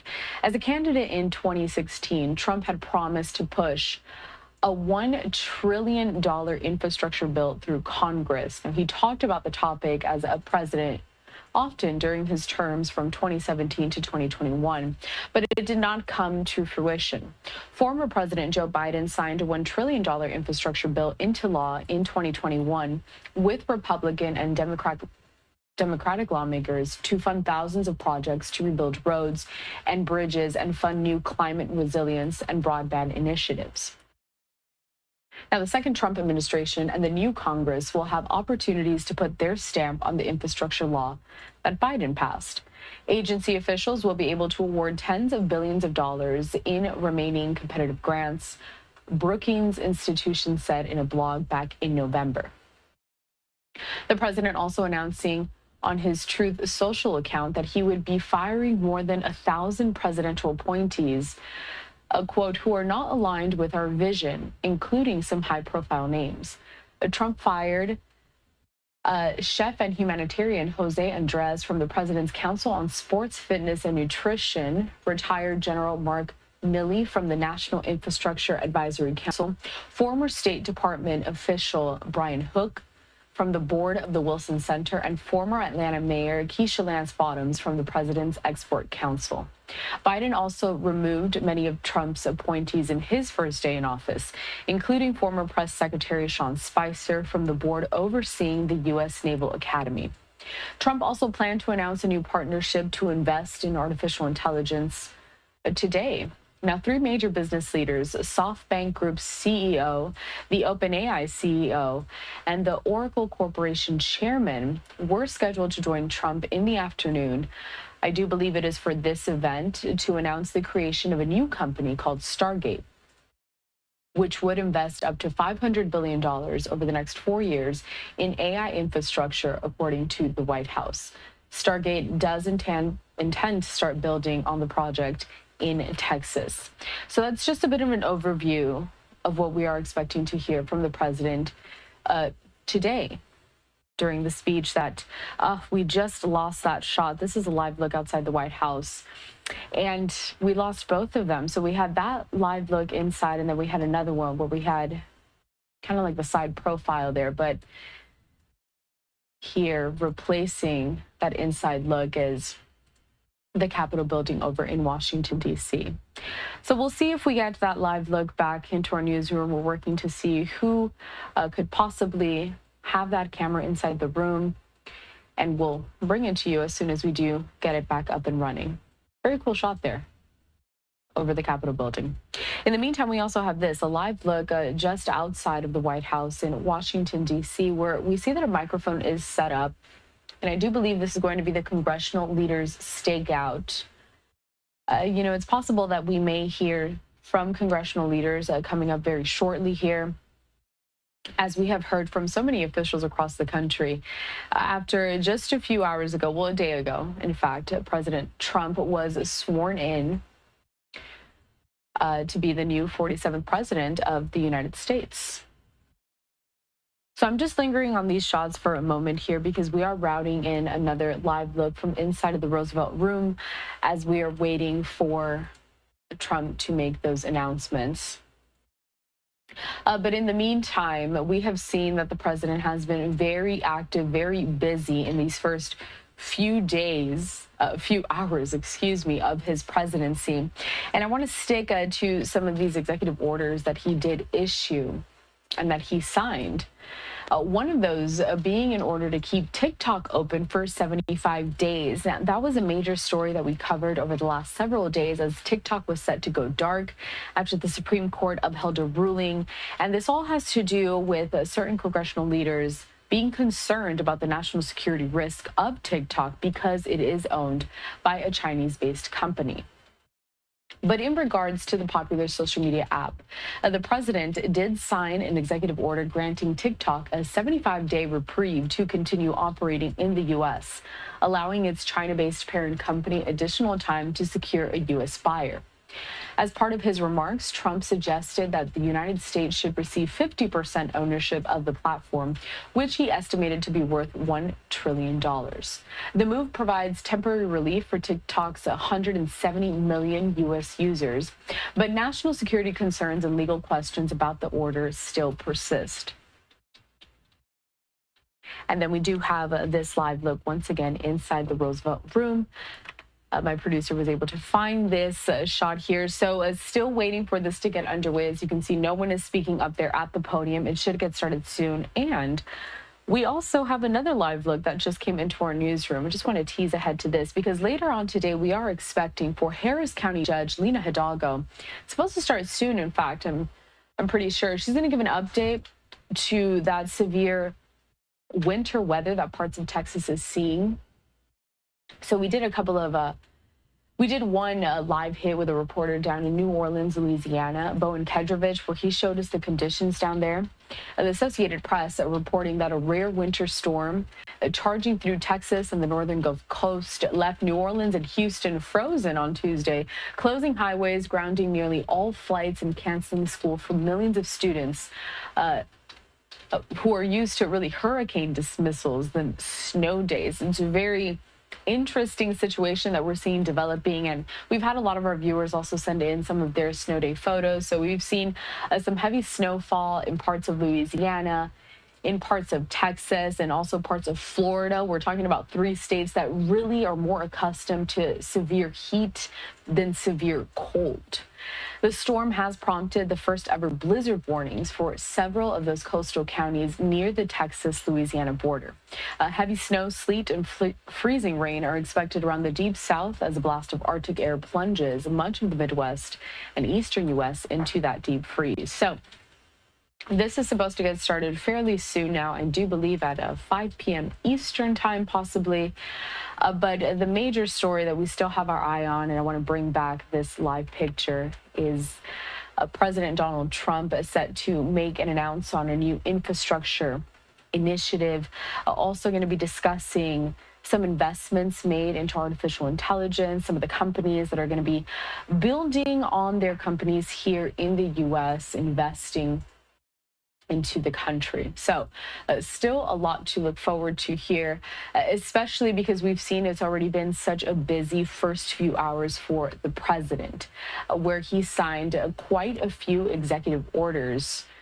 I do want to detail some of them for you here in case you haven't been really keeping up with all of this. There have been so many major developments since Trump officially took the oath of office and now is establishing himself within his second term as president of the United States.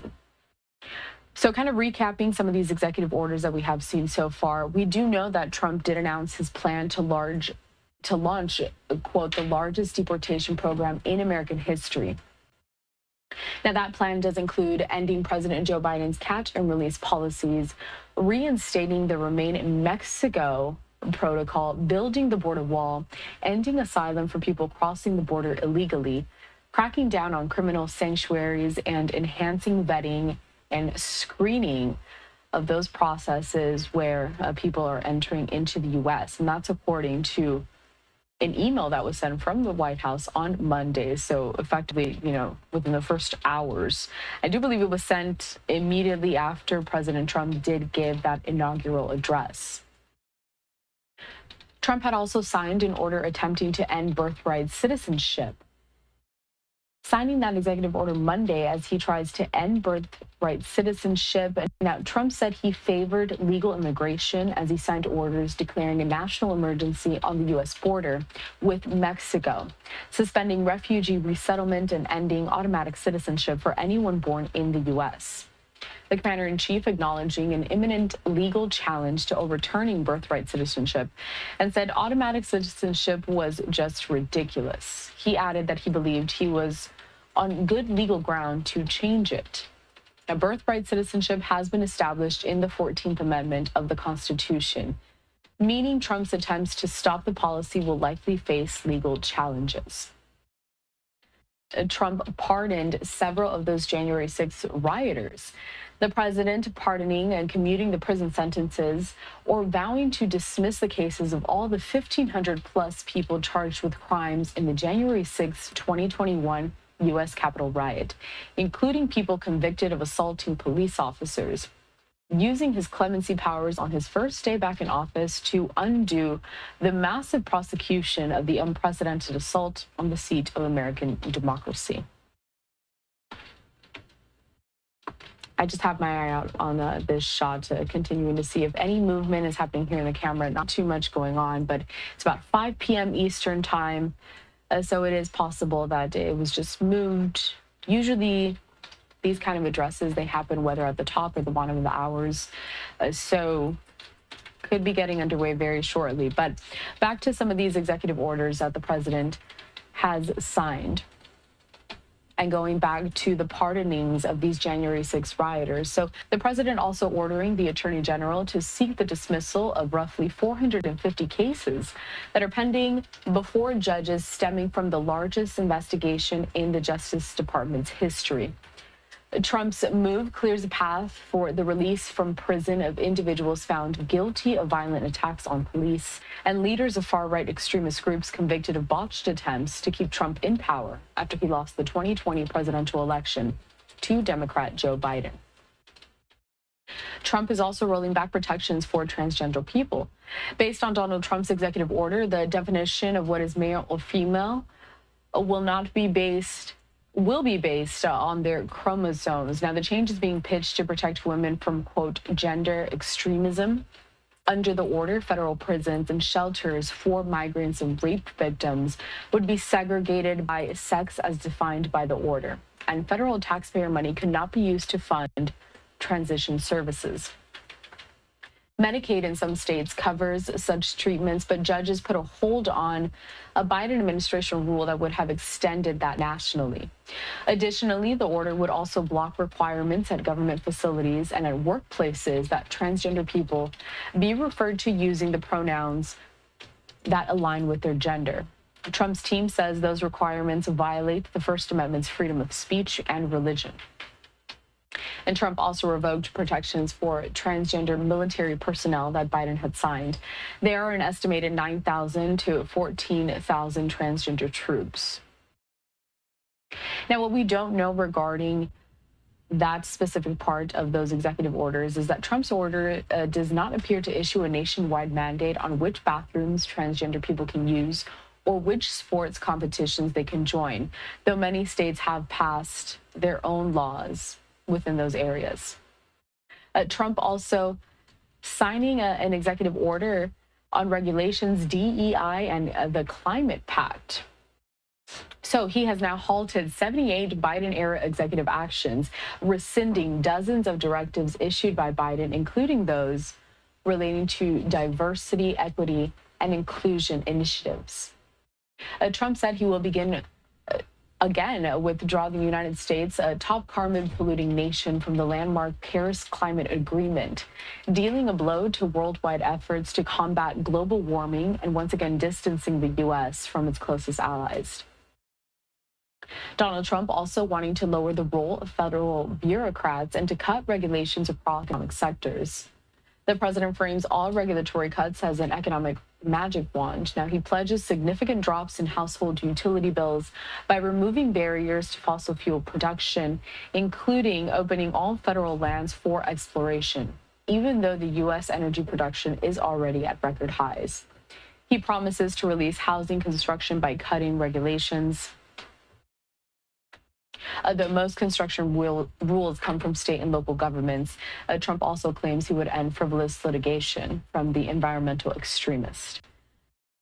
So those are just a few of the executive orders. He signed many other ones. I did talk to you a little bit about the TikTok one, that order to keep TikTok temporarily open until it does find a buyer in the U.S., and also those rolling back some of the environmental protections. So we're still waiting for the president to step up to this podium here.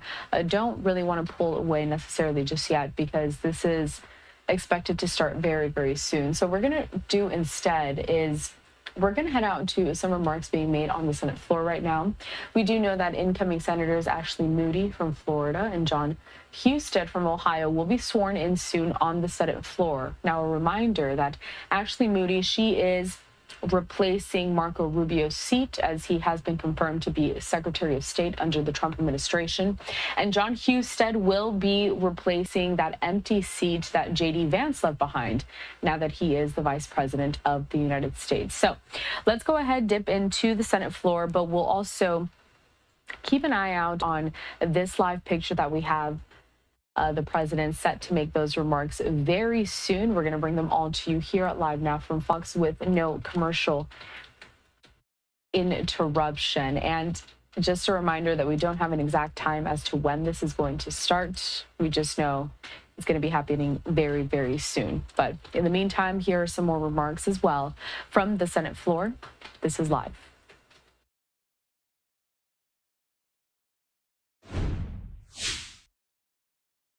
Big game about being pro-life and being the party of family values. Their actions show reality couldn't be further from the truth. For example, the Republicans recently blocked a bipartisan expansion of the child tax credit that would have really helped to lift kids out of poverty. Now they're gearing up to cut food stamps so kids go hungry. They put Medicaid and health insurance for millions of kids on the chopping block.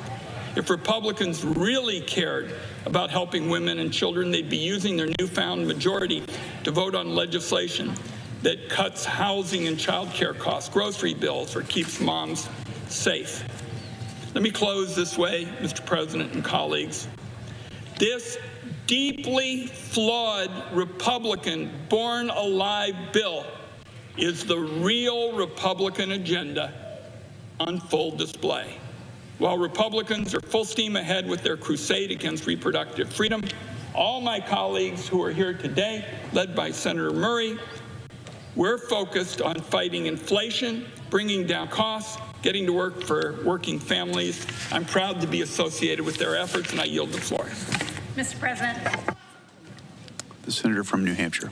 Mr. President, I'm pleased to join my colleagues today because I strongly oppose this legislation. I oppose it because it would significantly interfere with the doctor-patient relationship, and I oppose it because it would pose unnecessary and harmful obstacles to a woman's right, to all women's right, to make our own decisions about our own reproductive health. This legislation has one purpose, and that's to make safe abortion services even more inaccessible by intimidating doctors with the threat of criminal liability. This is fear-mongering at its finest. And by choosing to focus on this bill during President Trump's first week in office, some Republicans, and I say some because they don't all support this bill, are choosing to politicize a family's trauma instead of focusing on making life easier, more affordable, and better for all Americans, which President Trump promised when he was campaigning, when he said he wasn't interested in a federal law that would outlaw abortions. Abortions performed later in pregnancy are rare, and they're done as the result of fatal diagnoses for the fetus, the mother, or both. These are tragic, heartbreaking situations that no one, I'm going to repeat that no one wants. And by inserting new uncertainty and risk of criminal liability into the process, this legislation only further increases the risk that a woman will not be able to get the medical care that she needs. This bill ignores these important realities in hopes of scoring political points with anti-choice factions, and the timing is done deliberately because many of those groups are going to be here in Washington on Friday. So we should see this bill for what it is. It's a political stunt, again and again, at every turn. Some Republicans and the Trump administration have pushed forward dangerous policies intended to threaten access to abortion care. I think it's just shameful. They should be ashamed of themselves. This bill is just another battle in a long line of attacks on the ongoing war on women's health. Now more than ever, we need to stand up and defend women's health care. Make certain that abortions are safe and legal. And we know that banning abortions doesn't actually stop them.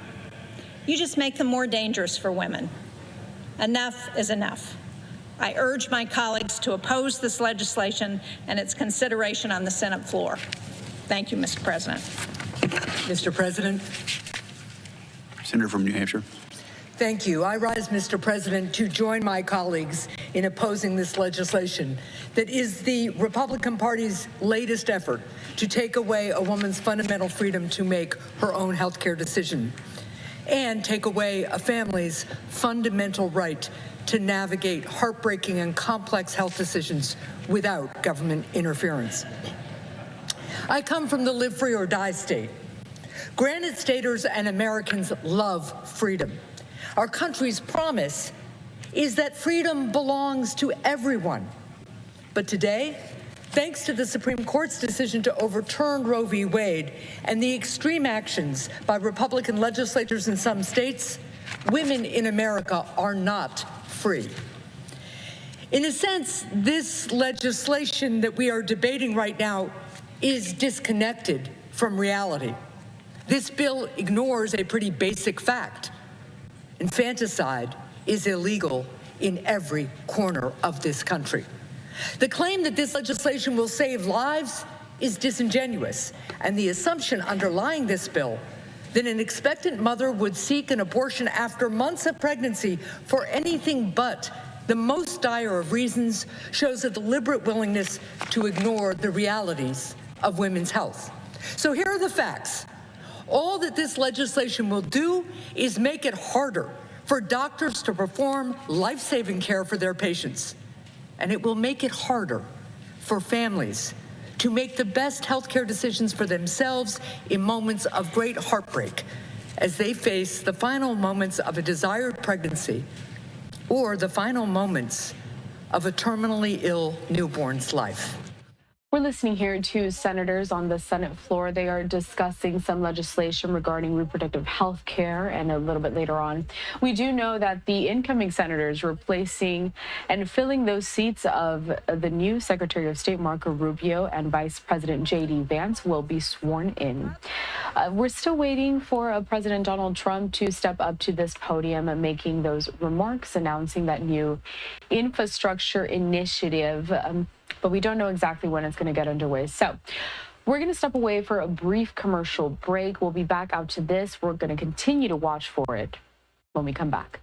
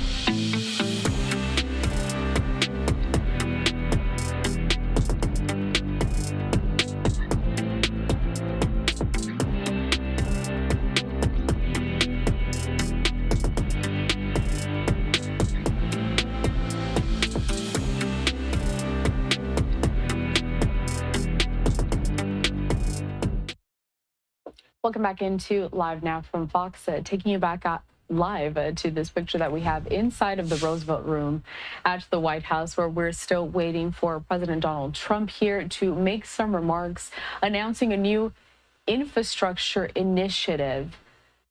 But in the meantime, while we wait for this, let's continue to tackle some more of the top stories of the day, including some of that winter weather that we're seeing in some places across the country where really weather like this is not seen. That includes places in Texas, also Louisiana. Just a short time ago, we saw that Harris County Judge Lina Hidalgo did step up to the podium there, joined by other emergency management officials to discuss how folks can stay safe during this winter weather event. So we're going to head to that. Some of those live comments on your screen, though. We will continue to have this live picture so you can watch along with us and see when the president steps up to the podium.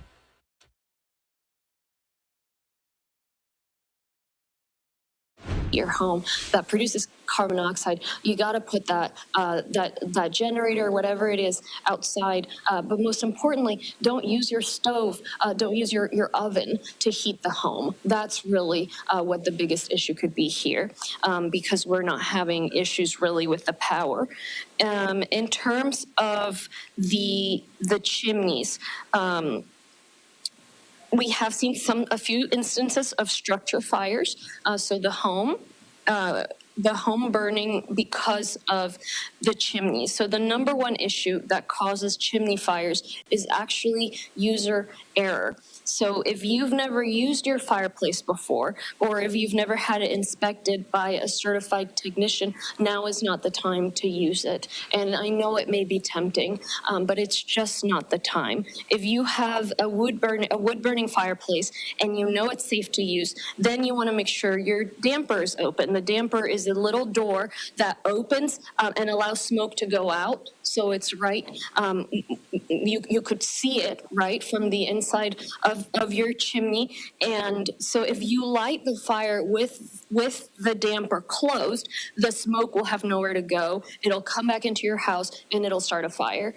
So that's the main thing I want folks to be aware of. In terms of what else we are doing, our warming centers are operative. There are 23 total warming centers open all throughout the county. They're in partnership with the Red Cross, with the City of Houston, and of course our precinct commissioners. Some are overnight warming centers, some are only for the daytime. So we invite you to check readyharris.org to figure out which center might be most appropriate for you if you need a place to be. Some allow pets, some don't. So you can check online.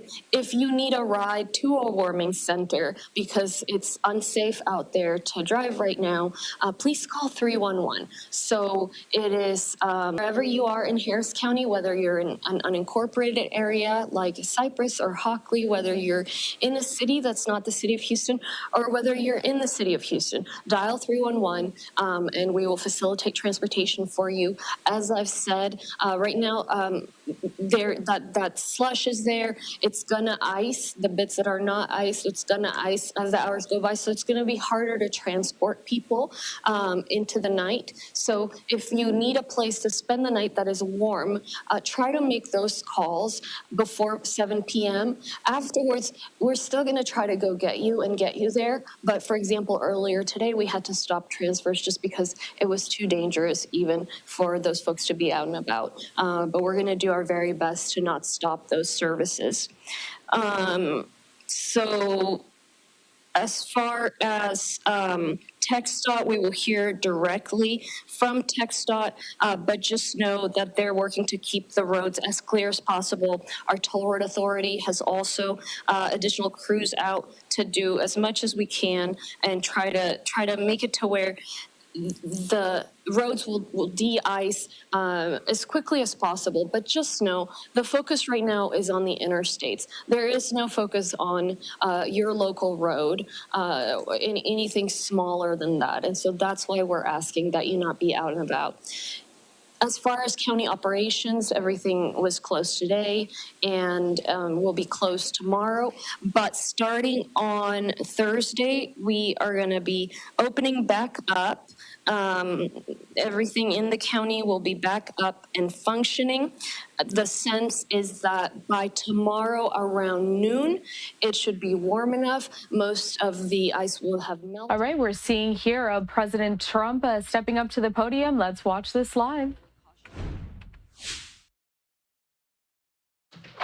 Well, thank you very much, and it's an honor to be here today. We have first full day as president. We're back, and we had a great first term, but we're going to have an even better second term, and I think we're going to do things that people would be shocked at. We're starting off with tremendous investment coming into our country at levels that nobody's really ever seen before, and they're very happy with the fact that I won the race and that they feel confident in their investments. And it's big money and high quality people. So my first day back from having a nice life, it's my honor to welcome 3 of the world's leading technology CEOs. And in the case of Larry Ellison, it's well beyond technology. He's sort of CEO of everything. He's an amazing man, an amazing business person. But to announce the largest AI infrastructure project by far in history, and it's all taking place right here in America. As you know, there's great competition for AI and other things, and they're coming in at the highest level. We're joined by Oracle Executive Chairman Larry Ellison, SoftBank CEO, my friend Masa Yoshi's son, and CEO of OpenAI, and I would say the by far the leading expert based on everything I read, Sam Altman. So that's great that you're coming in together. That's a massive group of talent and money. Together, these world-leading technology giants are announcing the formation of Stargate. So put that name down in your books, because I think you're going to hear a lot about it in the future. A new American company that will invest $500 billion at least in AI infrastructure in the United States, and very, very quickly, moving very rapidly, creating over 100,000 American jobs almost immediately. This monumental undertaking is a resounding declaration of confidence in America's potential under a new president. Let me be a new president. I didn't say it, they did. So I appreciate that, fellas, but it'll ensure the future of technology. What we want to do is we want to keep it in this country. China is a competitor and others are competitors. We want it to be in this country, and we're making it available. I'm going to help a lot through emergency declarations, because we have an emergency. We have to get this stuff built.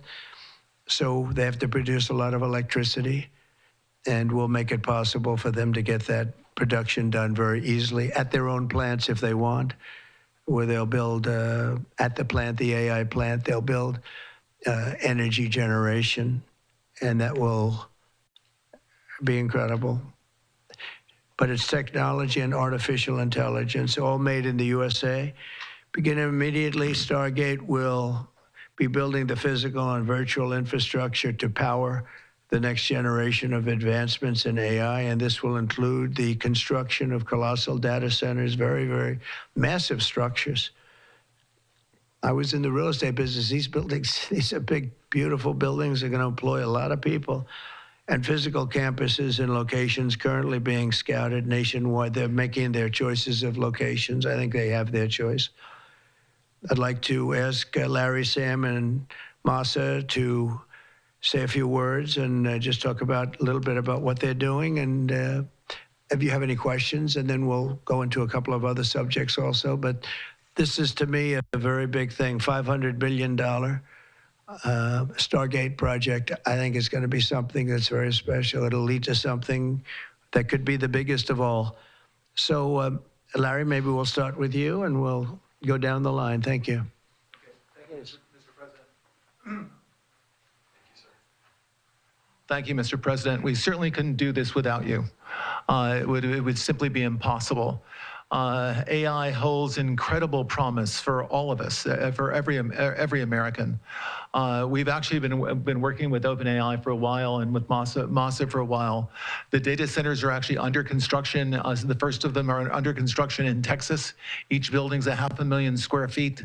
There are 10 buildings currently being built, but that will expand to 20 and other locations beyond the Abilene location, which is our first location.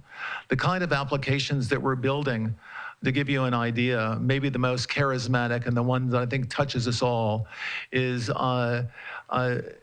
electronic health records, not just maintaining electronic health records, but by looking at electronic health records, understanding the condition of doctors, better understanding the condition of their patients, and being able to provide healthcare plans that are much better than they otherwise would be.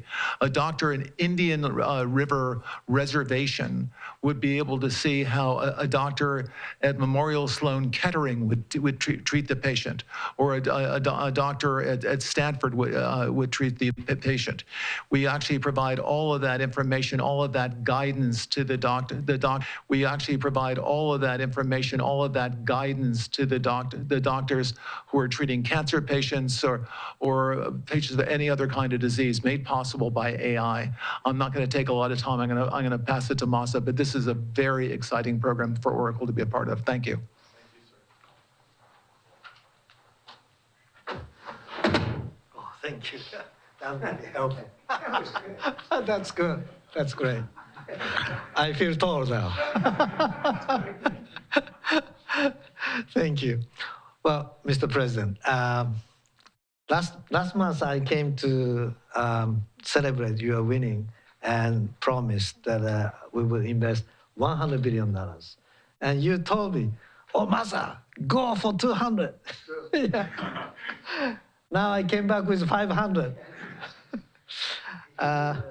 Because this is the, as you said yesterday, this is the beginning of golden age of America. This is one great example, I think, right?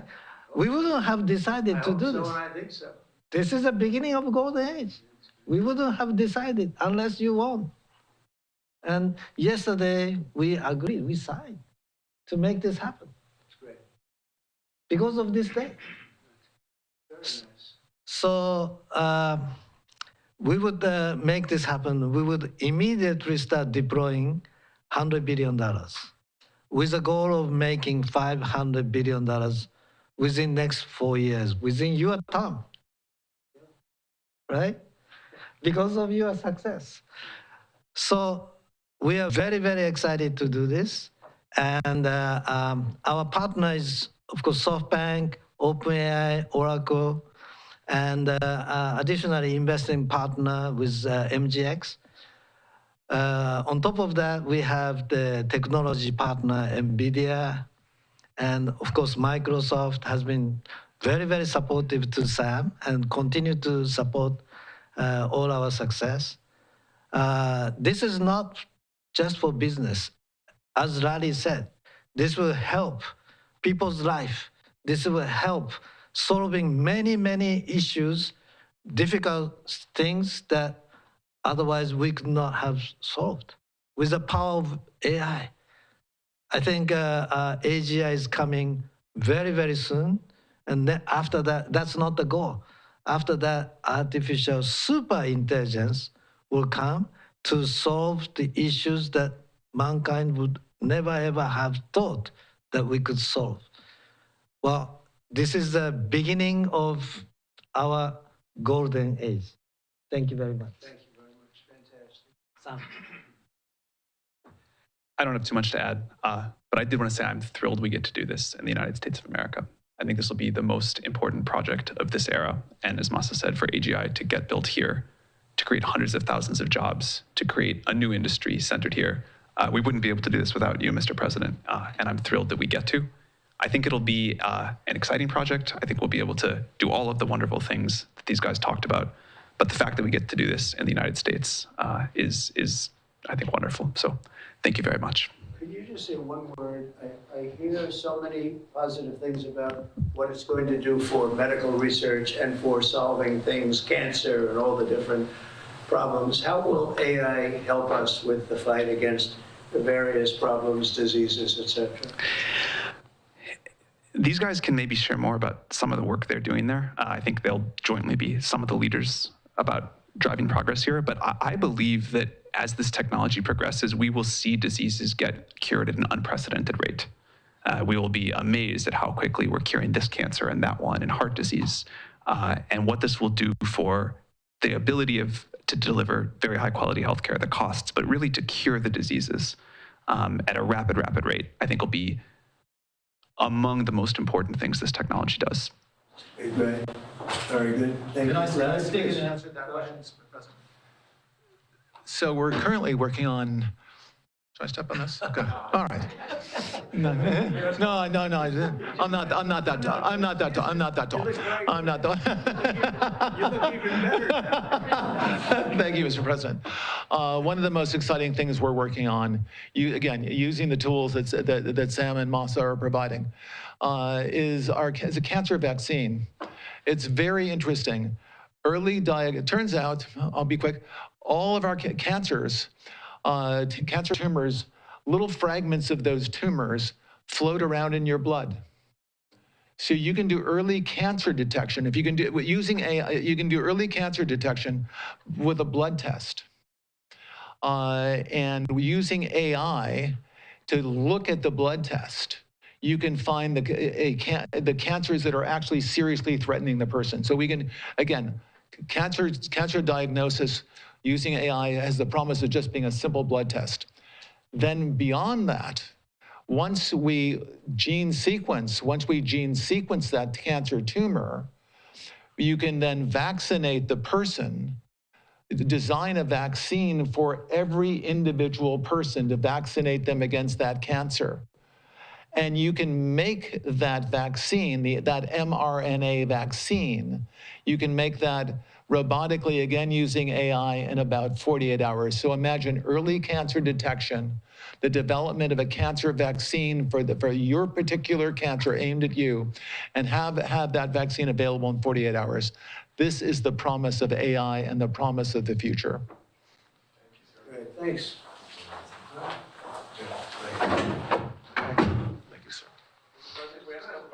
Yeah, just 1 second, we'll finish up. But these are highly respected guys. I was shocked with Larry because I don't even think Larry does this stuff. You did a very good job for a guy that doesn't do it much, right? But he's so respected, and the group, it's really an honor. But for Larry to be here and do this is very unusual because he doesn't do this stuff. He doesn't need it. He does, and you don't need it, do you? You don't need it. But I think it's an honor to the country. It's a great honor that this group, these are the top people, that they're going to do it, and they're going to do it here, and we're going to make it as easy as it can be. A $500 million Stargate project comes in addition to a separate pledge between $100 and $200 billion from, as we know, from Masa, that we talked about before. Also $20 billion from the MAC, which was great. And we have many others that are coming. Some they just announced it. It's easier, but with some, I know them and they're so highly respected, I'd rather do it this way. Many would like to do it this way, but we're letting the world know what's happening. This is money that normally would have gone to China or other countries, but in particular China. In total, before the end of my first full business day in Washington in the White House, we've already secured nearly $3 trillion of new investments in the United States, and probably that's going to be 6 or 7 by the end of the week. Tremendous amounts of money are coming in for many things other than even AI. AI seems to be very hot. It seems to be the thing that a lot of smart people are looking at very strongly. And our country will be prospering like never before. I think that's true, and it's going to be the golden age of America. As I say, yesterday we had the most ambitious, action-oriented day of any administration in history. No, there's never been a first day like yesterday, as you know. I signed a sweeping slate of executive orders to stop the invasion of our borders. I launched a government-wide effort to defeat inflation and bring down the cost of daily life and bring down the cost of energy, magnificently bring it down. And when energy comes down, Larry, I'd say generally speaking, when energy comes down, everything else comes down. The prices of food and the prices of everything else come down. Energy is that's the big baby. And we declared a national energy emergency to baby drill, our term that we use. We're going to drill, baby, drill like never before. We ended destructive DEI mandates across the federal government and returned our country to a merit-based system and a common sense system. As you know, the Supreme Court gave us a decision on merit, where things in this country can be based on merit now instead of a lot of different rules, regulations, and things that really put our country at a big disadvantage. We permanently stopped government censorship and restored free speech. That was signed yesterday. We renamed the Gulf of Mexico the Gulf of America. Sounds so beautiful, the Gulf of America, and returned the name of a great president, William McKinley, to Mount McKinley. They took off the name, and he was actually a great president. He was a very, very successful businessman. He ran for governor of Ohio. He won and did a great job as governor, ran for president, and he won. He was assassinated, ultimately, in his second term, unfortunately. But he was the Tariff king, and he... I don't think he was as bad as I am. I think I believe in him even more than him, but he believed in him very strongly. And he raised massive amounts of money. Our country was at its richest. From 1870 to 1913, we had the most. That was when we were the richest, relatively speaking. We were the richest during that period of time. That was tariffs from other countries. And our administration's moving with unprecedented urgency and speed to confront every single crisis facing us, and we'll get the job done. And again, I want to thank Sam and Masa and Larry for being here. It's an honor to have them. And we'll take a few questions if you want. About some of the executive orders, you would agree that it's never acceptable to assault a police officer, sure. Right? So then if I can, among those you pardoned, DJ Rodriguez, he drove a stun gun into the neck of a DC police officer who was abducted by the mob that day. He later confessed on video to the FBI and pleaded guilty for his crimes. Why does he deserve a pardon? Well, I don't know. Was it a pardon? Because we're looking at commutes and we're looking at pardons. Okay, well, we'll take a look at everything. But I can say this. Murderers today are not even charged.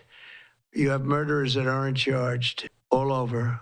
You take a look at what's gone on in Philadelphia, take a look at what's gone on in LA, where people murder people and they don't get charged. These people have already served years in prison, and they've served them viciously. It's a disgusting prison. It's been horrible. It's inhumane. It's been a terrible, terrible thing. I also say this, you go to Portland, where they wrapped police officers, shot police officers, nothing happened to anybody. You go to Seattle, where they took over a big chunk of the city and people died. Portland, a lot of people died. Wait a minute. And you go also, take a look at Minneapolis, because I was there and I watched it. And if I didn't bring in the National Guard, that city wouldn't even exist today. People were killed and nobody went to jail. So these people have already served a long period of time, and I made a decision to give a pardon. Joe Biden gave a pardon yesterday to a lot of criminals. These are criminals that he gave a pardon to. And you should be asking that question. Why did he give a pardon to all of these people that committed crimes? Why did he give a pardon to the J6 Unselect Committee when they burned and destroyed all documents which showed that they did what was wrong, not me? Wait a minute. Why did they give a pardon to all of his relatives, his brother who made millions of dollars, to all these different people? He gave pardons. That's the question you should be answering. All right, go ahead. Yeah, please. If I can just follow up with about your meeting. Can I just follow up with that really fast? No. I just want to ask you this. You said Tell us about your meeting with Speaker Johnson, Senator Thune. Did you reach any conclusion on this one big... Pretty much. I think we have a good situation now. It's been in some ways made simpler by Los Angeles because they're going to need a lot of money. And generally speaking, I think you'll find that a lot of Democrats are going to be asking for help. So I think maybe that makes it more one-sided. I think we're going to do very well. Look, we're going to take care of Los Angeles. I'm going there. I'm going to North Carolina, which has been abandoned by the Democrats. And I'm going to North Carolina, very importantly, first. I'll be there on Friday. And then I'm going from there to Los Angeles. And then I'm going to Nevada. And I'm really going to Nevada to thank them for the vote, because we won Nevada overwhelmingly. And that's usually a Democrat vote. And I just want to go there to thank the people of Nevada for the big vote. So we'll be making that. Yeah, please. Mr. President, the leaders of the Proud Boys and the Oath Keepers were freed following their pardons yesterday. At the time back in 2021, you urged them to stand back and stand by. Is there now a place for them in the political conversation? Well, we have to see. They've been given a pardon. I thought their sentences were ridiculous and excessive. One of the guys took down a flag that was an anti-American flag, and he was given years in jail. I don't know the exact number, but he was given many years in jail. I thought it was very excessive. And at least the cases that we looked at, these were people that actually love our country, so we thought a pardon would be appropriate, yeah. Mr. President, is it also true in your conversations with Republicans today that you asked them to consider recess appointments for cabinet officials? I think, yeah, if it's needed. I don't think it's going to be needed. Marco, as you know, got passed overwhelmingly with 99-0, which is pretty amazing. Marco's going to do a great job, Secretary of State, but he just got, I guess he was the first one and just got approved. That's some vote, 99-0, and the nothing was a vote that he would have gotten if we wanted to do it. But you know whose vote that was, who's doing a great job right now as Vice President. You also talk about some sort of a trade or a deal involving wildfire relief in extension for a debt. Well, what I really want to have done, I was talking about this with the guys back in the Oval Office. Los Angeles has massive amounts of water available to it. All they have to do is turn the valve, and that's the valve coming back from and down from the Pacific Northwest, where millions of gallons of water a week and a day, even in many cases, pours into California, goes all through California down to Los Angeles, and they turned it off. It's off now. The valve goes, it turns toward the Pacific Ocean, and all that water goes pouring into the Pacific Ocean. If they did what I told them to do, they wouldn't do it because politically they didn't think it was good. I think it's great politically. I think they're dead politically. What they've done, they've destroyed the city. What they've done to that city is unbelievable. The sprinklers, their sprinklers in there like these right here that you see, none of them had any water in them. They didn't have any water. The fire hydrants, 40% of them had no water. The brush was just dry. Everything was dry. The sprinklers on the lawn weren't allowed to even be used. So, you know, everything was dry, and it was an inferno. They created an inferno. So we're demanding that they turn the valve back toward Los Angeles right now. It's not even believable that they haven't done it. Just so you know, they have a valve, and it turns like, think of a sink, but multiply it times many thousands of times the size of it. It's massive. And you turn it back toward Los Angeles. Why aren't they doing it? They either have a death wish, they're stupid, or there's something else going on that we don't understand. But we want the water that they're throwing away to be used for California. And that includes the farmers of California. You know, when you drive up north, you see all of the land. I couldn't believe it. I was with Devin Nunes when he was a congressman and some other congressmen from the area, and we're driving up and we're on the highway, and I keep looking at these farms, and the land is bone dry, and then you'd see an acre, about an acre or 2 acres, with the most beautiful green plants growing in it, the most beautiful you've ever. It's rich stuff, and you look at the soil, and it's so rich. That soil is almost the equivalent to like Iowa soil. It's phenomenal, but it's got no water. But the reason it has no water, I said, do you have a drought? No. I said, what do you mean you don't have a drought? Look at the thing, it's dry as a bone.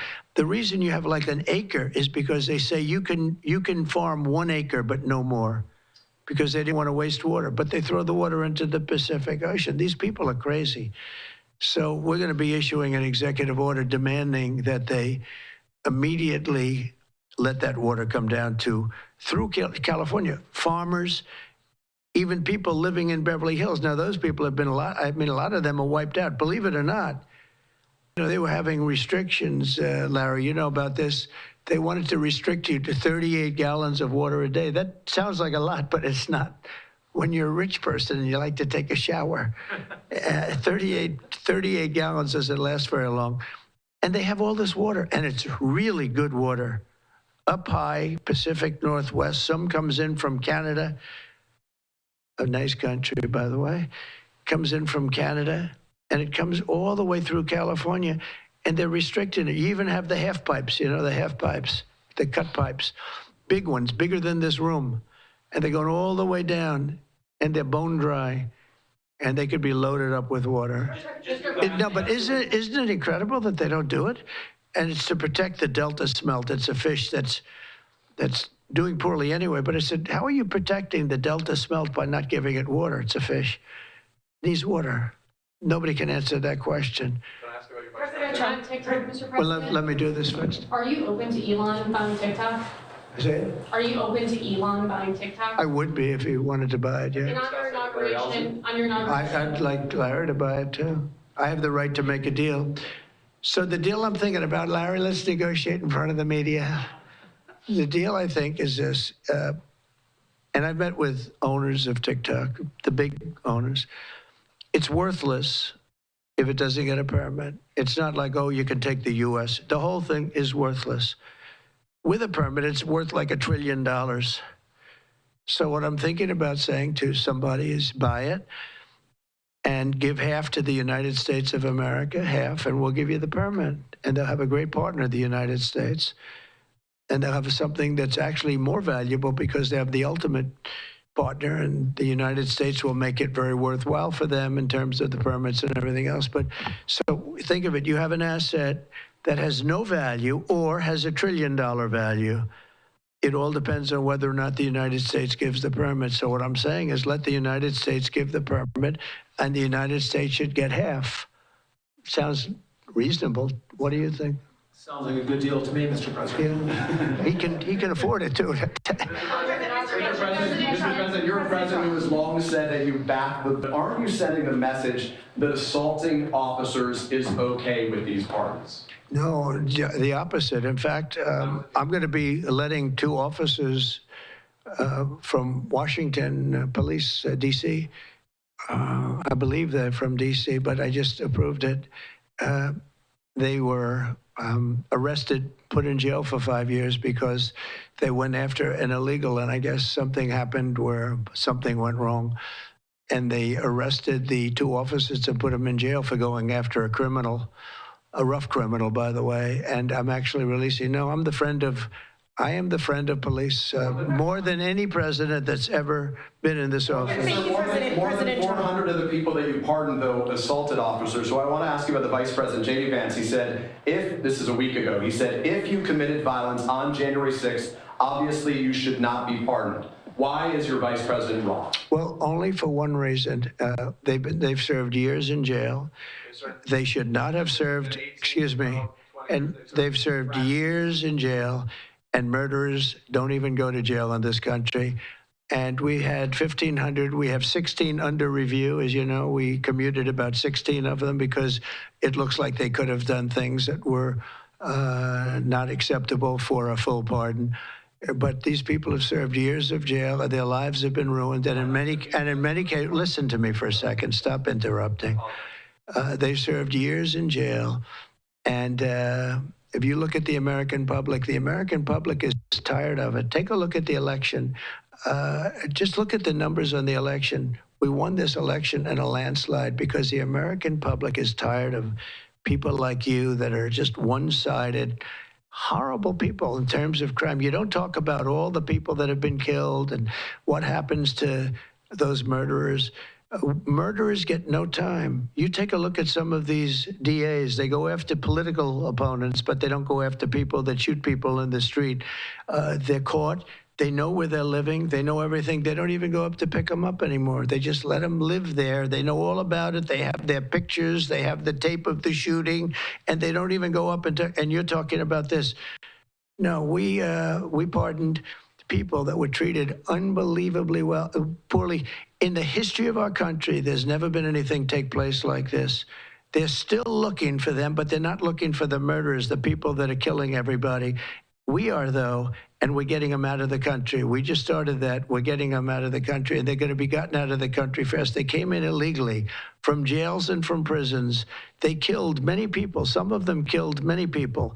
About 50% of them killed more than one person. They were released into our country. That's what we're focused on, not the kind of nonsense you're talking about. You've called for a ceasefire in Ukraine. If Vladimir Putin doesn't come to the table to negotiate with you, will you put additional sanctions on Russia? Sounds likely. And do you think that the war should be frozen currently along the war should have never started. If you had a competent president, which you didn't, the war wouldn't have happened. The war in Ukraine would have never happened if I were president.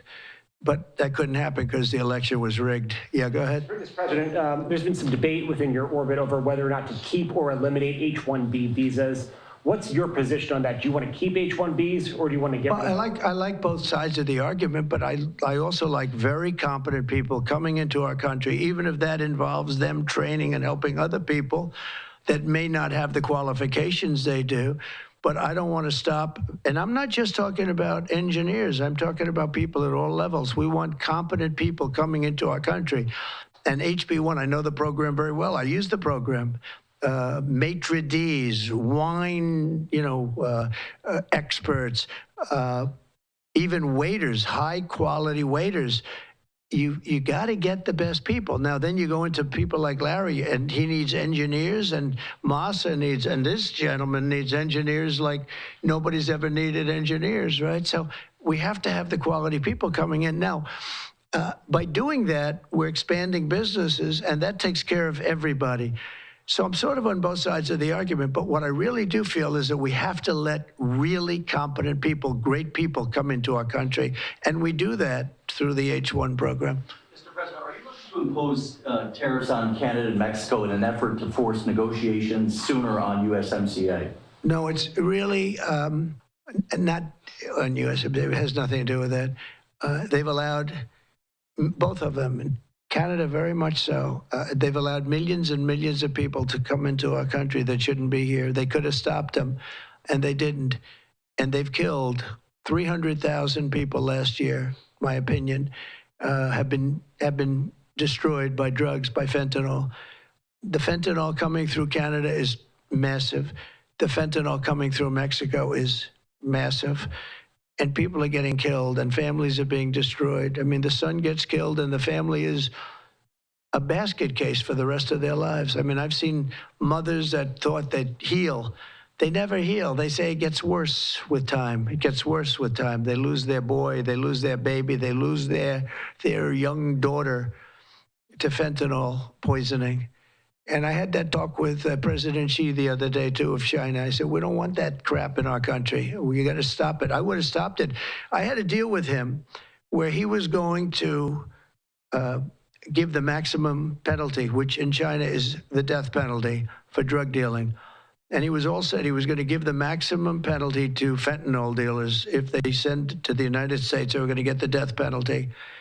And of course, Biden didn't pick that up. I had that deal all done. It was all wrapped up. We were going to have it done.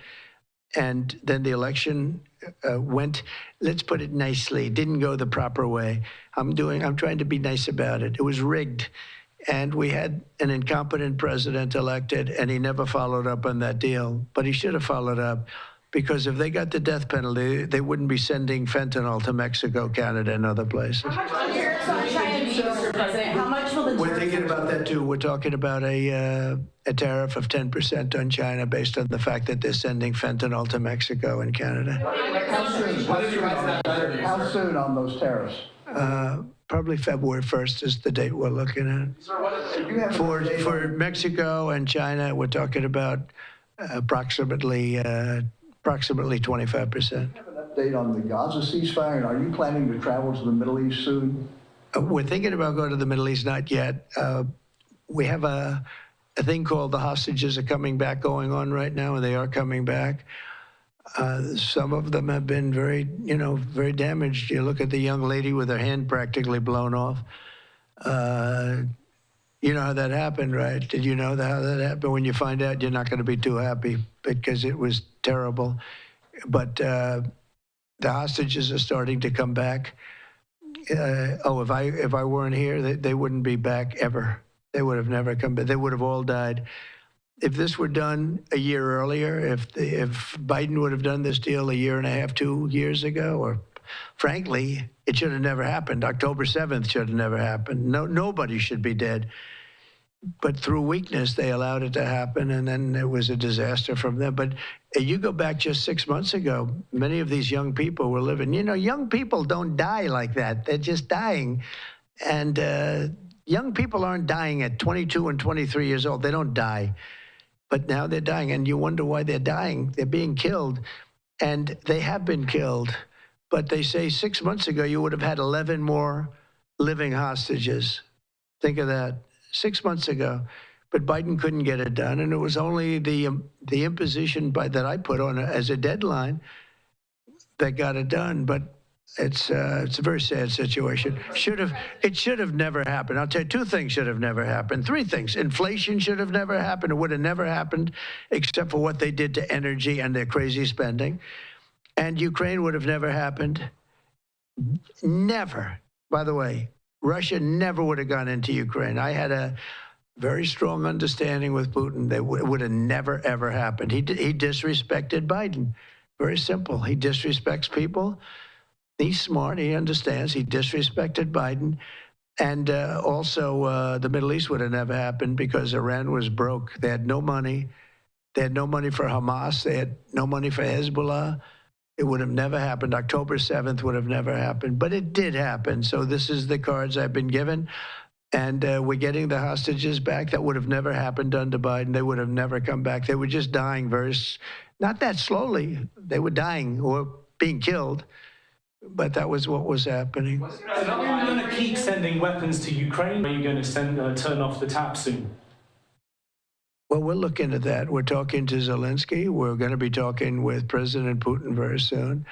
And we'll see how it all happens. We're going to look at it one thing I do feel, the European Union should be paying a lot more than they're paying because under Biden, I mean, we're in there for $200 billion more. Now, it affects them more than it affects us. We have an ocean in between, right? Little thing called an ocean. The European Union should equalize. We're in there for $200 billion more than the European Union. I mean, what are we, stupid? I guess the answer is yes, because they must think so. But the European Union takes advantage of us tremendously on trade. And they now take advantage of, and always have. If I didn't get involved years ago, my first term, one of the first things I noticed was that they're not paying enough. They're not paying, and a lot of those countries weren't even paying. The NATO countries, they weren't paying. Only 7 out of 28 were paying.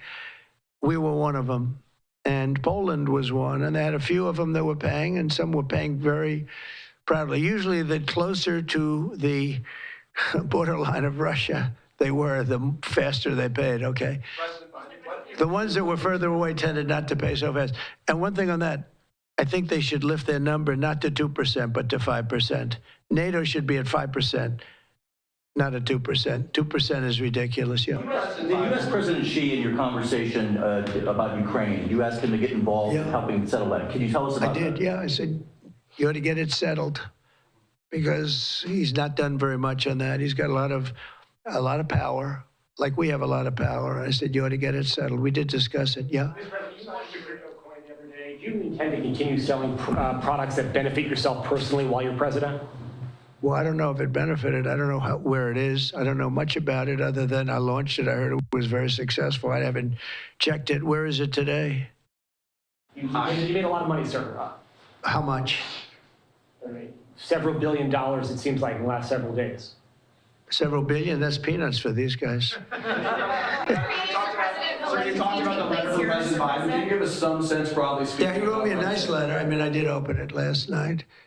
And I didn't know. Peter said, did you get the letter? I said, wait a minute, let's see the letter. It's sort of a tradition. You put it in the drawer. especially of the beautiful Resolute desk, right? And I opened it, and there it was. It said to number 47. And it was a very nice letter. I mean, I could show it because I think it was a nice letter. Maybe I will. I think. Message-wise, what do you say in terms of Just basically, it was a little bit of an inspirational type letter, you know. Enjoy it, do a good job. Important, very important, how important the job is. But I think it was a nice letter. I think I should let people see it because it was a positive for him in writing it. I appreciated the letter. Mr. President, were security concerns at all a factor when deciding to move your inauguration indoors? No, not at all. No, not at all. It was just cold. Look, if we would have, you know, I just went out to the helicopter, right, we said goodbye. That's a tradition. As long as before it used to be a stagecoach, and then helicopters came along. But that's been a tradition. You go out and you do that. And we stood there for 10 minutes, and I'll tell you what, people would not have been able to get through that day. That was cold. It was sort of interesting. Don't let the sun fool you. Tell me something. Sunny days can get very cold, can't they? Because that was so freezing yesterday. You couldn't have gotten through it. It would have been. And the answer is no, it wasn't security. With that being said, I thought the Capitol, the Rotunda, was beautiful.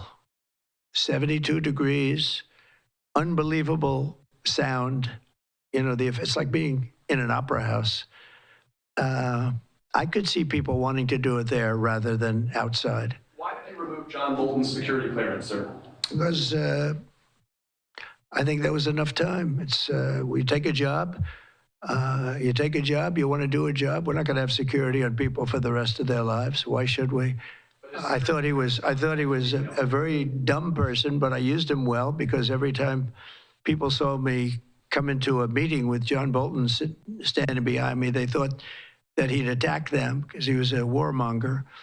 He's the one that got us involved, along with Cheney and a couple of others, convinced Bush, which was a terrible decision, to blow up the Middle East. You know, we blew up the Middle East and we left.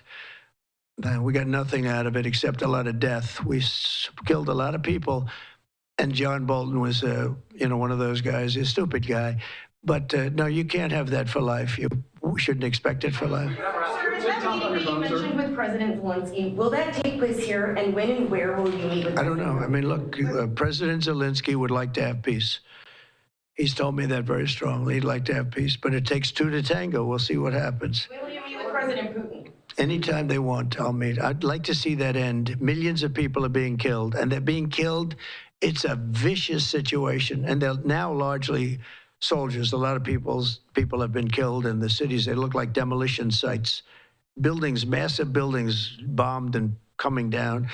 The thing with Ukraine is that many more people died than you're reporting. You're not reporting the real numbers, and I'm not blaming you for that. I'm blaming maybe our government for not wanting to release those numbers. Many more people died than what you know about. When those big buildings come down and they say 2 people were injured, no. Many people, thousands of people are being killed. But the real killing now is on the war front. It's a very flat land. And the only thing that stops a bullet is somebody's body. And you have young soldiers. So Russia's lost about 800,000 soldiers now. Ukraine's lost about 600 or 700,000. I think the numbers are low that they're giving out. But they've lost massive numbers of young soldiers. And that war should stop. It's very flat, it's beautiful farmland, and it's flat and really beautiful in a different kind of way, but they don't have any protection. The only thing that stops a bullet is a body, and those bodies are stopping a lot of bullets, and they're being decimated, both sides. Your conversation with President Xi, what did you tell him in terms of when to expect tariffs, and what can he do to avoid them? About which one? About tariffs? We didn't talk too much about tariffs, other than he knows where I stand. Look, I put large tariffs on China. I've taken in hundreds of billions of dollars. Until I was president, China never paid not 10 cents to the United States. With me, they paid $600 billion or so, or more than that even, of tariffs. And if I didn't do that, you wouldn't have a steel mill open in the United States right now. You wouldn't have one steel mill open in the United States. So what I did is I saved the steel industry. I saved other industries too with other tariffs. Other countries are big abusers also. You know, it's not just China. China's an abuser, but the European Union is very, very bad to us. They treat us very, very badly. They don't take our cars. They don't take our cars at all. They don't take our farm products, essentially. They don't take very much. We have a $350 billion deficit with the European Union. They treat us very, very badly. So they're going to be in for tariffs. It's the only way you're going to get back. It's the only way you're going to get fairness. You can't get fairness unless you do that. But the European Union's treated us very badly. But essentially, everybody treats us badly. You know, everybody treats us badly. Yes, go ahead. Because we allow them to.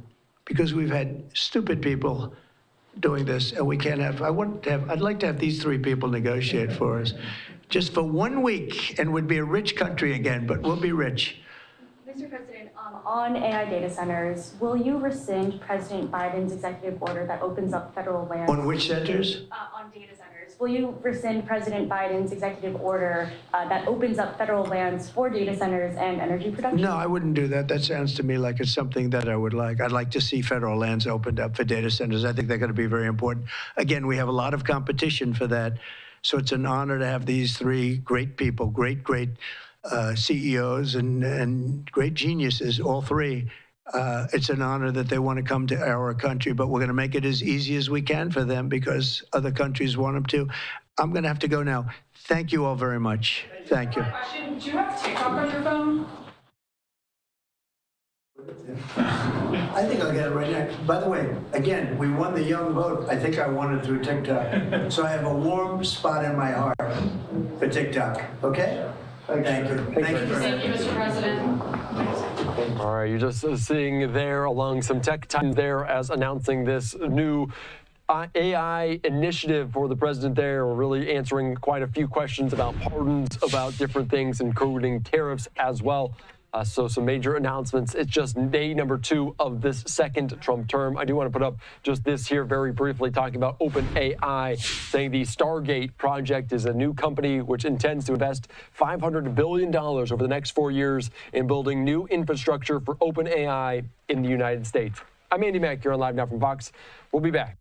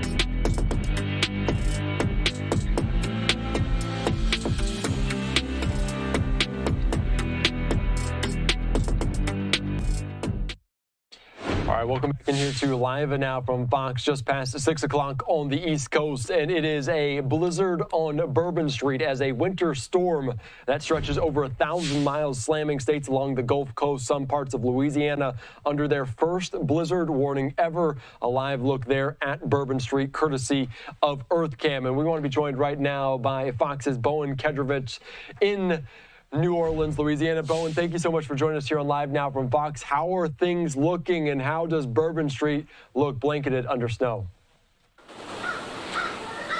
Hey, Andy, no, it's just absolutely incredible to see this happening this far down south. Just take a look behind me. That right here is downtown New Orleans, and as you can see, it is absolutely covered in snow. A lot of these cars here are just right parked in, and a lot of people can't even get their cars out of the side of the street here when they come in and try. But a lot of people are heeding the warnings of officials and not taking out their vehicles to the streets. A lot of people are actually out and about here and enjoying the snow. I've been seeing a lot of people do snowball fights and even try to sled in some occasions, as there is a lot of businesses up and down this street closed as well. So some people have been enjoying a day off of work. Take a listen. I am happy because we're closed because I get to play in the snow. I mean, but there's no way I could drive my car to work today. It's magical. I love this. For the most part, I kind of want to, hang out here and enjoy. We tried looking for a couple of hills, but, we're flatlanders over here, so. And this is the first time New Orleans recorded snow since 2009. About 4 inches of snow has already fallen downtown, and the city should see more than a half a foot by the time the storm passes. Some major highways and interstates are closed because of the weather, and as of this afternoon, the Louisiana State Police have responded to over 50 calls for service and weather-related crashes throughout the state. The Louisiana Department of Transportation has crews out putting salt and sand on the roads. The department has reported an incident on I-10 where one of the salt spreaders was involved in a collision with a citizen this morning. Officials warn you shouldn't get right back out on the road after the storm ends. In this type of a situation here, we get some flurries or some snow. I've seen it before. I've lived here a long time. And in the afternoon, basically, you have the snow melting, and then everybody goes back upon their business the next day. This is not the case. Cold temperatures are going to be here for about another 48 hours. And local officials and obviously state officials are going to have to lead us and let us know where we're going. We're going to have ice on the roads and that type of thing. It could be a very potentially dangerous situation. He says that the Arkansas Department of Transportation are bringing snowplows into the state to help out as well. Andy, I'll send it back to you. All right, thank you so much, Bowen. It is a magical time in the Super Bowl coming to the Crescent City in just a few short weeks. So, of course, maybe some of those cold weather teams bringing the snow with them. Thanks so much for your time. All right, thank you. All right, thank you so much. Great conversation there, as always, as it is an interesting look there right on Bourbon Street, courtesy of our EarthCam partners, as that blizzard warning along that Gulf Coast. So very fascinating to see the snow there lined up with all of that. Bourbon Street and the like. There's a blizzard warning there. You can see people taking in the sights. We did see some of those restaurants being open. So we're following it very closely here on LiveNOW from Fox of it. All right, another city that is dealing with this major cold snap is Houston, just a little bit west along that Gulf Coast there in Texas. Let's take you right now out to the Mayor John Whitmire as he's providing an update on some of the preparations in place for that. We want to start this one from the very beginning so you get all of this information here on LiveNOW from Fox. Let's listen in.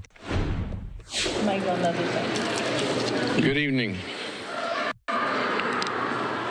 The main purpose of our press conference this afternoon is to emphasize that we're about halfway there. We have very good results in the last 24 hours in terms of Houstonians responding and limiting their activities, with the exception of the children playing in the snow today, which it was a very special day, and got to see video, didn't get to visit with the grandkids, but today was a good day for Houstonians because they listened to the messages from our first responders and their leadership to stay at home. And our first responder numbers are much, much lower than you would expect, fairly normal, quite frankly, for fire, police.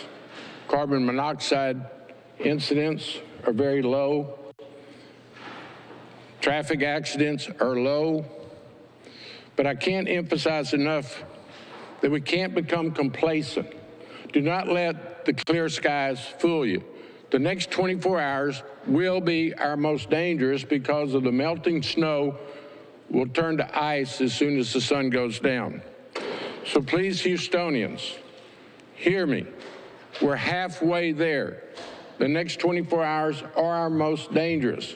We're going to continue to be diligent from the city perspective. We have the staffing in place for fire and police. Public Works is doing their part. But we have to continue to protect your pipes. Tomorrow when things thaw out, many of us will learn that our pipes are broken. So have a plan. First of all, protect them tonight by wrapping them. Continue to wrap your pipes. Open up your cabinets, your attic doors. Use the common sense and smart approach that has got us so successfully to this point. I could give so many shout outs to TxDOT, who during the night kept our medical center open, working with my team. TxDOT provided the equipment to keep 288 and into the med center, McGregor, open. It was our highest priority. TxDOT has used their equipment to keep 610, Loop, I-10, and others open. Now, there have been some incidents such as the 3 18-wheelers near Rosenberg. They were trying to meet deadlines. They had bad accidents. I saw this afternoon a jackknife 18-wheeler behind City Hall on the Pierce elevated, automobiles. The ice is there and it can be deceiving, covered by snow. So just assume we have icy roads wherever you want to travel. The answer to it is stay at home. I'd like to thank the employers in Houston. Most of our retail stores were closed. Our public facilities have been closed, with the exception, I'm going to talk about our warming centers because that is still probably our highest priority. But the city services closed down, municipal courts, the airport. Let's speak about the airport. TSA will start taking passengers in the morning at 9 a.m. TSA opens at 9 a.m. in the morning. Houston, Bush, and Hobby will take arrivals starting at 10 o'clock in the morning. Departures will be at 11 o'clock tomorrow. So as I said, we've got a challenge to get through this evening into tomorrow morning when icy conditions will be so bad. City will be closed tomorrow. We made the decision and contacted all of our city employees this morning. Do not come to work in the morning. Thursday will be a challenge, but Thursday we do believe we'll be open for business with the proper precautions. So, warming centers. I've been to 3 today. They're crowded, but we have capacity. We give you a ride. We'll give you a ride on Metrolift. Then Z-Trips will take you. No one is turned away from one of our facilities. 10 Houston-operated warming centers. And it is such a reminder for me, the challenges we have in this city with our homeless population. And when we get through this challenging storm, we must get back focused on the people that are so vulnerable living on our street with so much mental health challenges that we have to come together as a community and assist those that need our assistance so badly. Thank you to the county for sharing their resources, communicating with our commissioners. I can't say enough about TxDOT. Steve Alvis is a Houston resident that is on the TxDOT board. We're in constant touch with him and the State Emergency Center. But it gets back to these are the services we're providing and we're prepared for, but it gets back to Houstonians doing their part. And I cannot thank you enough. The collaboration of all the agencies and then the collaboration with the public joining us to take all the safeguards that we mentioned. So it's halftime. We got third and fourth quarters to go. We're going to be in the red zone. We've got to be very safe and smart from here on out.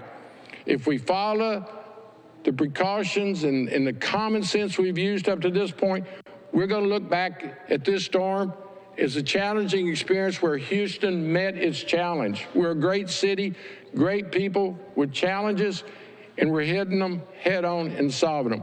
Let me bring up a couple of department heads that have specific issues to emphasize. Public Works, Randy, if you'll come talk about the best practices for protecting your pipes and also our thoroughfares. Thank you, Mayor. Can't emphasize enough what the mayor said. We're so grateful to Houstonians who have heeded the messages and have listened. There have been very few cars on the road, but as the mayor said, this isn't the time to be complacent about that. Can't emphasize enough the fact that the roads are slushy now, which means that in the next few hours, as the temperatures drop and the sun goes down, they will freeze. We absolutely know they're going to freeze. That's going to make travel on those thoroughfares very, very difficult overnight and in the early morning hours. We're very optimistic that with warming tomorrow that we'll start to see a lot of that clear up. The water system's done really well throughout this entire event. A big, big thanks to all of our folks at our facilities across town that have ridden out this storm. They've been sleeping on the floors. They've been monitoring the equipment. Pressures across the whole system are very good for us for a storm like this. But as the mayor mentioned, now that we get towards the end of this event is when we're going to start to see some impacts that you won't see during the colder temperatures. As the pipes thaw out, as the temperatures rise, you will discover that in some instances there are some breaks. We'll see some breaks in city pipes. You're certainly going to see some breaks in your pipes in your homes. It's not too late to still take some precautionary measures. Make sure your sprinkler systems are shut off. Most sprinkler systems have their own dedicated shutoff valve. Make sure that that's closed. Make sure you know where the shutoff valve to your home is. If you all of a sudden find that a pipe is ruptured after it's thawed out, shut it off as quickly as you can to minimize the amount of damage that's there. Of course, call 311 if you need some additional assistance in locating those things. And if you see major water breaks across the city as you start to be about your business tomorrow, be sure to call those in as well. We address those as fast as we can. But Mayor, grateful for the collaboration, especially I echo his sentiments with TxDOT and how they've helped us on the thoroughfares and making sure that there's clear paths. Our public works crews continue to stand by to provide additional support to first responders where necessary. That's our biggest priority through the rest of this event, is making sure that first responders, police and fire have clear pathways to get to the service areas they need to get to. But we're almost there. Keep up the good work and we'll make it through it. Thank you. Thank you for your rank and file. Our fire department is doing such an outstanding job. They will actually help us tonight. It's a first for the Houston Fire Department to get involved, that collaboration that I keep repeating. We're all in this together, all hands on deck, and now we're seeing the fire department offer an additional service. And Chief Munoz, if you'll give us the precautions we need on space heaters and give us a report on the number of carbon monoxide incidents. Thank you, Mayor. First of all, as the mayor has mentioned time and time again, and our department as well, carbon monoxide poisoning, as it is one of the deadly killers. The numbers are going down, but there's still that danger. We did have an incident today that involved 2 children. Fortunately, our fire department did an amazing job in taking them to a local hospital for precautionary measures, and the prognosis is good. Heaters, cause of fires. Ensure that your heaters are at a place 3 feet from any flammable areas or materials. Generators, make sure they're 20 feet from the house to ensure that no carbon monoxide is mentioned. And the mayor mentioned the transportation. Representative Panda, the mayor, and thank you for your support, Mayor, on that. For the first time ever, our HED personnel is going to be utilizing vehicles other than EMS and fire trucks to transport individuals to those warming centers. But again, that's the seriousness of the of the effects of the winter that we're facing. Again, encourage everyone, as the mayor has mentioned time and time again, and along with Chief Diaz and all the directors behind us, please stay off the road. But once again, safety, safety, safety. The generators know where they're at. Carbon monoxide. Definitely pay attention to your surroundings with any open flames. But thank you, Mayor. Appreciate you. Thank you, Chief. Like at any challenging time, whether it's one of our hurricanes, loss of energy, or certainly when our mobility has been challenged, there's bad actors in our city that are taking advantage of it. But our HPD officers are using their resources, their leadership to cover our communities. I got a report early this morning that one bad actor tried to break into an ATM machine, but he didn't realize that the snow leaves his footprints everywhere he was leaving the site. So our fine first responders, HPD tracked him to his vehicle, and he is no longer on the streets of Houston. So thank you, Houston Police, Houston Fire, EMS, Public Works, I consider a first responder. Chief Diaz, will you give us a status report on our law enforcement? Yes, sir. Thank you. Thank you, Mayor. Thank you for your leadership. Thank you, everyone, for being here. I want to thank Chief Munoz for his partnership. We've had a great day today. Thank you, Houston, first and foremost, for heeding the warnings, listening to the messaging, because it helped us out. Our calls for service were down. Our accidents were down. For a city this large, 16,000 plus miles of roadway, we had 22 accidents throughout the whole day, mostly minor. We're doing a great job. I can't thank the men and women of the Houston Police Department enough, especially our hot team, who touched about 300 souls over the last 2 days. And last night we were able to help at least 70 get into warming centers. And over 150 blankets, things that necessities we were given, and it was just an incredible partnership. To date, to right now, we have not had a loss of life that we've been reported yet. So we're really, really fortunate. But again, it's the Houstonians listening to the messaging. So thank you very much. Thank you for helping us help you, and thank you for helping your neighbors as well. Thank you, Mayor. Thank you. Talking about your outreach, the collaboration with nonprofits and all of our first responders, we've had 1,036 individuals go to a warming center. Very significant. I'd like to give a shout out to the food bank that fed them. I was in Acres Home this afternoon. People are warm and secure, but they were hungry. They'd run out of their MREs that were furnished by the state. So coming back, talking to my team, we got a hold of the food bank who took 100 meals to Acres Home this afternoon. So things are working well. As I've said, the real challenge is the next 24 hours. I would urge the press to emphasize to the public what we did the last 24 hours worked. Now let's match it the next 24 hours. At this time, I'd ask Anna in my office to come translate for our Spanish-speaking residents. Thank you, Mayor. Thank you. Para los miembros de la comunidad de habla hispana, el alcalde y todos los directores atrás de mí están aquí para... All right, you're just listening in there to Houston officials, including the Mayor John Whitmire, provide an update on this major winter storm impacting so many parts along the Gulf Coast there, including in Houston. It was so very interesting. He was giving an update on some of the school districts. The Houston School District is going to be closed. The Houston the city there closed as well on Wednesday due to that major snow that came through that area. And I want to put up just this post here as well from our Fox 26 team. You can see some of the kids there not in school on a snow day sliding down this hill. Makeshift sleds of whatever you can come up with, some blankets, some cardboard boxes. You can see some inner tubes there. That might be more for the water than the snow, but nonetheless, they are making do with what's going on there in Houston. And it was always so very interesting to see all of these shots along the Gulf Coast, from New Orleans to Biloxi to Gulfport, Mississippi. So many friends and family also taking pictures just to see this snow blanket all those portions of the United States as the sun is setting on that region, 5:30 Central Time. It is a cold night there, and the snow certainly looks pretty, but also can cause some problems. So we're continuing to monitor it. We heard from Whitmire, the Houston mayor, but also Lena Hidalgo out of that Harris County area. We were also talking to Bowen Kedrovich on the ground on Bourbon Street after that rare, unusual, uncharacteristic blizzard warning in that region. All right, I'm Andy Mack here on Live Now from Fox. We're back after this.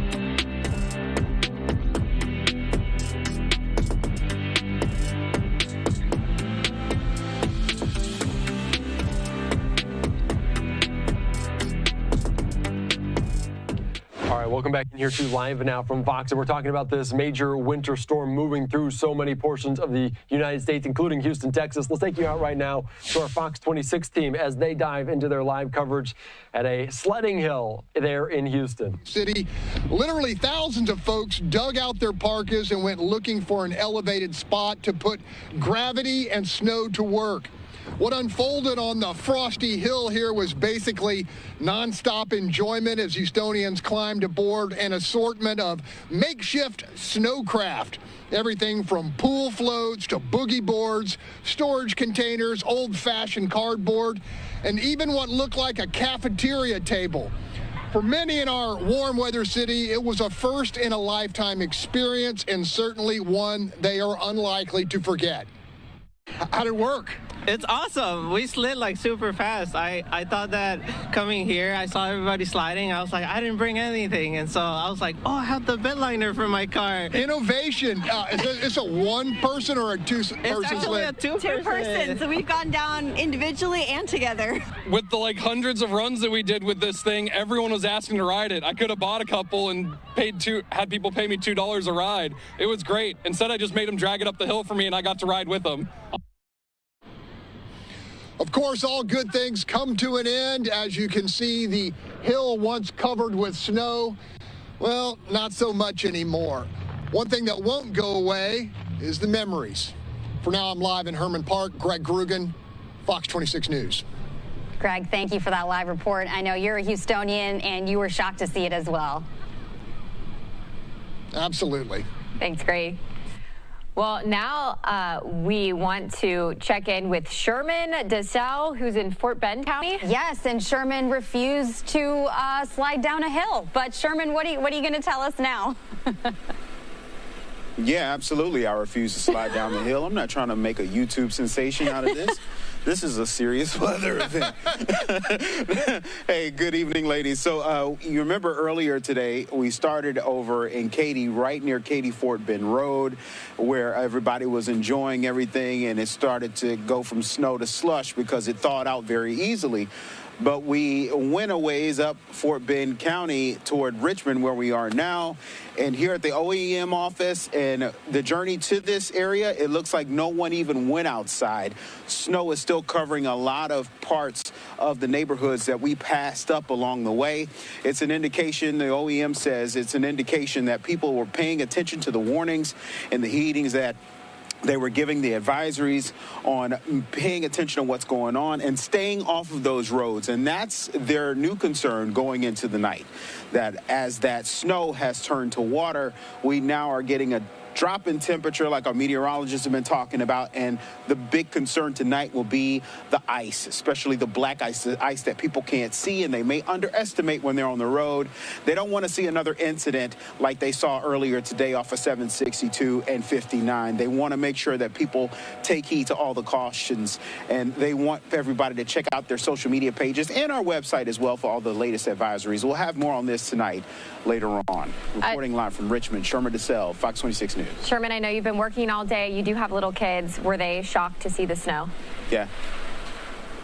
They actually were. And, you know, the first thing I asked them when I woke up, I said, you guys want to see the snow? He said, you know I do. So we wrapped them up in all their layers, and we made a couple of little snowmen, and then, you know, send the thread to all of our Louisiana folks. And you know, they were pretty excited about that. So, yeah, we enjoyed it some kind of way. That's awesome. Thanks, Sherman.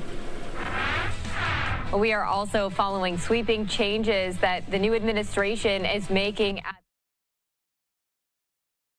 You're just listening in there to our Fox 26 team as they continue their coverage. And we're going to talk with Fox 26's Jonathan Mejia in just a little bit about that Trump inauguration and some of the executives he has planned there for that. But let's continue on with this weather coverage here really briefly. And I do want to talk about just the Gulf Coast there, all those impacts. And it's so wild to see just that snow along the Gulf Coast, Mississippi, New Orleans, Louisiana, other parts of that country, and other parts are bracing for the snow, the storms to come. Let's be joined right now by Fox Weather's Stephen Morgan in Charleston, South Carolina. Stephen, thank you so much for joining us. What can you tell us? I see the snow, the cold weather really hasn't arrived yet. What are we looking at?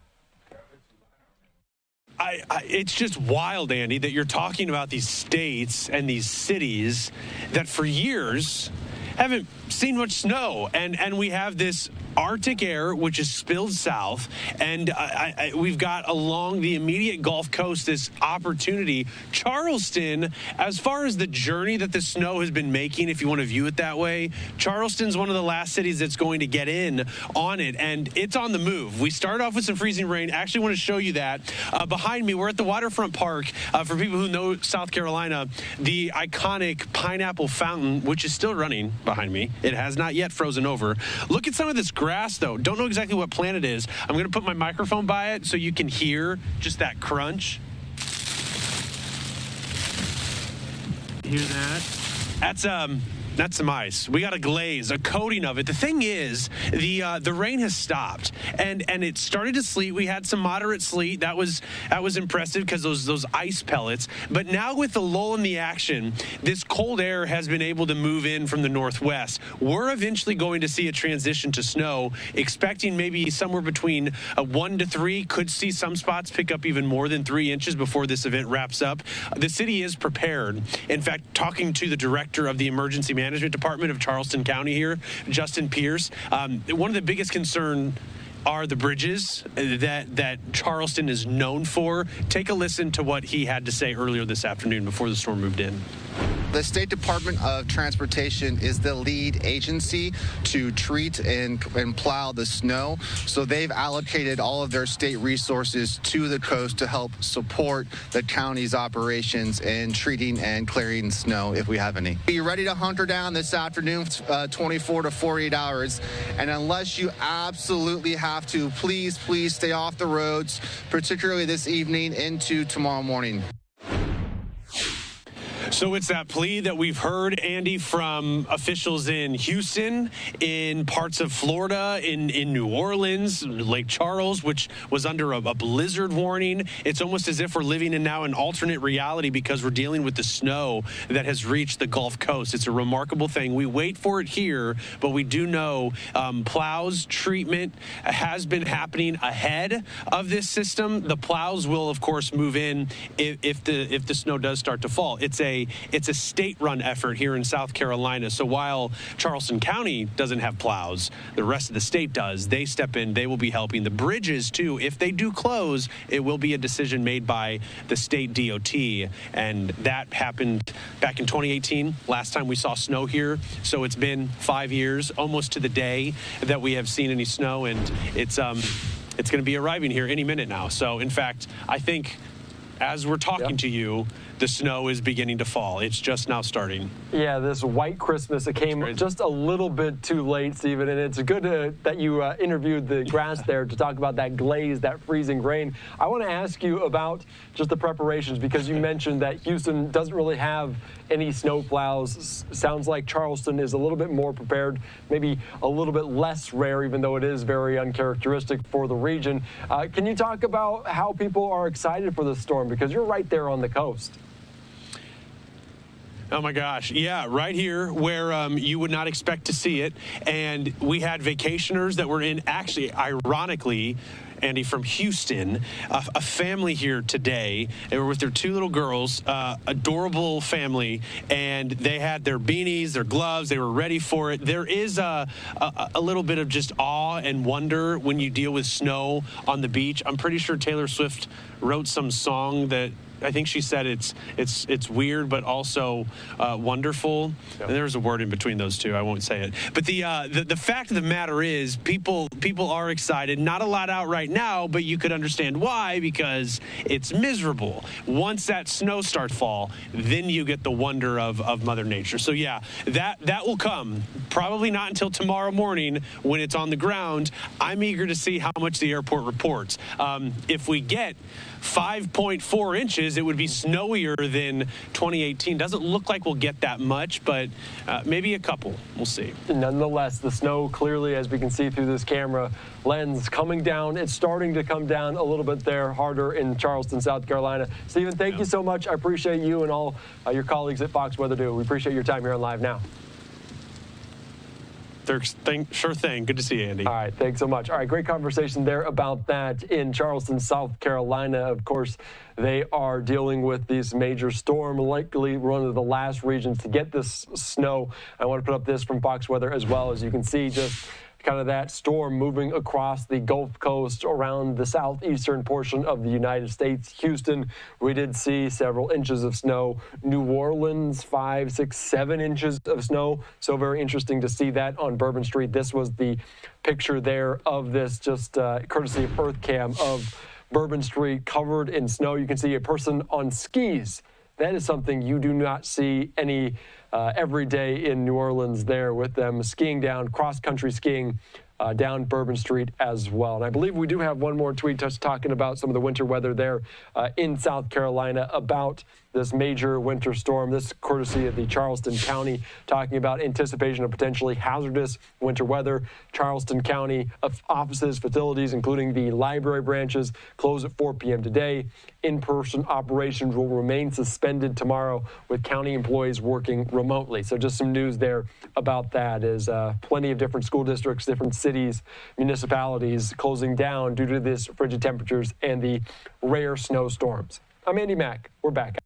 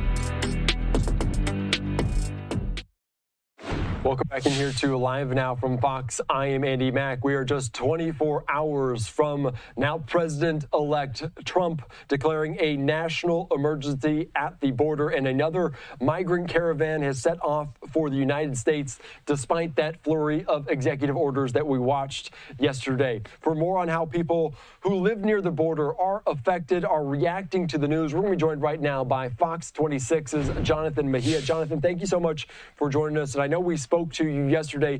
Tell us where you are and who else you spoke with this afternoon. Yeah, I'm here in Eagle Pass, which is a part of the Del Rio border sector. Now, I spoke with residents here in Eagle Pass who have the border just steps away from their backyards. And go ahead and take a look at this property right here. The homeowner, Wendy Garcia, tells me that she had to tear down both of her homes on this property because illegal migrants abused it. Okay, I bought this property probably 2 years ago, and as of then, it had two properties, one on this side and one over here. Eventually, there were a lot of illegals staying in here, trashing those buildings. And as a property owner, how did you feel about illegal migrants coming here to take shelter in your property? Were you concerned for your safety? It is a concern for the safety. It's a concern for the community. It is a risk. It is, you never know what type of people are coming in. For residents living in border towns, it's not out of the ordinary for some people to have the border just steps away from their backyards. That also comes with the risk of illegal migrants evading apprehension, hiding out on their property. There were a lot of illegals staying in here, trashing those buildings, and because it became a hazard to the community, we had to, well, eventually it was going to happen, but we had to tear it down.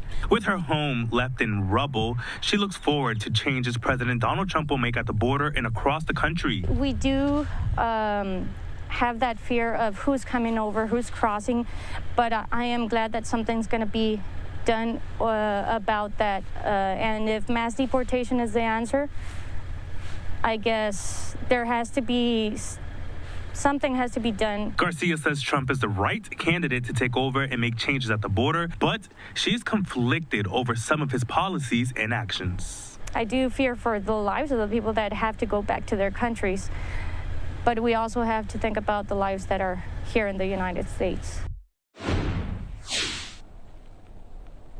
So I spoke with Garcia, who her property overlooks Shelby Park, and she was telling me that she was upset because that park is now closed to the public. It was once open, but as we know, Texas Governor Greg Abbott declared a state of emergency. So now the state owns that property and currently is in control so that they can deter migrants, illegal migrants, from coming over to the United States. Yeah, very, very interesting. And I want to ask you about another component to the U.S.-Mexico border, and that CBP One app that was canceled. Can you tell us about the impacts for migrants and also attorneys who have clients on both sides of the border? Yeah, that was the big breaking news yesterday when it came to some of the executive orders that President Donald Trump signed. We know that the CBP One app was a way for migrants to alert the United States that were coming here to the border and presenting their asylum claims at one of the 8 ports of entry. So now, for those who had their appointment scheduled for yesterday around 1 p.m., they realized that their appointment was canceled and no longer validated. And we saw just video of emotional crying people on the other side of the border on social media, realizing that their dreams, what they have worked for and what they had hoped to get into this country is no longer attainable. Yeah, and it is a very different tone from the previous administration as the swearing-in ceremony taking place yesterday. Can you sense a different tone there, or is it similar to previous times you visited the border, Jonathan? So I can tell you that I've been to the border twice already. I visited back in December, just a month ago, obviously a month before Donald Trump's inauguration. And I can tell you that over there in the Rio Grande Valley, it was quiet. Not a lot of activities, not a lot of apprehensions. Today, I was out with the Texas National Guard, and they tell me the same thing, too. I even spoke with Lieutenant Chris Olivares, who's with the Texas Department of Public Safety, and he tells me that numbers have been low. He tells me that they have a daily update in the morning. He says that for the illegal pass area, they're just seeing a little over 100 apprehensions a day. Very, very interesting to note there, and also just the timing of it being December into January could have an impact on that. Jonathan, thank you so much. I appreciate your time. A fascinating time, especially with this national emergency being declared by the new President Donald Trump. Thanks again. Thank you for having me. All right, thank you so much. Great conversation there, as always, about that. A flurry of executive orders in action in place for newly sworn-in President Trump during his second term in office, and we were busy trying to profile and categorize all of these major executive actions. Coming up after the break, we're going to get into one of those executive actions about birthright citizenship. I spoke with the AG out of Wisconsin about this, a lawsuit filed against this order. We'll have that in 2 minutes here on Live.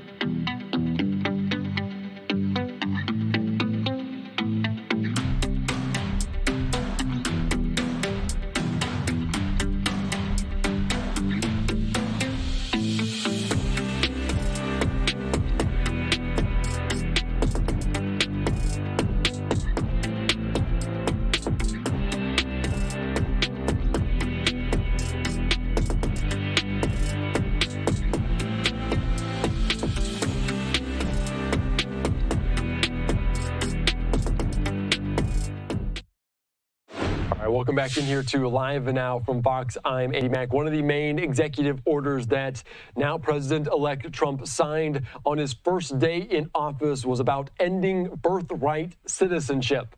A flurry of states and their attorney generals filing a lawsuit against this. For more on this, let's go out to Caroline Shively with this report. The chaos from this is going to be immediate. From Arizona to New Jersey. This executive order is an assault on the rule of law. It's an assault on the very text of the Constitution. More than a dozen attorneys general suing to block President Trump's executive order aimed at ending birthright citizenship in America.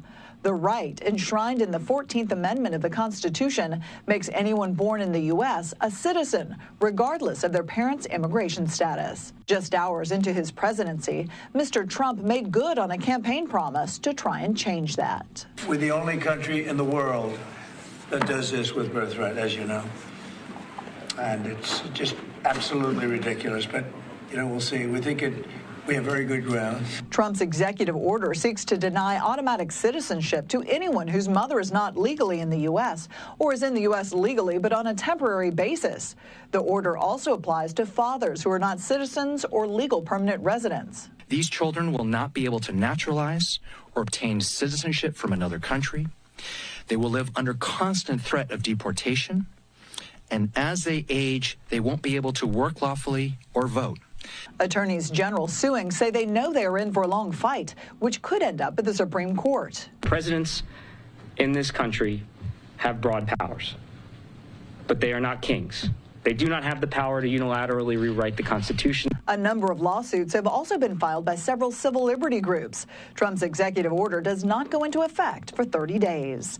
In Washington, Caroline Shively, Fox News. All right, thank you so much for that report. And at last check, some 22 states attorneys general involved in this. Also, notably San Francisco, Washington, D.C. also involved. And leading some of these coalitions is the Attorney General out of New Jersey, Matt Platkin. I want to put up just this post here from him on LiveNOW from Fox talking about this. And you heard from him in that story saying presidents can't overrule the Constitution and centuries of precedent with a stroke of a pen. I'm leading a coalition of 18 states in suing to stop Trump's unlawful executive order banning birthright citizenship. All right, let's take you right now out to a conversation of one of the attorney generals from one of those 18 states, Wisconsin, the Badger State, to learn more about this lawsuit in place.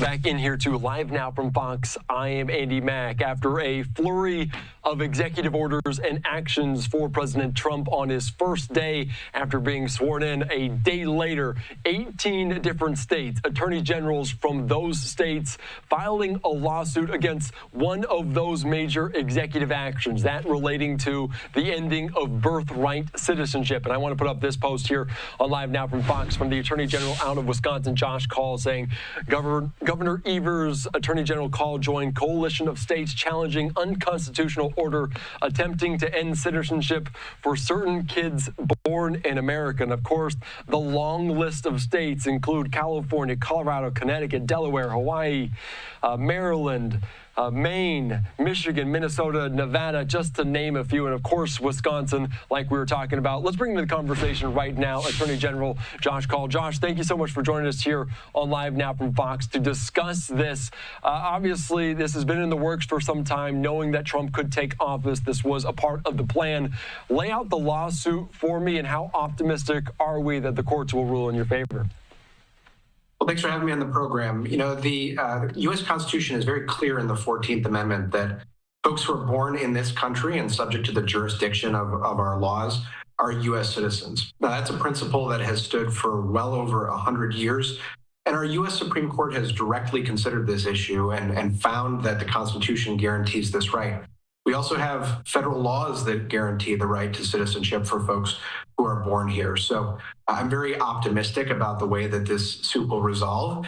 But fundamentally, this is about what authority the president has and doesn't have. And he can't, with an executive order, overturn the U.S. Constitution or federal law. Yeah, that is a very good point. We've heard some language, the governor there in Wisconsin calling egregious, reckless, unconstitutional, just to name a few of those adjectives about there. I want to ask you just the position of these 18 states. Why did you feel it was best to come together as this group of 18 to pursue this lawsuit? We often work together with AGs around the country. Sometimes we do that in a bipartisan fashion, like when we all worked to hold opioid companies accountable for their role in the opioid epidemic and help to secure funds to fight that epidemic. We also work together on antitrust cases to reduce prices. But in other times, Democratic AGs or Republican AGs will link up and work together. That allows us to conserve resources, but also to make sure that cases are directed in a way that doesn't lead to a series of different cases all over the country, but instead has one or two focal points so that these issues can be resolved efficiently. Yeah, and of course, one of those main components there, maybe moving it up as it will likely end in the Supreme Court. That's kind of where it all roads lead in terms of this case. Are you concerned in terms of that, as we've seen this Supreme Court overturn major precedents before, notably Roe v. Wade? Is there any concern in your eyes about this case if and when it does reach that level? Well, certainly the composition of the U.S. Supreme Court is different now than it had been previously. And when there's a shift, that can lead to different outcomes. But in a legal case, if the language of the Constitution is on your side, that's a good thing. If you've got a Supreme Court precedent on your side, that's a good thing. And if you have federal law on your side, that's a good thing. Here we have all three, so I remain optimistic that ultimately the rights of these kids under our U.S. Constitution will be protected. Yeah, and of course, your name and the now President Trump's name have been linked there as well, dating back to some of the charges that you filed against the fake electors scheme, notably over the summer. Can you talk about the state of this? Because we did see a lot of executive orders, a lot of executive actions put in place. I imagine this is not going to be the only lawsuit against some of them. Can you talk about that and this just being day number one of Trump's presidency? Yeah, there were a number of executive orders issued yesterday, and I'm sure that there will be a lot more issued in the days ahead. In a lot of cases, those orders are pretty general, and ultimately a federal agency will take action that can lead to lawsuits as well. But we're going to review these carefully, and where there are areas that we can work together, for example, to reduce the cost of living for folks, we want to do that. At the same time, if there are policies that we believe infringe upon people's rights and that are not in the interests of the people I represent in Wisconsin, we're prepared to take action. All right, and of course, we're talking about this, and we know that it's not retrospective at all, but of course, you talked about the language of this 14th Amendment. Are you concerned that this might be a springboard to other parts of birthright citizenship that concern you? Well, we'll see what the Supreme Court decides. The language of the Constitution is very clear that if you're born in the United States and subject to the jurisdiction of the United States, you're a citizen. I don't think anybody of either political party wants to see us in a dynamic where the president, whoever it is, through the stroke of a pen, can effectively delete parts of the U.S. Constitution. That document has served this country very well for hundreds of years, and our rule of law has served us well. So we want to see that upheld in this case. And again, I have a lot of hope that will happen through this court case. All right, very good. A very important case that will continue to rise. Josh Call, thank you so much. I appreciate your time for breaking it down because it is a story that is from coast to coast, from West Coast to East Coast. We're following here on LiveNOW. Thanks again. I appreciate your time. Thanks for having me. All right, thank you so much for that. That was Josh Call there from Wisconsin, the Democratic Attorney General, talking about this lawsuit filed in coalition with those 18 attorneys general, 22 now in total for this different lawsuits against this birthright citizenship executive order that Trump signed on day one of being inside of the White House in Washington, D.C. And it has been a very busy day dating back to yesterday as you watched it unfold at the Capitol Rotunda right here on LiveNOW from Fox. Let's take you right now out to Connor Hansen, who has a report on what's going on during day two of President Trump's second term in office. Donald Trump's first full day as the 47th president kicked off with a focus on immigration reform, one of his top promises on the campaign trail. Not too exciting, was it? I didn't think it was a good service, no. President Trump returning to the White House after a prayer service turned political. The vast majority of immigrants are not criminals. They pay taxes and are good neighbors. Episcopal Bishop Mariann Edgar Budde touched on immigration, birthright citizenship, and DEI, all topics Trump has challenged with some of the executive orders he signed yesterday.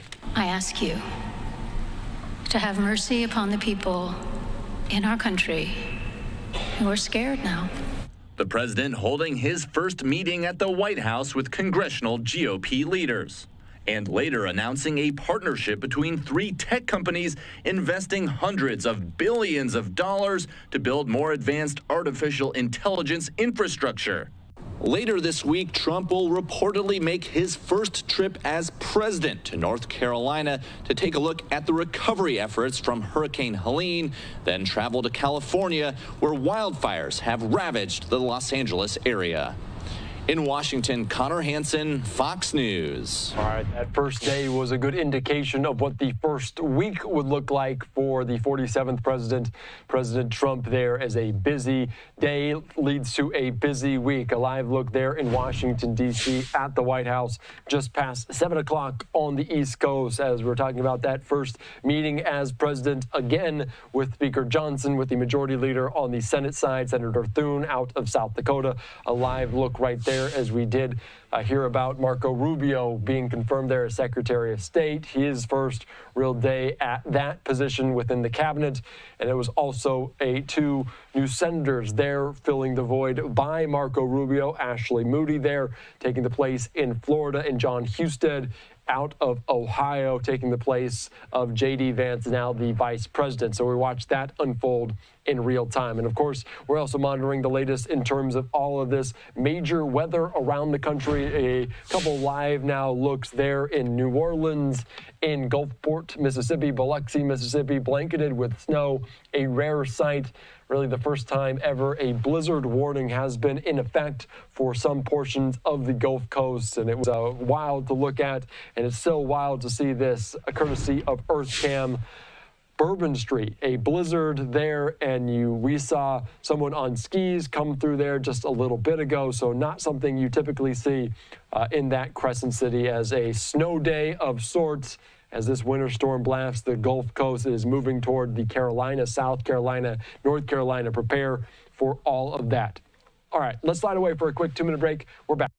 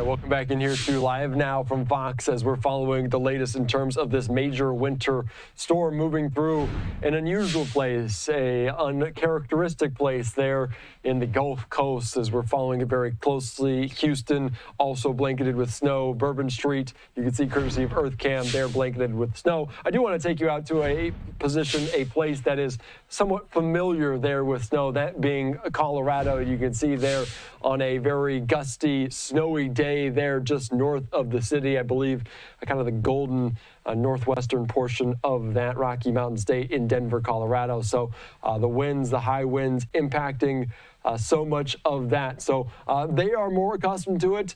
Places like Houston don't have snow plows, so they are not used to it. The places like Denver, certainly too. You can look live there in Denver, more golden Arvada suburb, but the wind howling in this corridor just south of Boulder, Colorado. So we're following it very closely here on Live Now from Fox. All right, let's take you, though, back out to southeastern Texas, that being Houston in particular, as our Fox 26 team diving into their weather forecast to tell people, to warn people, to advise people about all of this as the Houston school district closed on Wednesday. So is the Houston as a city.